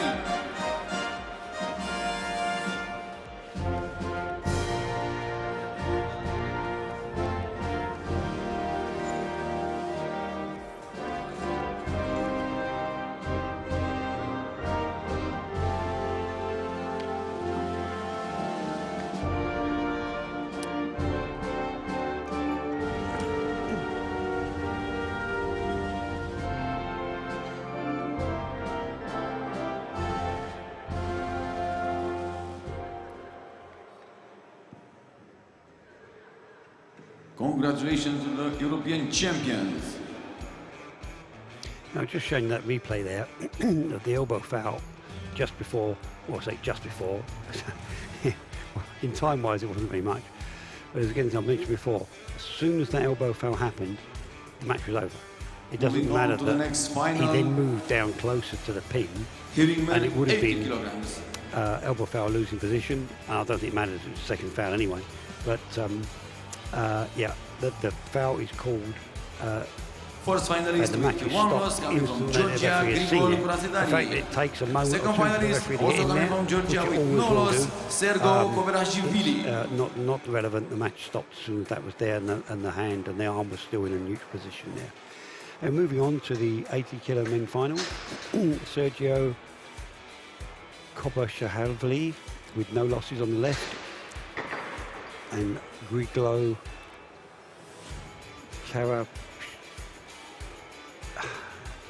Karashabidani from Georgia on the right with one loss. Irvin set him up this time with Georgie from Bulgaria, remember. So they're all neutral to me. I have to think about which countries they're from.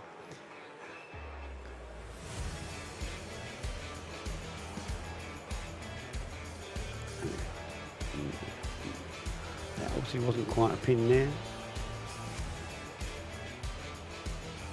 No. He is struggling to finish it. He seems now. He's been an elbow foul. Elbow four for Grigol. But I think that Sergio is clearly in control. Without making mistakes himself, I can't see him not taking this.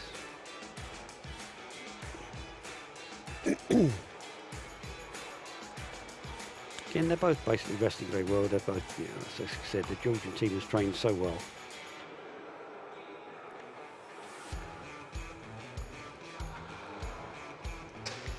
And faster, took it all the way down. That's it. Winner, Sergo Koverashvili.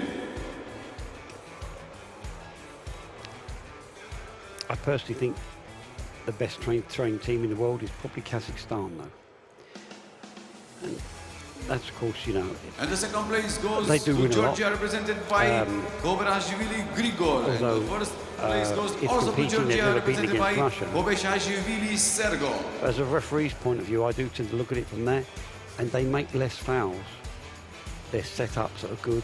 They receive less fouls at the table under the setup and that. Russia loses the odd match and the odd pin to that sort of thing.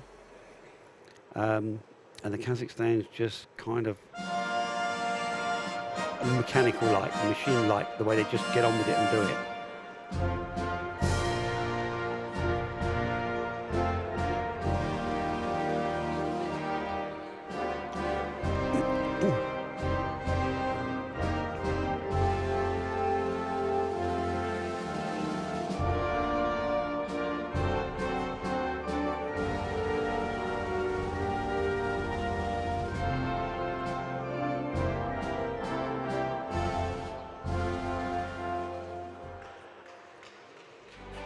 Congratulations to European champions.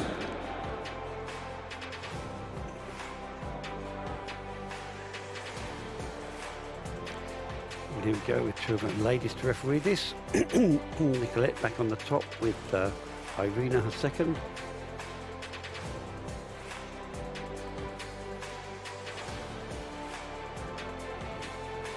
Continue to our next final, hitting men 90 kilograms. None of this is very relevant, but when we go out partying, both girls are excellent dancers. Not many dance moves needed at the arm wrestling table though, so you won't see any of that here. They're both also really good competitors. Nicolette, and first finalist coming from Georgia with one loss, Ziadi Kardava, and also coming from Georgia with no loss, Ilya Gandiashvili. She will take medals with both arms. Irina has not been pulling for a while, but partly because of the war, she's not able to train properly.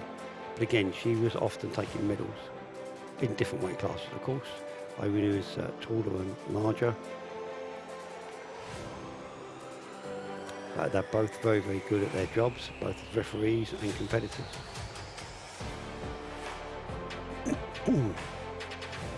So again, watching their signals there, you can tell what they want. You're seeing Irina give a bentness signal. That's telling Nicolette that the wrist is bent, and you see Nicolette, you saw Nicolette there tapping the wrist in order to get the wrist straight.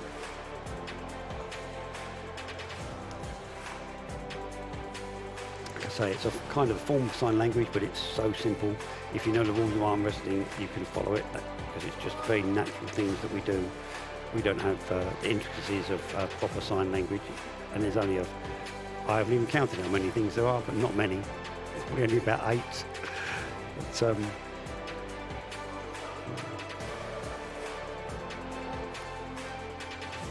there's a few more if you count the fouls and what we indicate for the fouls. But yeah, see, she was saying there, it turned out a bit as well as straighter, now it's straight. Now this is interesting. Zavadi on the right has actually got a very nice position there. But Illa is quite happy with his position as well. He likes that ace, but he's too strong for him, yeah. Yeah, I thought Zadie might have, he could have turned it around a bit more. He say he's taking too much on and the winner and the gold medalist is Ilya Gandiashvili. I think they kind of knew that. They probably wrestle again quite a lot of teammates. They know who's going to likely to win. So Ilya is the champion now.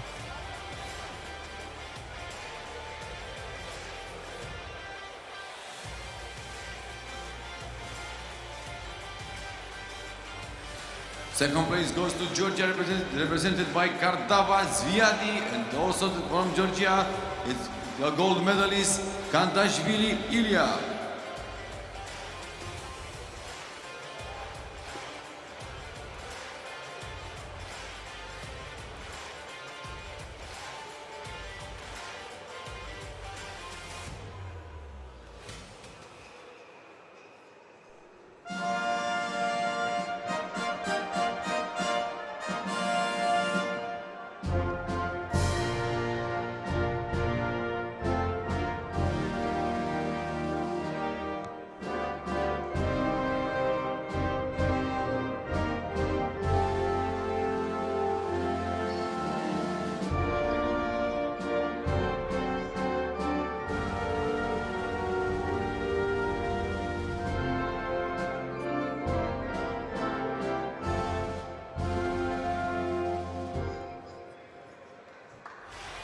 Congratulations to the European champions.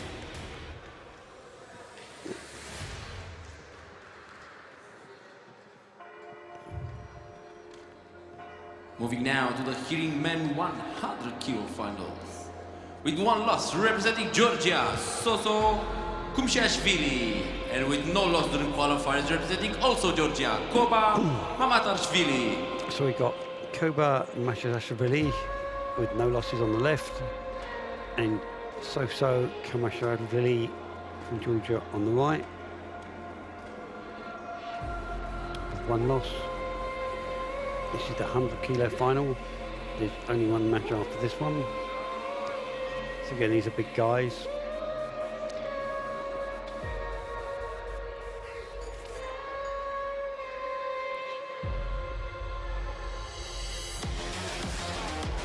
Rather surprising he's having the platform up there. Look. Obviously what he likes.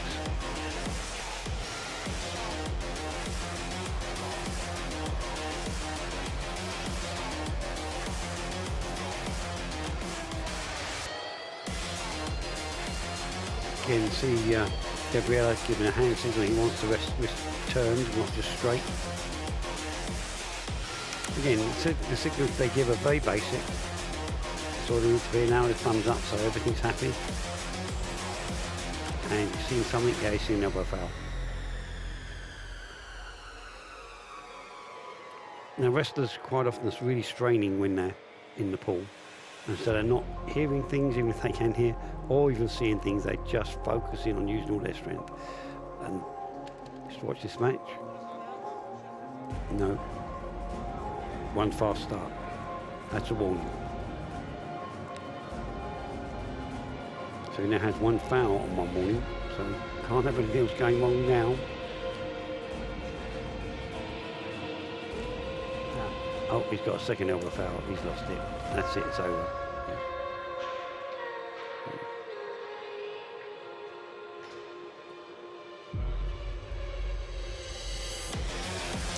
So I think he's seemed fairly happy. I think he knew Winner he wasn't going to take it away from the guy. European champion Koba Mamatashvili. Now, something that's only happened once before. The final match now. Yeah. And that is, I did it yesterday. So you're now going to see what I look like. I'm just going to go and referee this last match after this award ceremony. So, very rare you'll see this in any sports, because even arm wrestling, the commentator up on stage taking part. But as soon as this award's over, you'll see me going up there. You'll know which one's me, because I'll be the bald one with the glasses.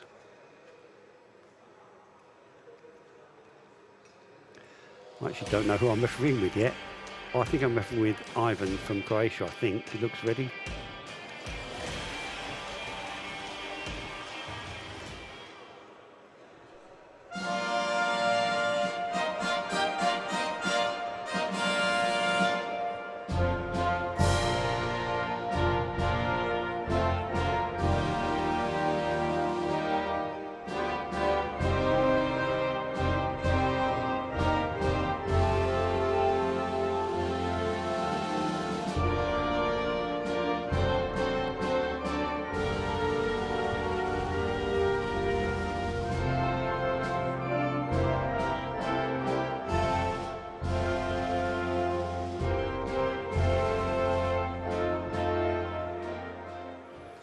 So nice to see Germany coming in third there with that one as well. Not too many German competitors. It's nice to see them coming third, picking up some points in the medal. Anyhow, I'm just going to leave you now because I'm just going to join Ivan on the table to referee this match. Moving now to our last final for this evening, the Hearing Men Plus 100, with one loss representing Georgia, Kakaber Chigodze, and with no loss during qualifiers representing also Georgia, George Demetrashvili.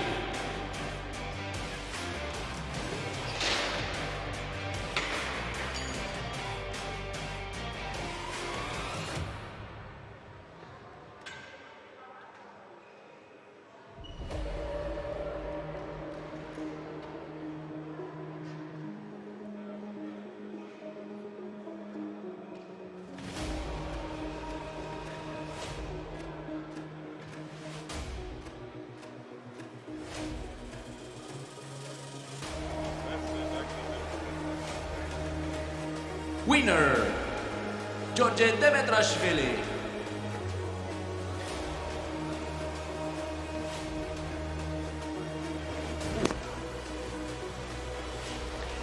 Well, there we go. Not exactly my most challenging match, but they were nice and easy to set up, and it was a very easy win for him. But still, Georgia again getting the last points, last of the day. Well, my name's David Sheed. I'm signing off now, but it's the end of the evening. I hope you enjoyed that. And don't forget, we've got the senior classes the next 2 days running. I suspect I'll be refereeing rather than commentating. They have a professional commentator coming in that'll probably do a better job than I've done. I'm sure he'll at least be able to say their names. But I've enjoyed myself. It's been very nice talking to you. I hope you've enjoyed it too. And we'll just listen to this national anthem.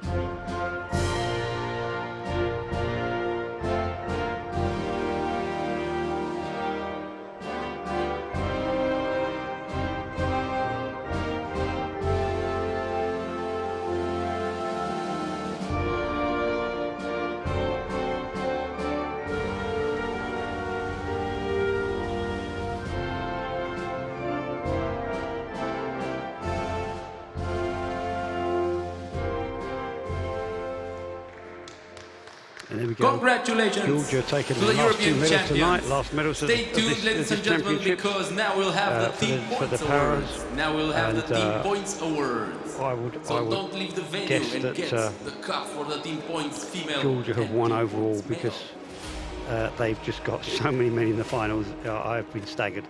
So I'm going to sign off now, though, and leave you to it. And I hope you're all going to switch on tomorrow and watch these senior classes. Good evening.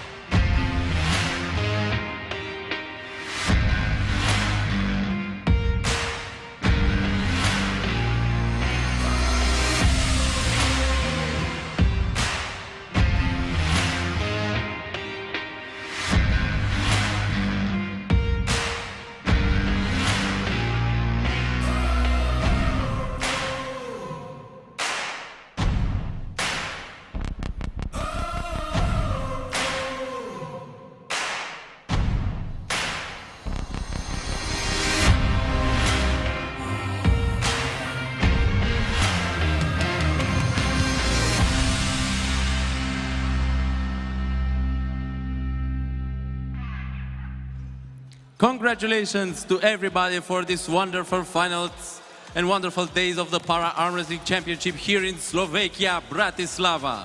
We have now available the team points for the category male and female. So stay tuned, team captains, to receive these wonderful cups offered by our hosts for Slovakian Arm Wrestling Federation. Disabled female, 6th place Croatia with 3 silver medals and 1 bronze medal. 5th place Bulgaria with 1 gold, 3 silver, 8 bronze. 4th place Armenia, 2 gold medals. 3rd place Turkey, 5 gold, 2 silver and 2 bronze. 2nd place Georgia, 8 gold, 9 silver and 4 bronze. And the winner, overall female, Ukraine, 14 gold, 13 silver and 2 bronze medals. We invite you on the stage, team captains, to receive the cups.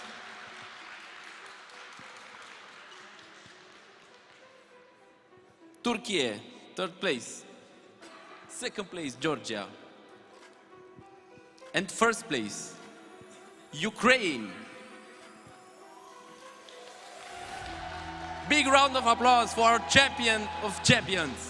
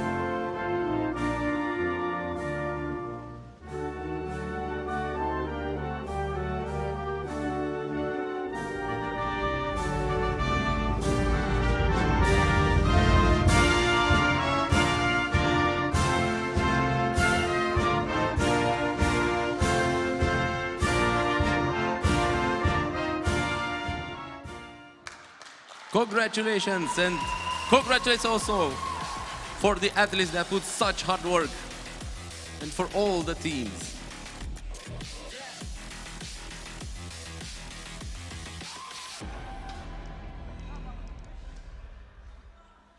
And now we can move forward to the male categories.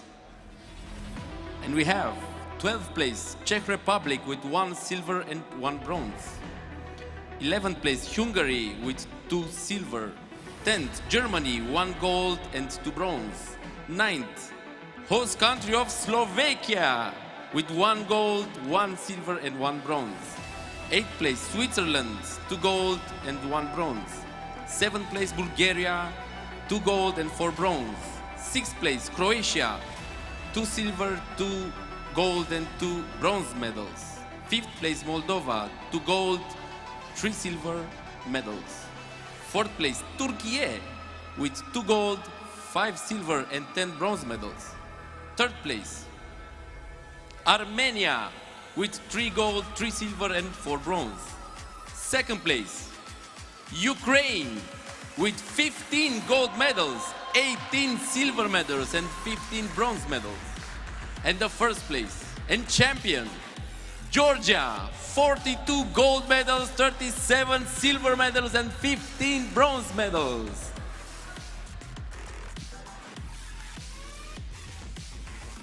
So we invite you to the stage. Oh.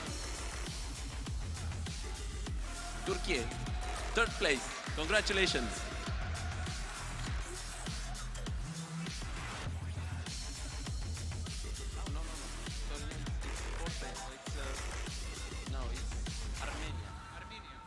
So, do you have somebody from Armenia in the venue? No.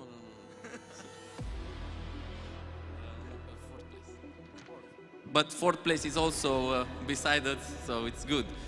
And 1st place, Georgia. 2nd place, Ukraine.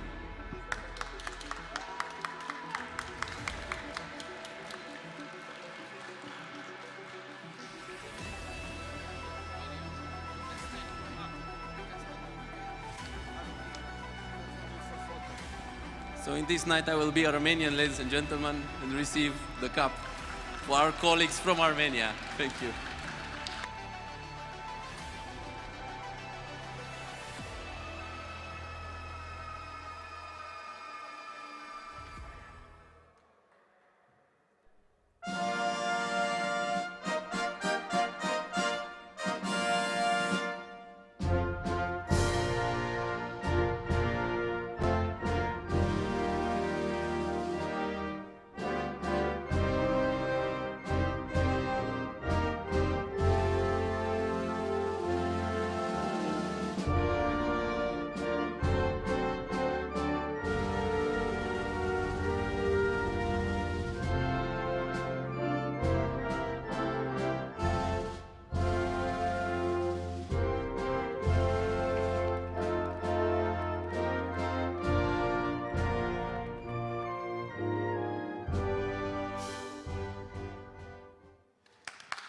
Congratulations.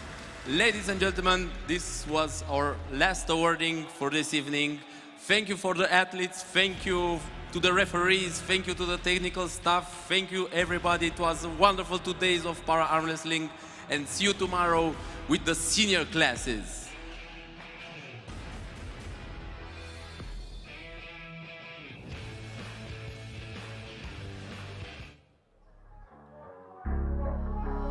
Hakia, let it be.